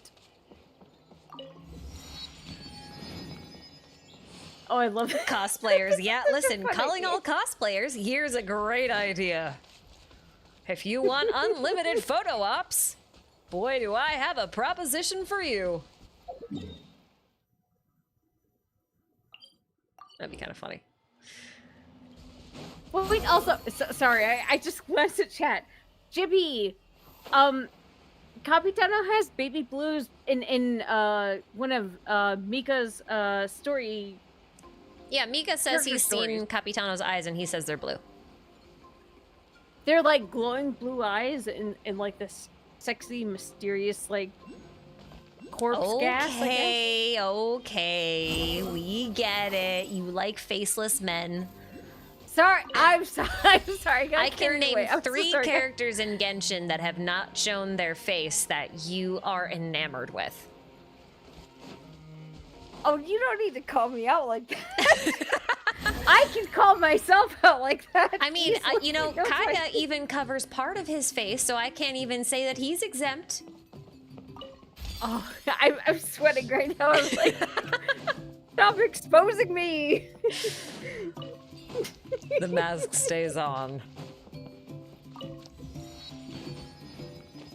That Kakashi meme where he takes off his mask and it reveals another mask.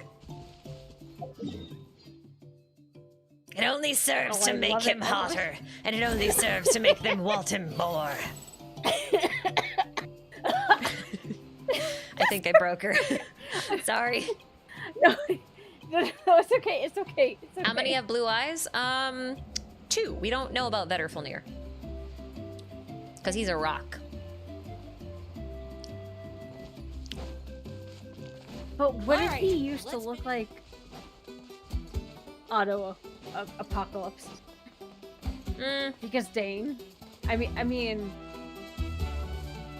Listen, I'm just throwing it out there. Everyone headcanons Vetterfulnir as looking like Otto. They all give him Otto's hairstyle, which is hilarious because Otto tends to have dead mom hairstyle. Anime dead mom hairstyle, for the record. And I just think that's really funny. I just think it's funny how the collective consciousness of all the fan artists so far that I have seen who create fan art of what Vetterfulnir might look like have all made him look exactly like mom hair Otto. It's just too funny. And from my perspective, it's like I love Dane. I think he's super hot, super cool. I hate him. He's the worst.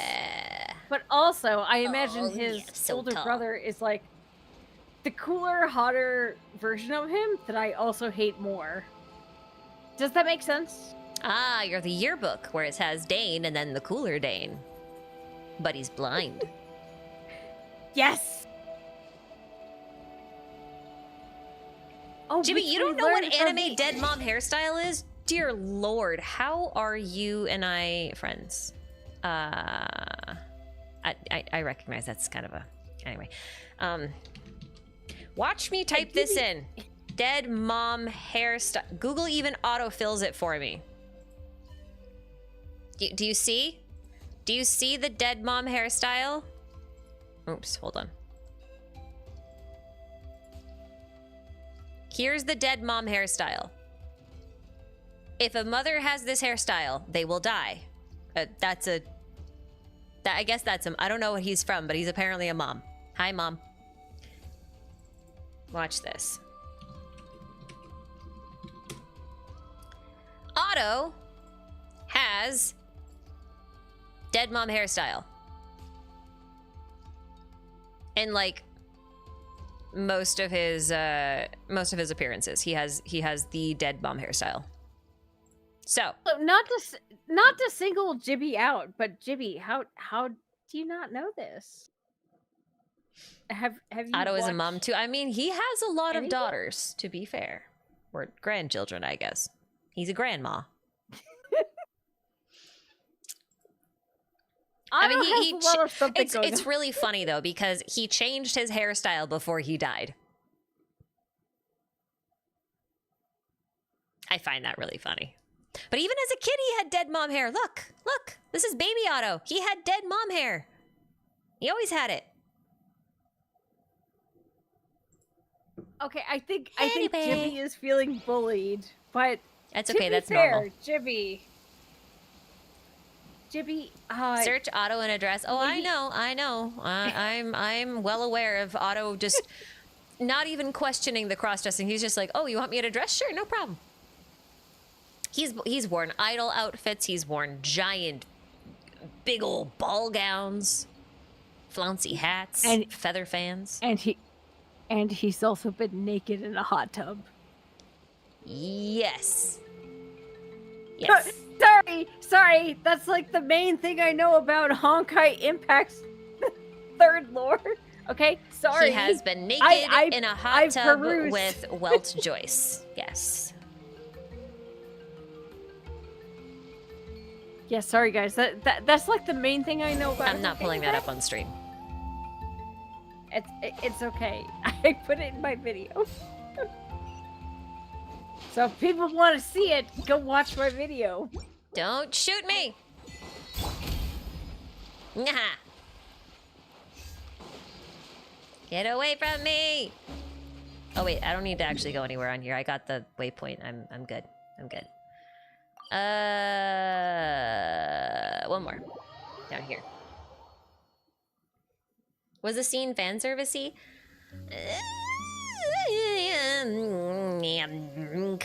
Kinda. Not really. I guess it depends. I guess it depends on what you think is fan servicey. You guys think you're so funny. Pyrozukin, thank you for another super. Another question I have for y'all is, what are y'all's thoughts on the Flower Feather Clan's Wyab being pyro rather than animo? I do have thoughts on this. Ooh, fun question. Because this came up somewhere else recently. Yeah, it comes up a lot. You want to go first? Well, so I'm actually of the opinion it's both for two reasons. Like, I know it's called the pyro one, and you know what? Fair enough. But I like the idea of it being both of them at the same time more, because if we think of the 5-star from every tribe as representing the primary element of the Wyab of that tribe, we look at the Flower Feather Clan and we see Chaska. And Chaska is an animo unit who can self-infuse different elements. And the thing that differs between animo versus geo is that when geo crystallizes, it crystallizes something outside of it. Whereas when animo reaches the, what do you call it? When animo interacts with another element that it can actually interact with, it takes on that element's properties, right? So when Venti's burst, for example, swirls pyro, it turns into a pyro burst. And it applies pyro. It doesn't apply animo. Like, you actually can't apply animo, but like that's neither here nor there. So my whole thing is like, I feel like the Wyab in question in this case, is there like no Kaholasaur down here to do this with? I guess not. I guess I have to warp out of here. Is that the Wyab is just always infused, especially because in the Flower Feather Clan, it's all about gaseous phlogiston. And the other regions all have phlogiston of a similar sort of thing, right? Like the Dendro clan has phlogiston fruits. That's Dendro. And then in the Koholosor area, they've got magma, lava, spirit ways, I guess, which are waterways. You got liquid phlogiston. And then you go to the Children of the Echoes, and they've got crystallized phlogiston. So it's rocks. So when I think of gaseous phlogiston, I'm just like, yeah, that's animo infused with phlogiston. It's air phlogiston. It makes sense to me, but like, frankly, I don't really care about what the label is, if that makes sense. That's my thought. I actually agree, like, on all these points where it's like, it's more about the interaction of pyro with other elements to, defining, like, what the tribes are. That said, they haven't explicitly said anything about, like, the tribes having a specific alignment, so... No, they haven't. They haven't. It's more thematic, I think. But it's also possible, if not even preferable to some people, to think of Vanessa's tribe as being the lost tribe that was initially animo. And then maybe the Pyro Wyab just absorbed the traits of the Animo Wyab as well. Like, that's possible. I feel like you ate my brainwaves there because I was going to say, in contrast, it's like if the outlier is Animo, it could be the Lost Tribe with Vanessa obviously going to like the land of Animo. Yeah, the land of Animo. So I feel like it could go a few ways. So I'm not particularly attached to any certain thing at this point. I mean, well, personally, I think it's still like how all the elements interact with Pyro. Oh yeah. But I could be totally convinced by like, oh, the Lost Tribe is Animo, and yeah. So I think it could go a few ways. Yeah, like I'm not married to either idea, because like thematically speaking, it has the traits of both. So if you want to call it Pyro, great. You want to call it Animo? I don't care. Like, I'm cool either way. I think it's fine, really. But that's just me. It's me too as well, because yeah, I'm not married to either idea. Like, I might have a slight preference, but I can see the argument for, like... Yeah. You know. Yeah, like, obviously, I have a bias towards having it be Animo because, like, it makes more sense in my head. But I also recognize that, like, it's got more Pyro traits, and that's totally fine with me because it also has Animo traits, right? And I don't really care which one is dominant. It doesn't bother me. The only minor note I might mention is that, like, I feel like a lot of people bring up the fact that the world boss, I'm blanking on his name, but, like, you know, he's like a advanced Kukusor, but he has the Flame Lord's blessing. Yeah. But, and he drops the,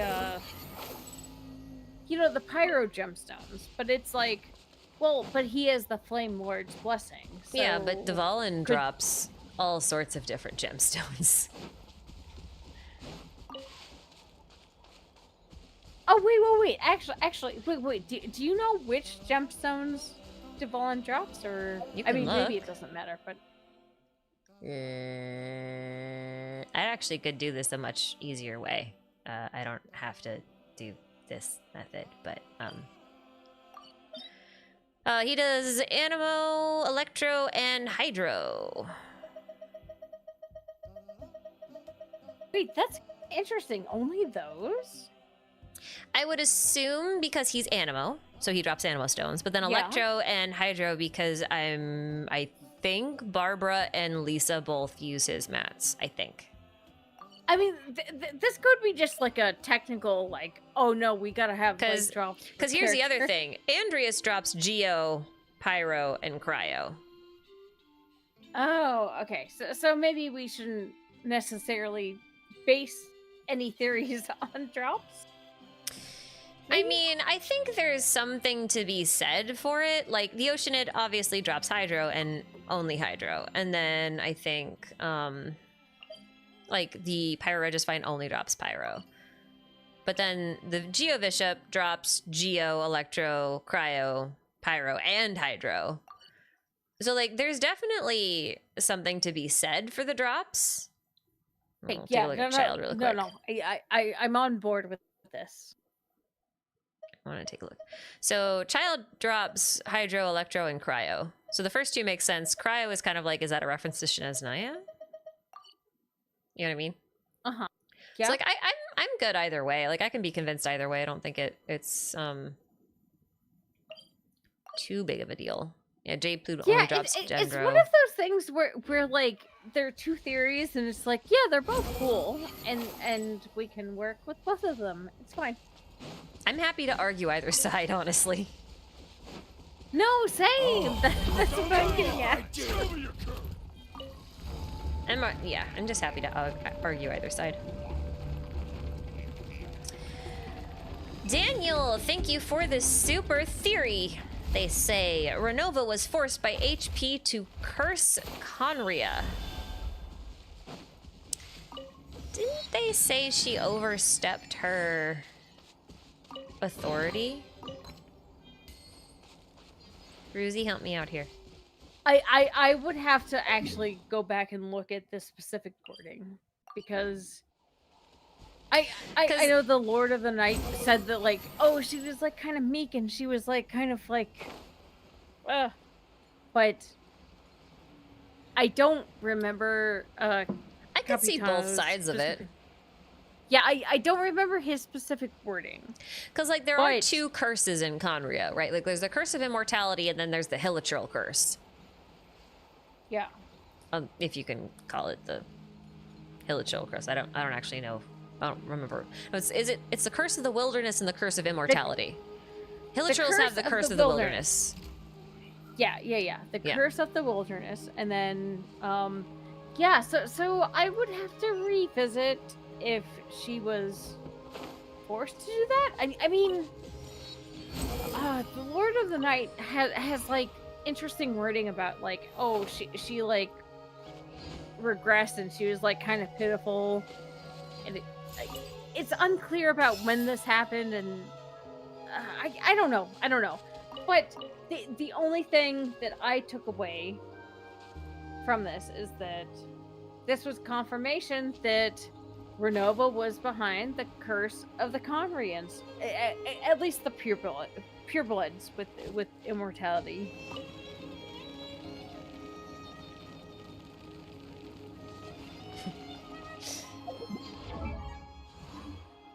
You know, that much we can say for sure. Whether or not she was actually forced to do anything, I don't rightly know.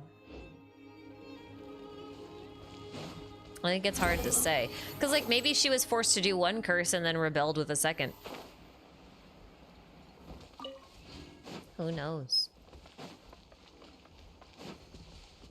I think it's entirely possible because, like I said, the Lord of the Night said that, like, she was, like wallowing in self-pity or whatever. And then, obviously, with Istaroth was the only one who like stayed with Enkanomiya, like or like was there for them, and we still don't know what that actually means. Like she was present. I have a theory about that, but you can share if you want to, or you can be like, this is a teaser. Well, so I made a theory a long time ago about how I thought Istaroth was a god of death, because everything about her is associated with the dead. And now that we know that Renova is the shade of death, I've come to realize that Renova actually governs over the gateway between life and death. So she's more like the process of dying, whereas Istaroth seems to be like the keeper of everything after that. Which, if you think about it, makes her more of a keeper of history, which is a very good a way to think about a god of time, right? Because if she keeps all of history, then she keeps all of time. So yeah. if Enkanomiya was a lost nation, like a nation that, you know, was sank beneath the waves, and Istroth was the only one that didn't abandon them, it's worth noting that time didn't really pass down in Enkanomiya. Not naturally. So if she's the god of the passage of time, as in like the cyclicality of time and all that kind of stuff, then that shouldn't have been the case if she didn't abandon them. So to me, that just means that she in some way was able to preserve their memory and allow them to continue to exist. Which and may is the loss of memory. So yeah, and it sorry, go on. and it makes me wonder if like that is the reason why Eidolons are left over when it comes to her. You know what I mean? Because those are like the shades of the memories of the people who have passed. They're dead. They're gone.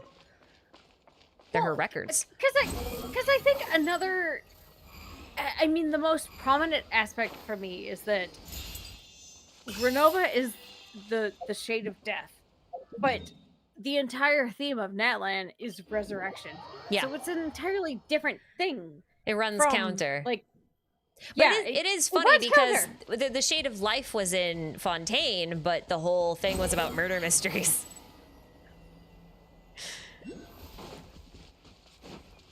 Yeah, so you've said this before, but I feel like they're sort of mixing up the titles and like the meanings of like death and like life and rebirth.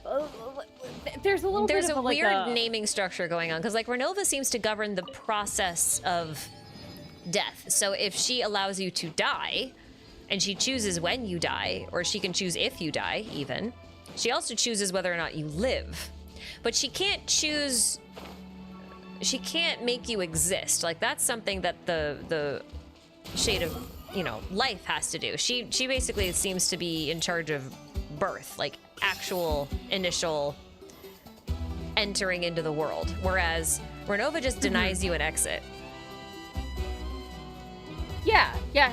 So yeah, that's exactly what I'm getting at here. Yeah. Right? Yeah, I'm just trying to be more clear on my stance on why it's an odd naming convention. Because I feel like when I think of death, I think of like the dead. But when they talk about death, it feels like they're talking about the process of dying, and those feel like very different things in my head. Which is why it feels like an odd label. But then I remember Simulanka when we had the goddess of creation, prophecy, and fate. And I'm just like, how the hell are prophecy and fate not the same thing? Why did you split them? You know what I mean? Wait, right? Wait, and also, sorry, backtracking a little bit. I feel like I mentioned earlier Natlan was weird because of the bike thing. But this is another instance where I think the bike thing, or Natlan is weird because it's like, you talk about death, but people can be resurrected. So it feels like a very different thing here going on. So I feel like they're definitely doing some sort of like play on like life, death, and resurrection. Yeah, that's kind of how it feels to me as well. Like it definitely feels like they're doing something a little tricky. Yeah, so I'm on board with this interpretation because it just doesn't feel like it's very clear cut. It doesn't feel clear cut at all. You know? Yeah, it runs counter to what you would expect. Yeah. Like you would expect. I mean, Natlan is a dying land, and in that way, it makes sense for her to be there. But again, all the themes of rebirth, resurrection, new life, that kind of stuff, like it and hope, all of that feels like it runs counter. Hey, rude! Don't smack me. I didn't hurt you. Sorry. Don't mind me. Why is he still hitting me? He's so mean. He's so mean. Oh, I feel like there have been so many times where I'm like doing my own thing, and these Chapelosori just like target me and they're like kill mode. They're like, I gotta get her. It's so rude. Especially since you're not doing anything to them. I didn't hurt you. You're like those slimes. Little dendro slimes. The music plays and where the hell are they?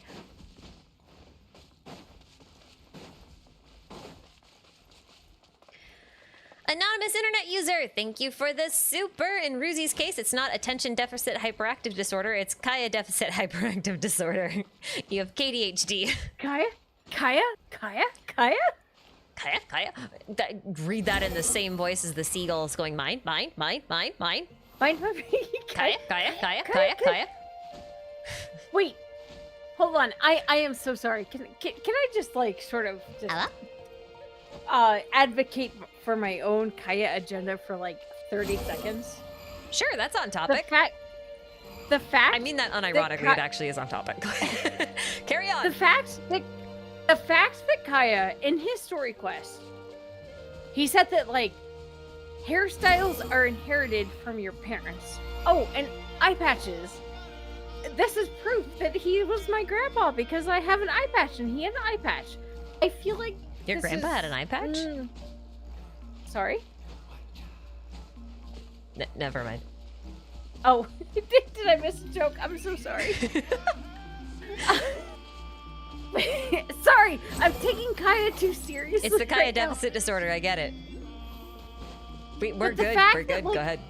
But the fact he said that like hairstyles and eye patches are inherited like in a very like I'm just like, oh, is he alluding to like some sort of dragon evolution where like in the experimental records like the parents like give seeds to their children and it's like hairstyles and eye patches are the same way? Sorry, this is like totally Kaeya crack. But listen, Kaeya's my man, okay? Listen, I love him. Anyway, that's all I had to say. understand. He's a good little eggy. He's so fun.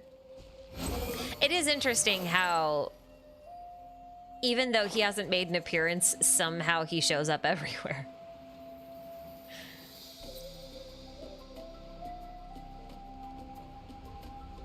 I do think that's funny. And I hope it's just not me, like, forcing, like, Kaeya every patch. But, like, at the same time... Well, I mean, to be fair.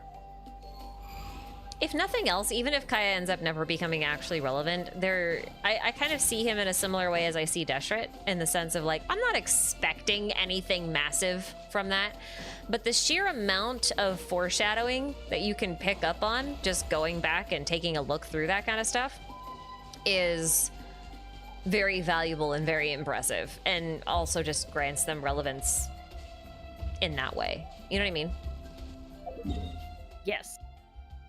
Although I will personally always lean on the fact that the 5.0 live stream, Dewey himself said, but I think he said it.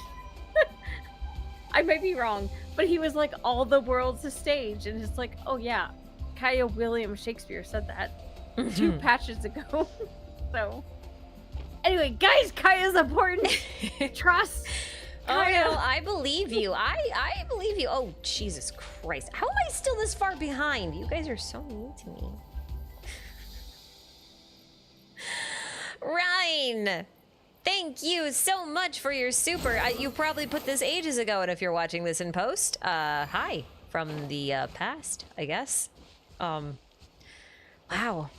I appreciate all the support, by the way. I'm just giving you guys shit when I say, like, you're mean to me. You're not mean to me, even though you are kind of being mean to me by keeping me hostage here. Stop giving me supers!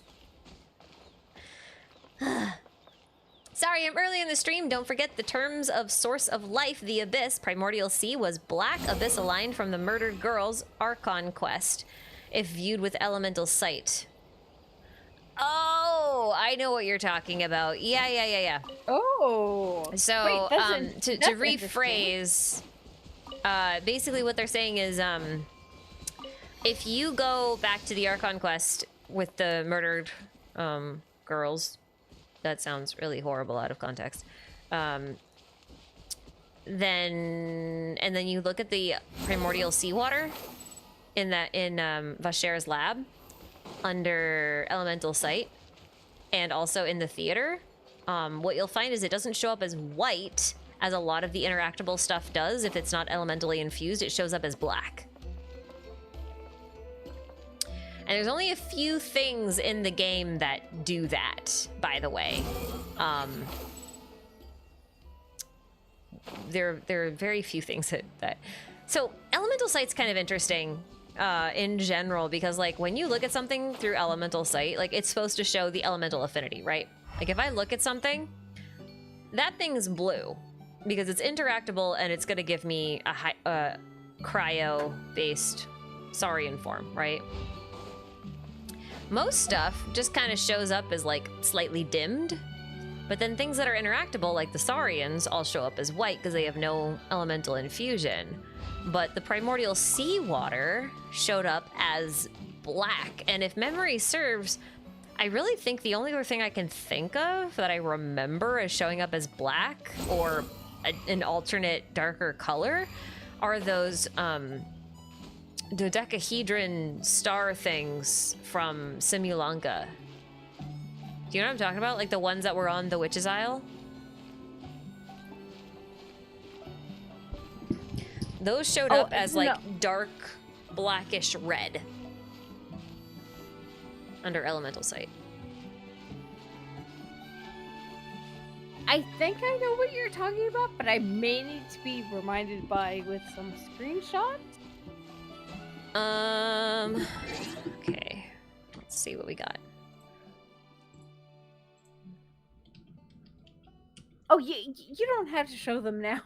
Take some digging. Well, but... I'm not gonna show you like the actual inverted thing because I think it's funny that the first thing that pops up is my friggin' video thumbnail.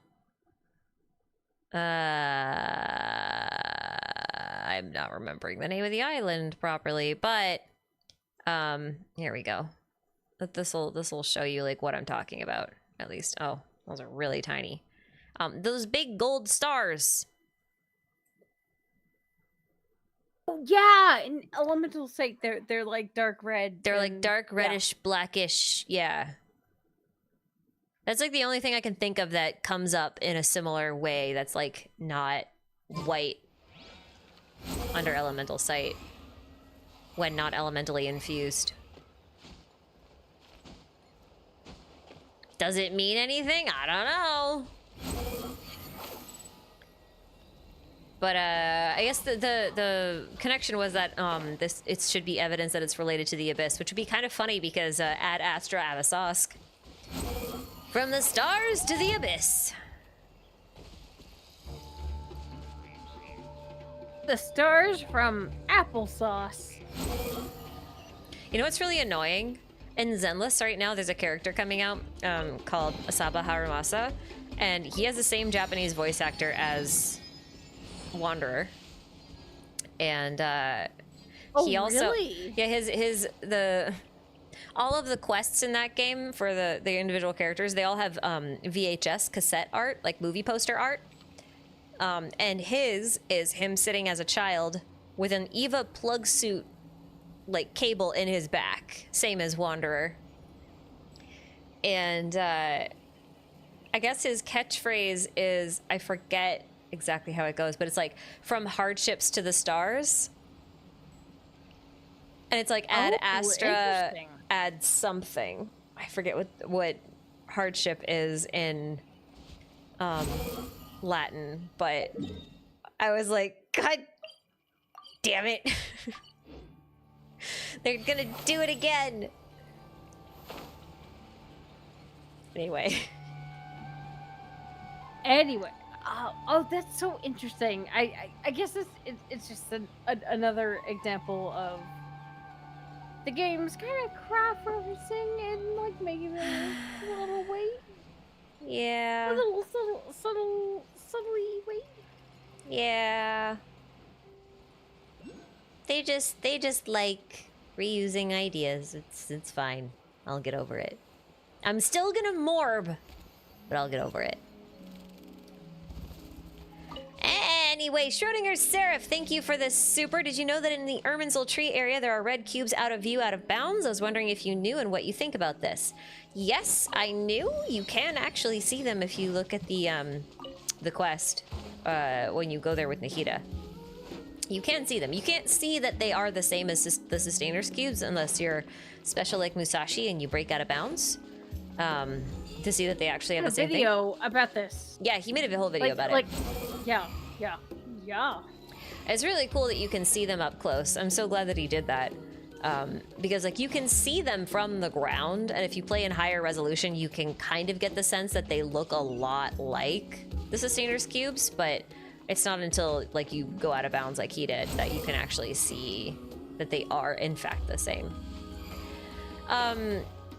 But yeah, I don't really have any particularly special thoughts about it because I feel like everything about those cubes is kind of related to Irminsul in general. I still kind of hold to the idea that the eye symbol, especially like the one that we see all over the Nightwind tribe, I really, really, really still think that that is a symbol of a soul.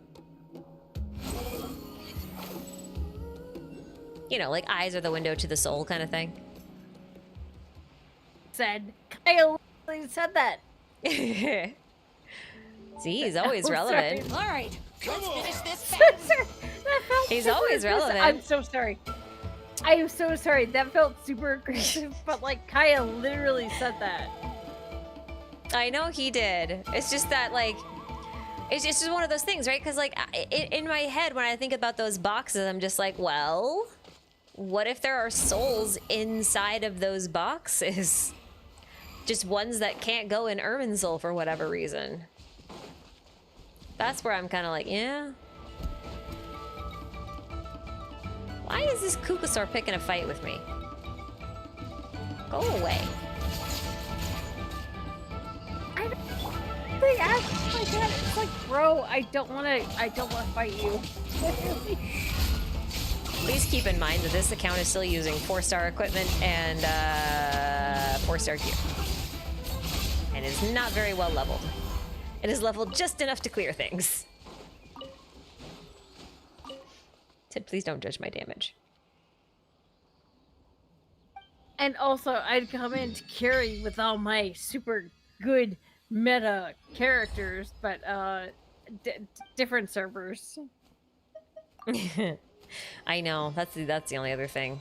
I do have some friends on EU who can help, but I don't really need to farm anything because again, like this is just for gathering footage. I don't do any combat on here for the most part. But Windine, thank you for the super. Can you explain block time for dummies? Pain from spine surgery is getting really bad, so I'm heading to bed, but I will listen to your response. Well, I hope you're healing well.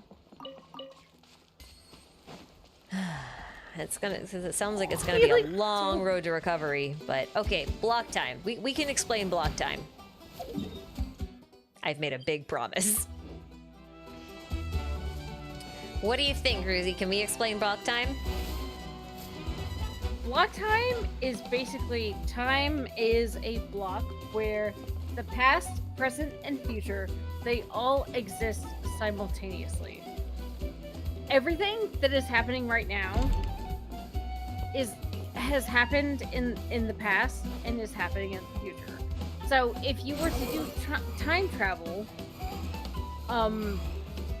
Interstellar is a really good example, I think, where everything that is happening has already happened.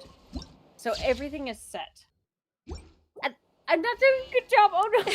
Oh no! Here, I'll help. I shouldn't Okay. leave it all to you. That's not fair.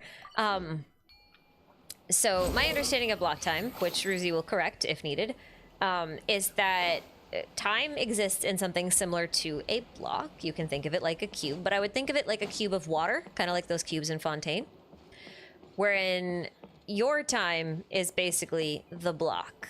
Like your whole life, for example, is like a whole block. And your past, present, and future exists all at once at the same time. But you, as a consciousness, are only able to witness a single moment of that time or a single point within that block at any given time. And you experience time, therefore, in a more linear manner. But if anything changes within your block, because everything's already happened all at once, it doesn't matter which part of the time you perceive, like where you move within your own personal block of space-time, it will always have happened. So if we think about it still as like a cube of water, if you want to change something within that cube, that's a bit like dropping a single droplet of colored dye into the water. And what that does, it will eventually distribute itself throughout the entire cube. So no matter what you do or where you go within that cube, that change to the water within the cube, your time, is everywhere all at once. So it doesn't matter where you perceive time to be from. It's just already changing. If you want to think of it another way, think of the block in this case as a book. So your life, your time, your story, your narrative is just a book. And you can only read one word on one page at a time. But everything within the book exists at the same time. And it doesn't really matter where you go in the book, everything's already predetermined. There's the past there, and the early pages, the present's there, and the pages you're reading, and the future's there, and the pages you have yet to read. I think that's the easiest way of thinking about it, is as a book. Thank you so much. I feel like that was a good example, especially with the book. It's like the book has been written. Yep. And if you turn back time, the book is still written. Yeah. It's like all time, like everything that has happened, is happening, will happen, is all written. Yes. Right? Yeah, You're just perceiving time in a seemingly linear fashion, but it exists all at once. Same as with the pages of a book. Every page of the book exists. It doesn't stop existing just because you're not looking at the pages. It's not a Schrodinger situation. And if someone changes anything within the book, no matter where you go within that book, that change will always have occurred.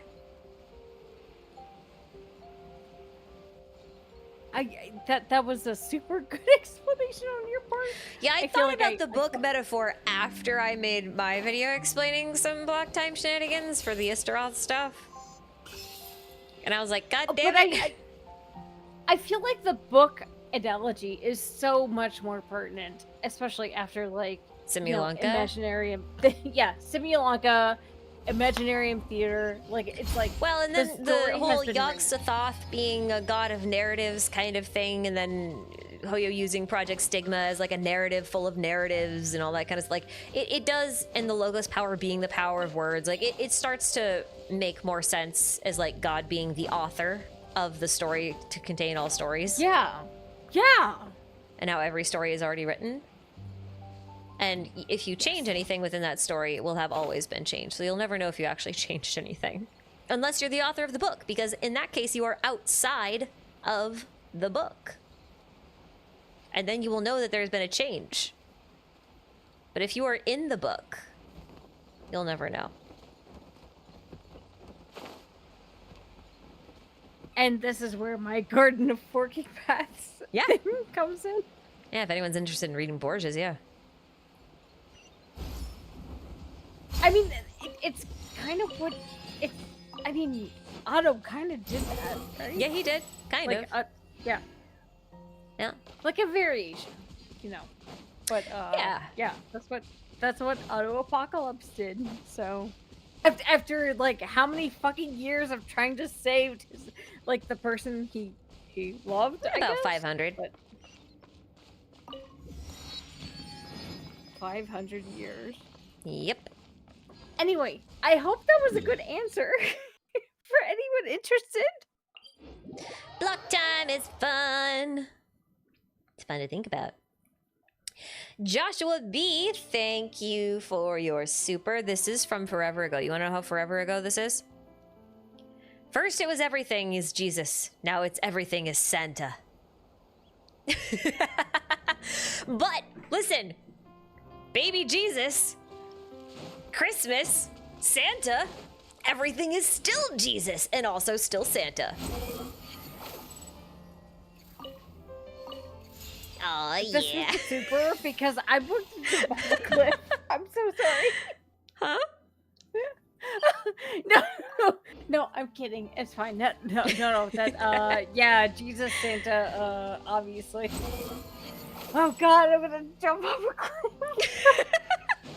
Please don't jump off a cliff without a paraglider. Oh, no. I'm afraid of heights. It's fine. I won't do that. You can jump off But, a bed or a couch. We'll pretend it's a cliff. Oh my God, like 1.5 feet? Hell yeah. Yeah. Yeah, something But, simple. Yeah, I mean, you're touching on, we were talking about, like, the Santa-Odin connection, and obviously not the Jesus-Santa connection. Oh. Well, Jesus, or Santa had a wife. Maybe he had a son. Maybe that's where the myth comes from. Maybe Santa is just God. And that's why he's Odin. I hate everything about it.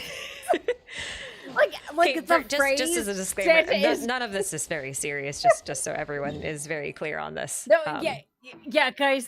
This is like lore mythology shit posting right now. Yeah. Totally unserious. If it were serious, if you actually said Santa is God, I would actually walk into the ocean. Aww. But it's okay. It's okay because I don't have an ocean near me, so it's fine.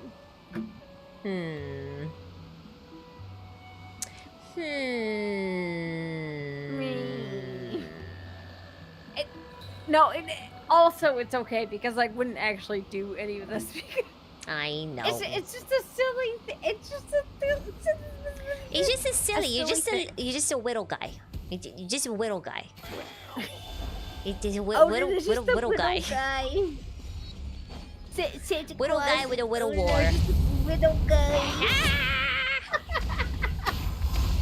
Can I not be in a state where I can be hit by things? That'd be great. Thank you. Anonymous internet user, thank you for the super chat. Ashikai canonically gets her Slavic lore from a backstreet dealer who is actually just 3 comically short wanderers in a trench coat who is played with pictures of Levi and Fenris's fluffy... who is paid with pictures of Levi and Fenris's fluffy tummy.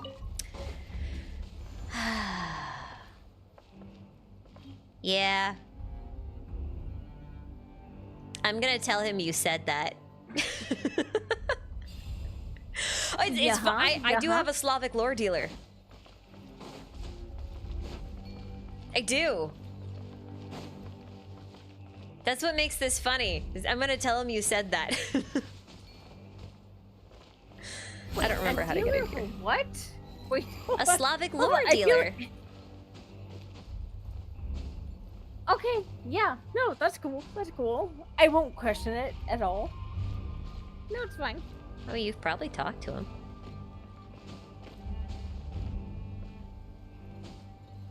That feels ominous. Why? Wait, who is our Slavic lore dealer? I'm talking about Aluslav.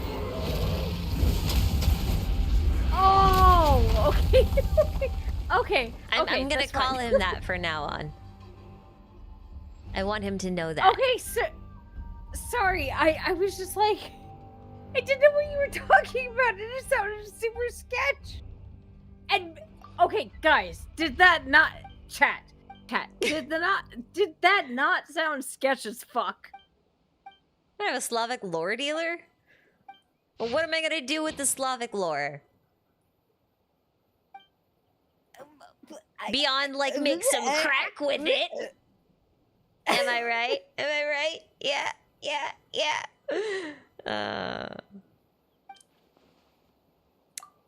Yeah, okay, I'll see myself out. Okay, listen, I just want the statue of 7, Paimon. Give me the statue. You better touch the rock. Let me touch the rock. Ah! This quest will be started and never finished. Wait, can I just say though that this part of the quest, like when we were getting firebombed by who we now know is Archon, I was not in a good place because I was firebombed by a dragon. I was like pissing myself. I was like, this is the worst thing. Ah! He just wants to be friends. Does he really? Yes. Really? He's lonely. He's lonely. Okay, I guess so. But I didn't get the memo. I didn't get the memo. Lonely. All the dragons have to guard all the princesses by themselves, and everybody hates them and tries to stab them, and it's just it's sad. They're lonely. They just want friends. How come we can't just be friends?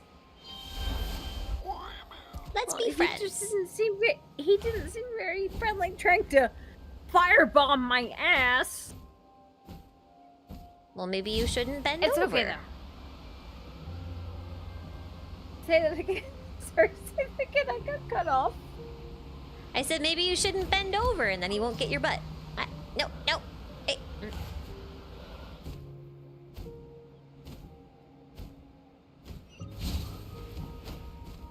I wanted the thing, and it put me in the hole. Give me. Thank you. Now we can go up. Also, can I just say, I know I alienated like a few viewers here by saying that the Sage of the Stolen Flame was a smash. Archon? Definitely a smash. He's pretty cool. I like him a lot. Leave Kokuik alone. Oh, He's no, just sorry, a whittle not guy. Kokuik. He's just Not a whittle Kokuik. guy. He's just a whittle guy. He's just not a whittle guy who can Kokuik. shoot big fiery lasers. I meant the dragon! I meant the big dragon! I know what God, you I'm mean. backtracking so I know what you meant. No, but I need to clarify, like, not Kokuik! I must clarify for posterity that this was not what I intended. Goodbye, bird.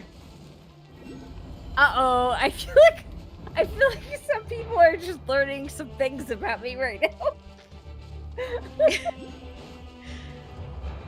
Yes, the dragon!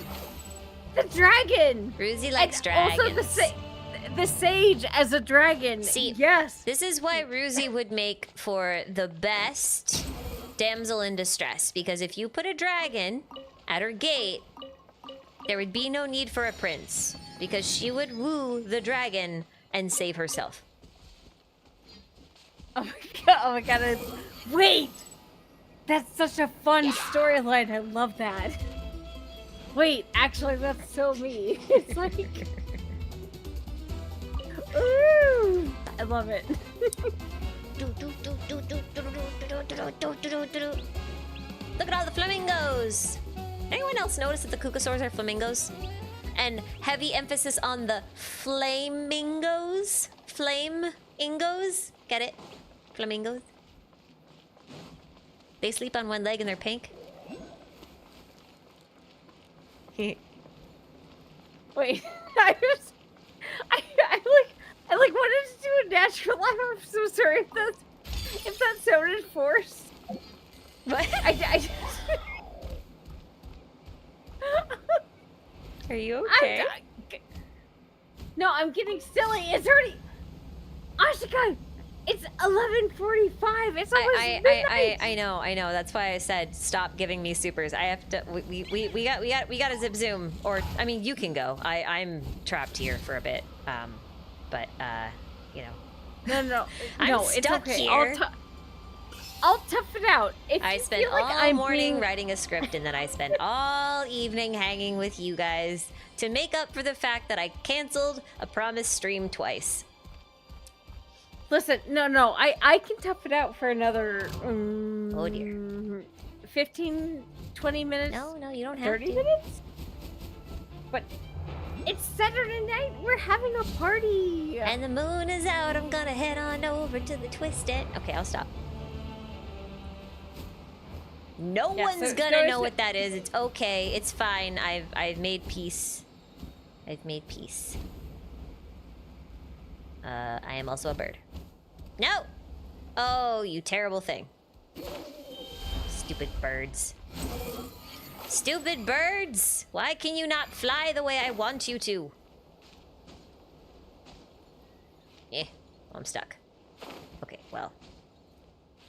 Oh, can I just say that this is kind of embarrassing, but What? This is embarrassing? No. I have a confession. I have a confession where The confessions are usually was bad ideas. It was only after the Oshkanan quest where I realized I could dive with the Kukasaur, and I feel like that would have helped a lot. Yeah, you can also attack with them like that. I learned how to dive with them because if you do the trials and you have to break the stuff in the trials, like the flying trials, like you kind of have to dive to do those. Oh, I haven't done the flying trials. Yeah, so... you'll have to dive to do some of those. I don't know if there's a better way to do it, but like mine wouldn't break the thing without yeah, it was really annoying. Anyway. I also just know that. Oh God, this is so embarrassing. I'ma steal your mom. But during the Natlan quest where you have to like chase Ochkan, like the dragon. Mm-hmm. Guys, I struggled. It took me like 3 attempts. I couldn't keep up with the dragon because I think I didn't understand the mechanics of the Kukasaur, and I don't think I still understand them. How do you speed it? How do you zoom? I don't know. You hold right trigger. It's the same as the It's the same as the dash button. Whatever button that is on whatever controls you're using, it's that button. You just hold that. Oh. Wait, so I'm actually just stupid. Oh, Jesus. You gotta go zip zoom! Oh, that's embarrassing. I think I tried that really, like, almost immediately because I wanted to Wanderer with them and go zip zoom, and that's how you zip zoom with him. So I just kind of zip zoomed on a Kukasaur. I was like, ha-ha! Sucker! Oh, I'm gonna have to try this out. But, yeah, it was only after that trial, and I like, finally got it done in the World Quest. But then I was, like, doing something else, like a puzzle. I don't and think I was can like, actually oh, get I can this one. dive? I can dive super fast? I don't think I And can I get was this one like, without the quest. Oh, shit. I'm gonna try.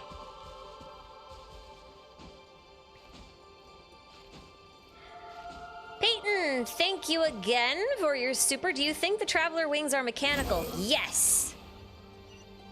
I think they're part of their suit.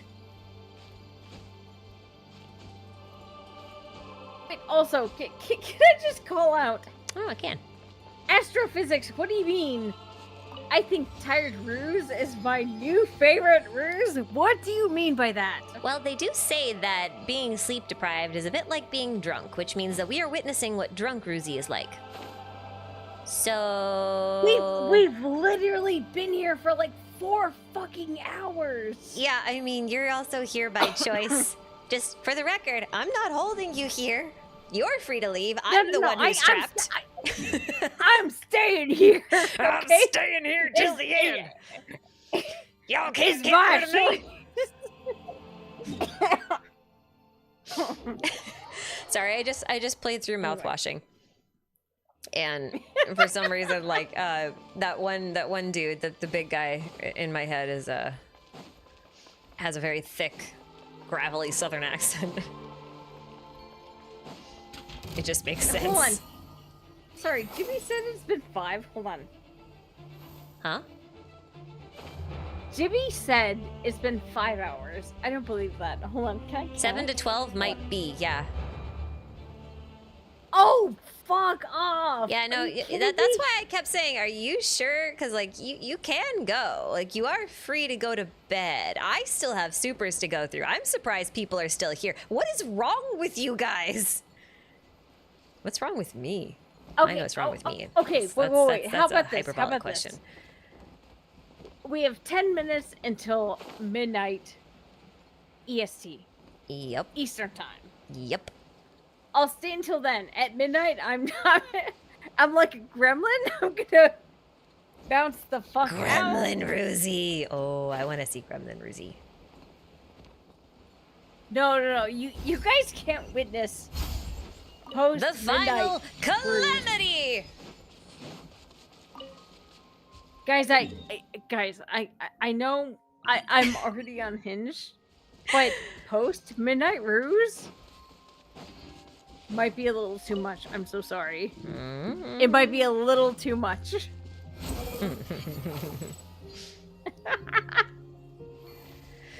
Okay, let's oh dear lord. Okay, listen, guys, there's too many. I'm not staying up till 1 a.m. We gotta get through these.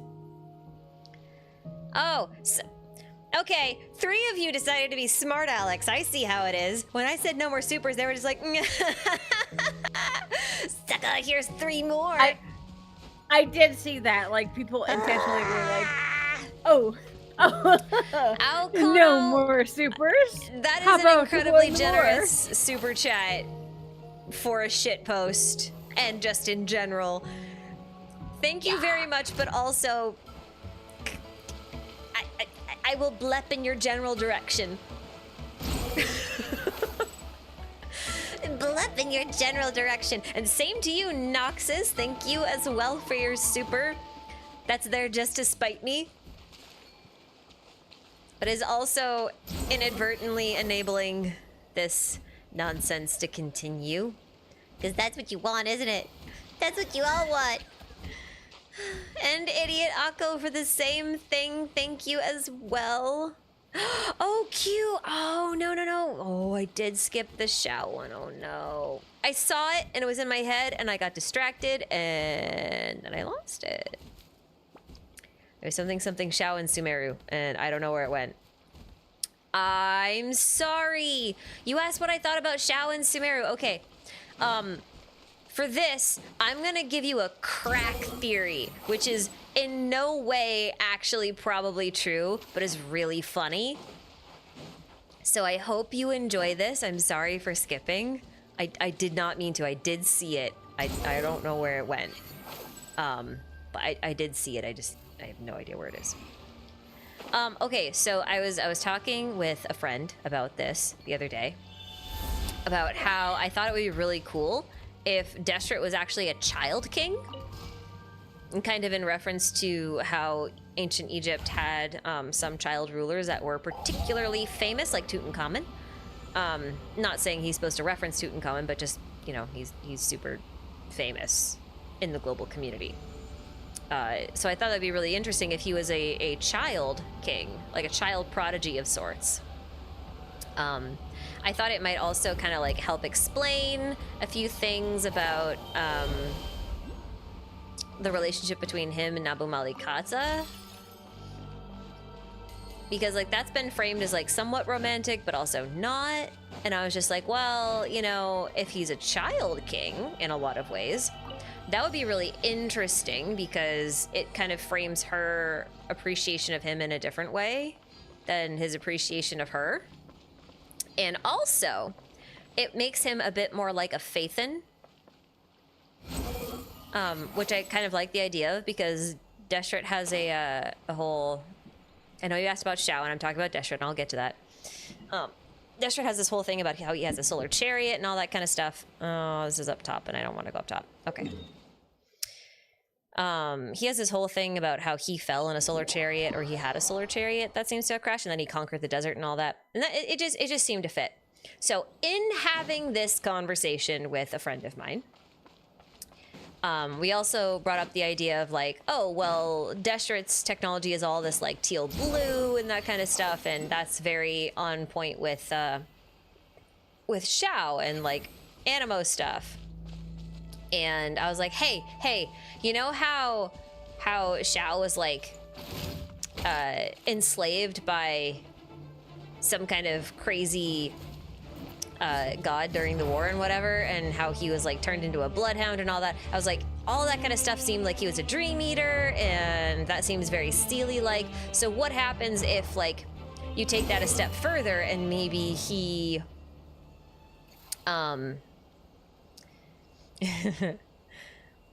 what if he got like his powers sealed and then he just like turned into, he regressed Nahida style, right? So part of his powers was sealed underground, the way we saw with that cutscene with Nahida and Rukkhadevata. And then what if the rest of him was like a husk that was left and it got taken over by like a really merciless djinn? And then Zhongli comes along and he's like, wait, I recognize you. And he gave him a whole new name to protect him and all that kind of stuff. And the reason why Shao's like named after Garuda, who should be guarding the Temple of Sumeru or the Mountain of Sumeru and all that kind of stuff, is because he was originally the god that was in Sumeru under a different name without any memories of his past, and that's why he's in pain and also the only one left standing and all that kind of stuff. And I thought that was kind of fun of an idea. Alternatively, we threw around the idea that Shao might have just been someone who was on the border between Sumeru and Liyue. Partly because he, again, is fairly desert-coded in the sense of all of the teal Animo kind of stuff and whatnot. And also being a little bit more related to Mount Sumer. And dreams and that kind of stuff. Anyway, it seemed like a fun theory. That's kind of where I'm at with that. It's mostly crack. There's plenty of things that can disprove it, and I think that's okay. It's just one of those things where it's like, this is a fun idea. It'd be so much fun if they decided to go that route. I don't think they will, but it'd be really fun. Wait, there may be things that can disprove it, but I feel like there's a lot of precedent here for like. It'd be fun. Yeah, like to me, it doesn't feel like unrealistic, right? Well, that's what made it really fun, because we were thinking about him as like a child king, and then Shao has that very young form, like a bird, and then when we see depictions of what we've assumed to be Destret on the wall with the solar eclipse behind him, he's always very bird-like. Yeah. He is a bit more adult, but then again, when it comes to like child kings and whatnot, they tend to be depicted in a more how to put it, adult frame, like what they will be when they reach their true form when they grow up, kind of thing. Right. That's like they usually wear beards and stuff like that. Kids can't have beards. I mean, I guess they can, but that would be kind of a rarity. I guess they can, but it's one of those things where it's like, well, I don't know. I feel like this is. Ooh, it's like getting at these like themes. Right? There are some themes that's playing. It does kind of also rely on the idea that Zhongli and Destret are from similar backgrounds, which I think is provable to an extent. but it also sort of shows why he has a bit of a hands-off approach when it comes to dealing with Shao, but then also why he, like, pays him a bit special attention in a lot of ways. Not just because it's the last quote-unquote yaksha, but, you know, we've also still never heard his real name. But, I mean, we know his constellation is Golden-Winged Peng King. He's not exactly gold, but Deshret was. Okay, I feel like I'm getting comments about, like, people... I'm too sleepy. Okay, so... I might need to go now, because It's okay. Go, go, go, go, go, go, go, go. Okay, so, everyone, good night. Thank you for, like, hanging in there with me. Enjoy all your comments and everything. Ashika, I love you. You're super good. We love you too, Ruzi. Not just me, but everybody here. I'm speaking for them because if they don't love you, then that's mean. Yeah, that's mean. Shame on you. Okay, thank you guys for understanding. Okay, have a good night, everyone. As You're all stuck Ashika, with just me now. as you finish your super chats, but thank you for so tolerating me. Okay, thank you so much. Okay, bye guys. Goodbye, Ruzi. But you have to hang up the call. Like, there we go. Okay, there you go. Try to explain that one to the rest of our family. What were you doing for 5 hours? All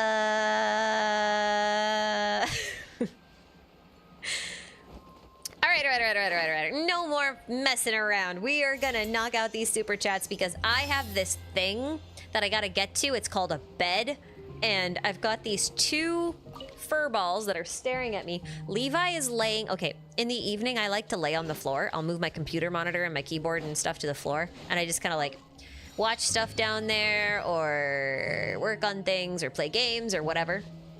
And so there's like a spot where I go, and I've got like pillows and blankets and stuff sorted up there because who wants to sit on the couch? The floor is more comfortable.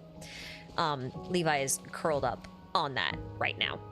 He's just sitting on my pillows, and he's staring at me with the biggest mottled eyes you've ever seen. And he's like, Mom, can we go to bed now? I'm like, you've been sleeping all day, old man. He's almost 10. I'm allowed to call him old man.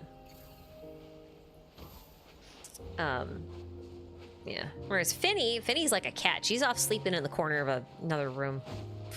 Because that's what she does. Okay. All right. No more of this nonsense. We are getting through these supers because there's like 8 left, and dear Lord, I'm sorry. I know I keep promising to stream more often, and then I've just been getting so busy trying to catch up with everything. And then the holidays are here, and it's always busier on the holidays. So, Q, I hope you enjoyed that little mini theory about Shao. That's kind of my little crack about him right now. I know it's unlikely to be true, but it's still really, really, really fun to think about. I think it's fun.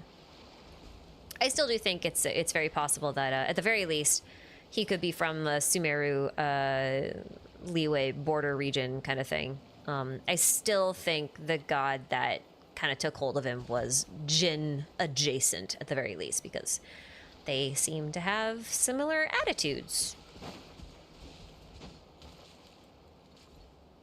Yeah. So, Cooper Limbow, thank you so much for your super. Your personal theory, Ochkan is just Genshin's version of a stereotypical Twitter warrior, putting their own race down because they want to be seen as a good person by the other race only to look bad to both. I have no comment on that. It's been almost 2 years since I've logged into Twitter. Best decision ever. Just saying. I miss nothing about it. I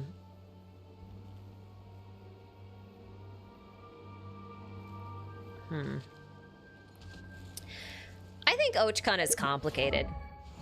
Honestly, I think Ochkan's just complicated. Like, The poor guy, friggin'. How do I put this?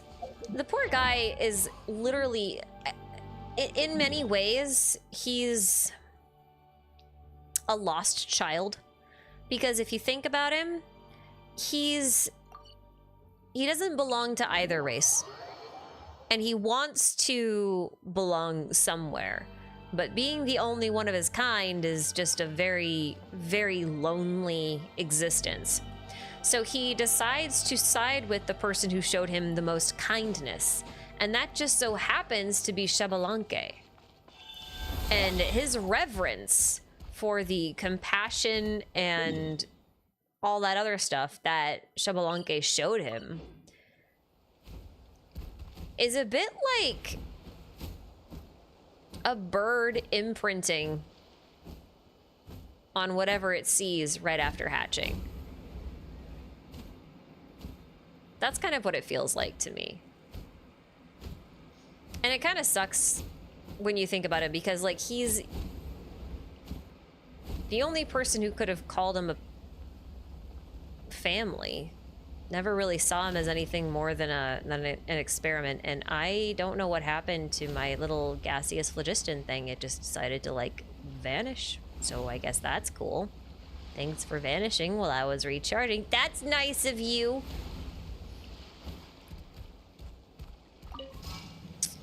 But as far as like Twitter warrior culture goes, listen, I don't know anything. I was mostly on Twitter for like art and stuff, cool fun facts about science. I don't really like getting involved in Twitter drama. Maybe from a distance, spectator sport and all that kind of stuff, so. I don't know. I feel a lot of sadness for Ochkan. When you're the only one of your kind, it is just very lonely. I think people have the hardest time being lonely as opposed to any other type of emotion. I think loneliness is one of the ones that's hardest to deal with in a lot of ways. I think that one's way up in the sky. I think I got a quest to get up there. So, none of that. I don't want to do that. There's a couple more I need to get in Sumeru. So I think we'll just go ahead and grab those. These are easy to get. A lot like Wanderer? I guess so. I guess so. What was that egg that doesn't want to hatch quest about? Just the corruption of the abyss foreshadowing? I don't know. I think that's something we'll come back to later. I don't think it's something that they're gonna tell us anything about now. I think we'll have to just wait and see. Because, like, that quest isn't ending until we get to the volcano, so I think, if anything, we might see it hatch into something else at the volcano. Or maybe it'll never hatch. Maybe it'll just sit there. Who knows? Maybe... Oh, you know what? Well, we... Okay, let me grab one of these waypoints, and then I want to go look at something. Now that I think about it. In the meantime, Esper, thank you for the super. Expecting Snezhnaya to overlap with Belobog a lot? I would say not really. I think Slavic inspirations, yes. I mean, I definitely think they'll give us a Bronya of some kind, whether she's the Archon or not. I think they'll give us a Bronya. I can't imagine they don't give us Bronya. They just kind of have to. She might go by a different name. She might look a little bit different, kind of like how A looks a bit different from May or Dr. May. Those are two different people, by the way, even though they have the same name. They look a little different, but I mean, they are a variant thereof. So I can't imagine they don't give us a Bronya, but I think it'll be pretty different from Belobog. Obviously it'll be winter, land of eternal freeze, all that kind of stuff, but I don't know if we'll have like an underground Geomero thing. I can't really picture that happening, so I'm not really sure where else the inspiration would come from. We'll see. We'll see. We shall see. Sri Harsha Taniti? I'm sorry if I said that wrong. Thank you for the super. You want to say something important? Please read your chat. It is very difficult for me to keep up with chat.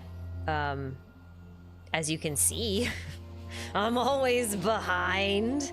But it looks like you supered again, so thank you once again. And you said a 6,000-year-old grandpa who knows Tevat inside and out can't use phlogiston. And the animal Archon can't fly, but a random elf with a mechanical gun can. I think you're talking about like gameplay mechanics, being like Zhongli can't use phlogiston, whereas Venti can't fly, even though they're, you know, Zhongli would be dragon adjacent and Venti is an animal Archon, whereas Chaska can fly on a gun. I mean, I think a lot of that is just power creep, honestly.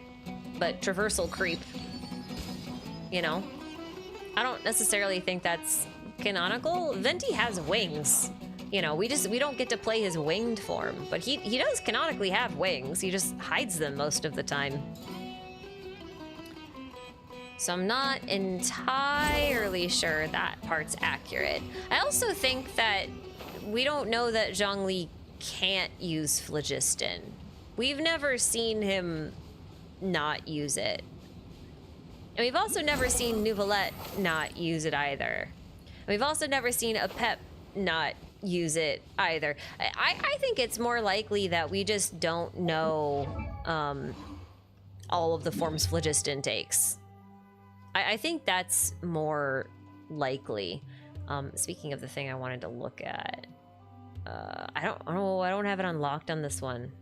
Never mind, I can't go look at it. I have to go log into my other account, which I don't want to do.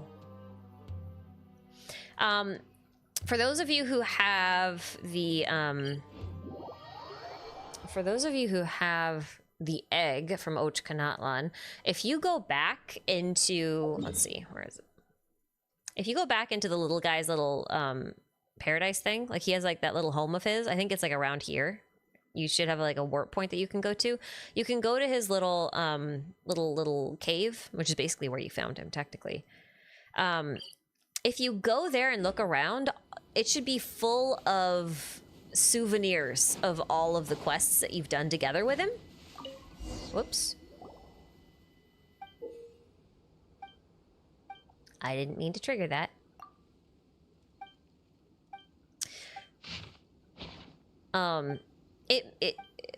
So the egg might be there. I haven't checked, but it's possible that if it has no intention of hatching, the egg might actually be in that little guy's domain. So I think that's worth checking out if you have your account open or you want to log into it. I don't have the egg on this account, so I can't go look. I think that's worth looking at. Cyrus Gold 7, thank you very much for the super. Bennett was found as a baby in the Mare Javari, yet it disappeared 20 to 30 years ago. Does Bennett just age slowly? Is he dragonkin? This is why I said I think it kind of fades in and out of existence. Because that's kind of what makes sense to me. If it... Remember, like, the Night Kingdom was brought into the area that became the Mare Javari, and then it was detonated. So when I hear that, I think I just made this whole region completely unstable, and it may glitch in and out of reality. And that's kind of what I think happened. And it seems like a lot of people go looking for the Mare Javari. I mean, Stanley did. Right? Stanley went looking for it. That was Venti's story quest. So he must have found something, because Stanley died there. Oh, it's up. That thing is ominously flying towards me. I would like it to not do that. That would be great. Bye.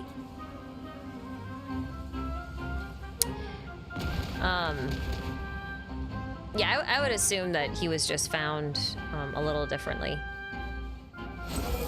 Like maybe someone did manage to find the Mare Javari for a time before it disappeared, and it just so happened that they found a baby there at the same time. That'd be kind of weird though, because then like, where did the baby come from? And does time stop in the Mare Javari? That'd be kind of weird. That'd be super weird. I don't know. Al Kono, you're back! Thanks again! You can make it to the end. No, I can't. No, I can't. I'm not your strongest soldier. I can't do it. Oh no, it's It's fine, we'll get there. I'm just lonely. Oh, so lonely. Roosevelt has left me all alone. Oh, it's over there. Noxes, thank you again for the super. Roosevelt sounds drunk. Please tell her to go to sleep. Well, she's gone now. She's gone now, but I might, you know, taunt her with clips tomorrow for fun. Just cause I'm a good friend like that. We're good friends.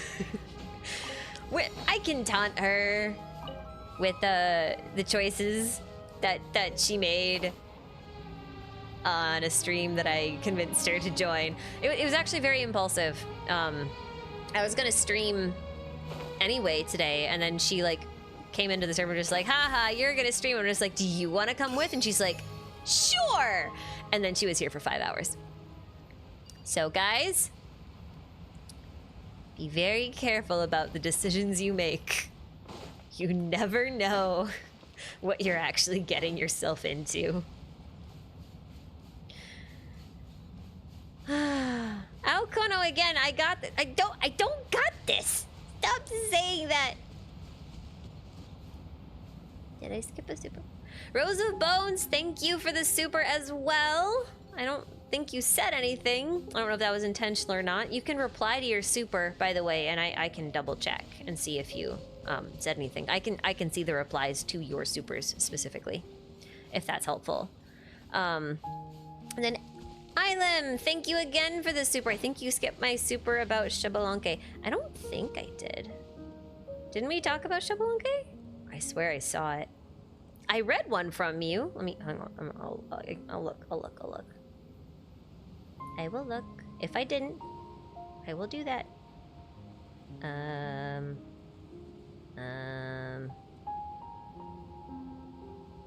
Oh no, I didn't skip it. Thoughts on Xbalanque being a descender? No, we spent quite a lot of time talking about that. Ruzi and I both weighed in on whether or not we thought he was a descender or not, and all the unexpected variables and whatnot.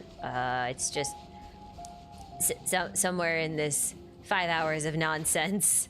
It's entirely possible that we talked about it during a time when you may have taken a break.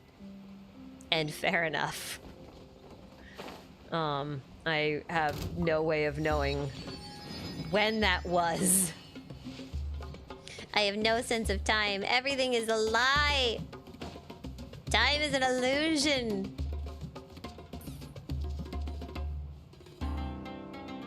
Blue Cat. Oh, the egg is there. Blue Cat says the egg is in the thingy. So I'm gonna guess it's just a souvenir. It's not supposed to hatch. I mean, I guess it would make sense, right? Like, because the egg has just been there forever. I can't imagine it would ever hatch. Must have fallen asleep again then. Sorry, it's 5 a.m. No, listen, that's totally understandable. I am like hours behind. I was hours behind on supers because Roosevelt and I kept getting really distracted. I am very sorry about that. If this is your first stream, this is normal. I'm still sorry. If this is not your first stream, you probably know that this is how it goes.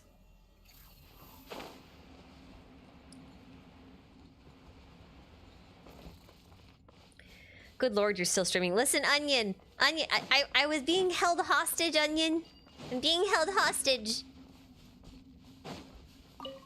Woo! There's no warp point down here because I haven't done this quest. So, none of that. All right. Listen, guys. It has been 5 hours and 20 minutes. I think this is my longest stream on record. And you know what? I deserve that because I canceled on you guys twice. So we're basically at 2.5 hour streams, which is the same number of streams that I canceled on you guys with. So can we be square? Is it good? We Man, please go to sleep. I'll sleep when I'm dead. My entire workday background noise tomorrow. Let's go! Yeah, all right. You gotta listen to me and Roosevelt be nonsensical for 5 hours. Okay, but yeah, let's I'm gonna do a thing. I'm gonna do that thing where I warp to a statue of 7, and then I turn to the camera and I say, "Hello. I know you're watching me. It is time to depart. Goodbye!" That only works if I can actually click the button at the same time. I don't think I can actually do the controller and do the thing at the same time, so it's like,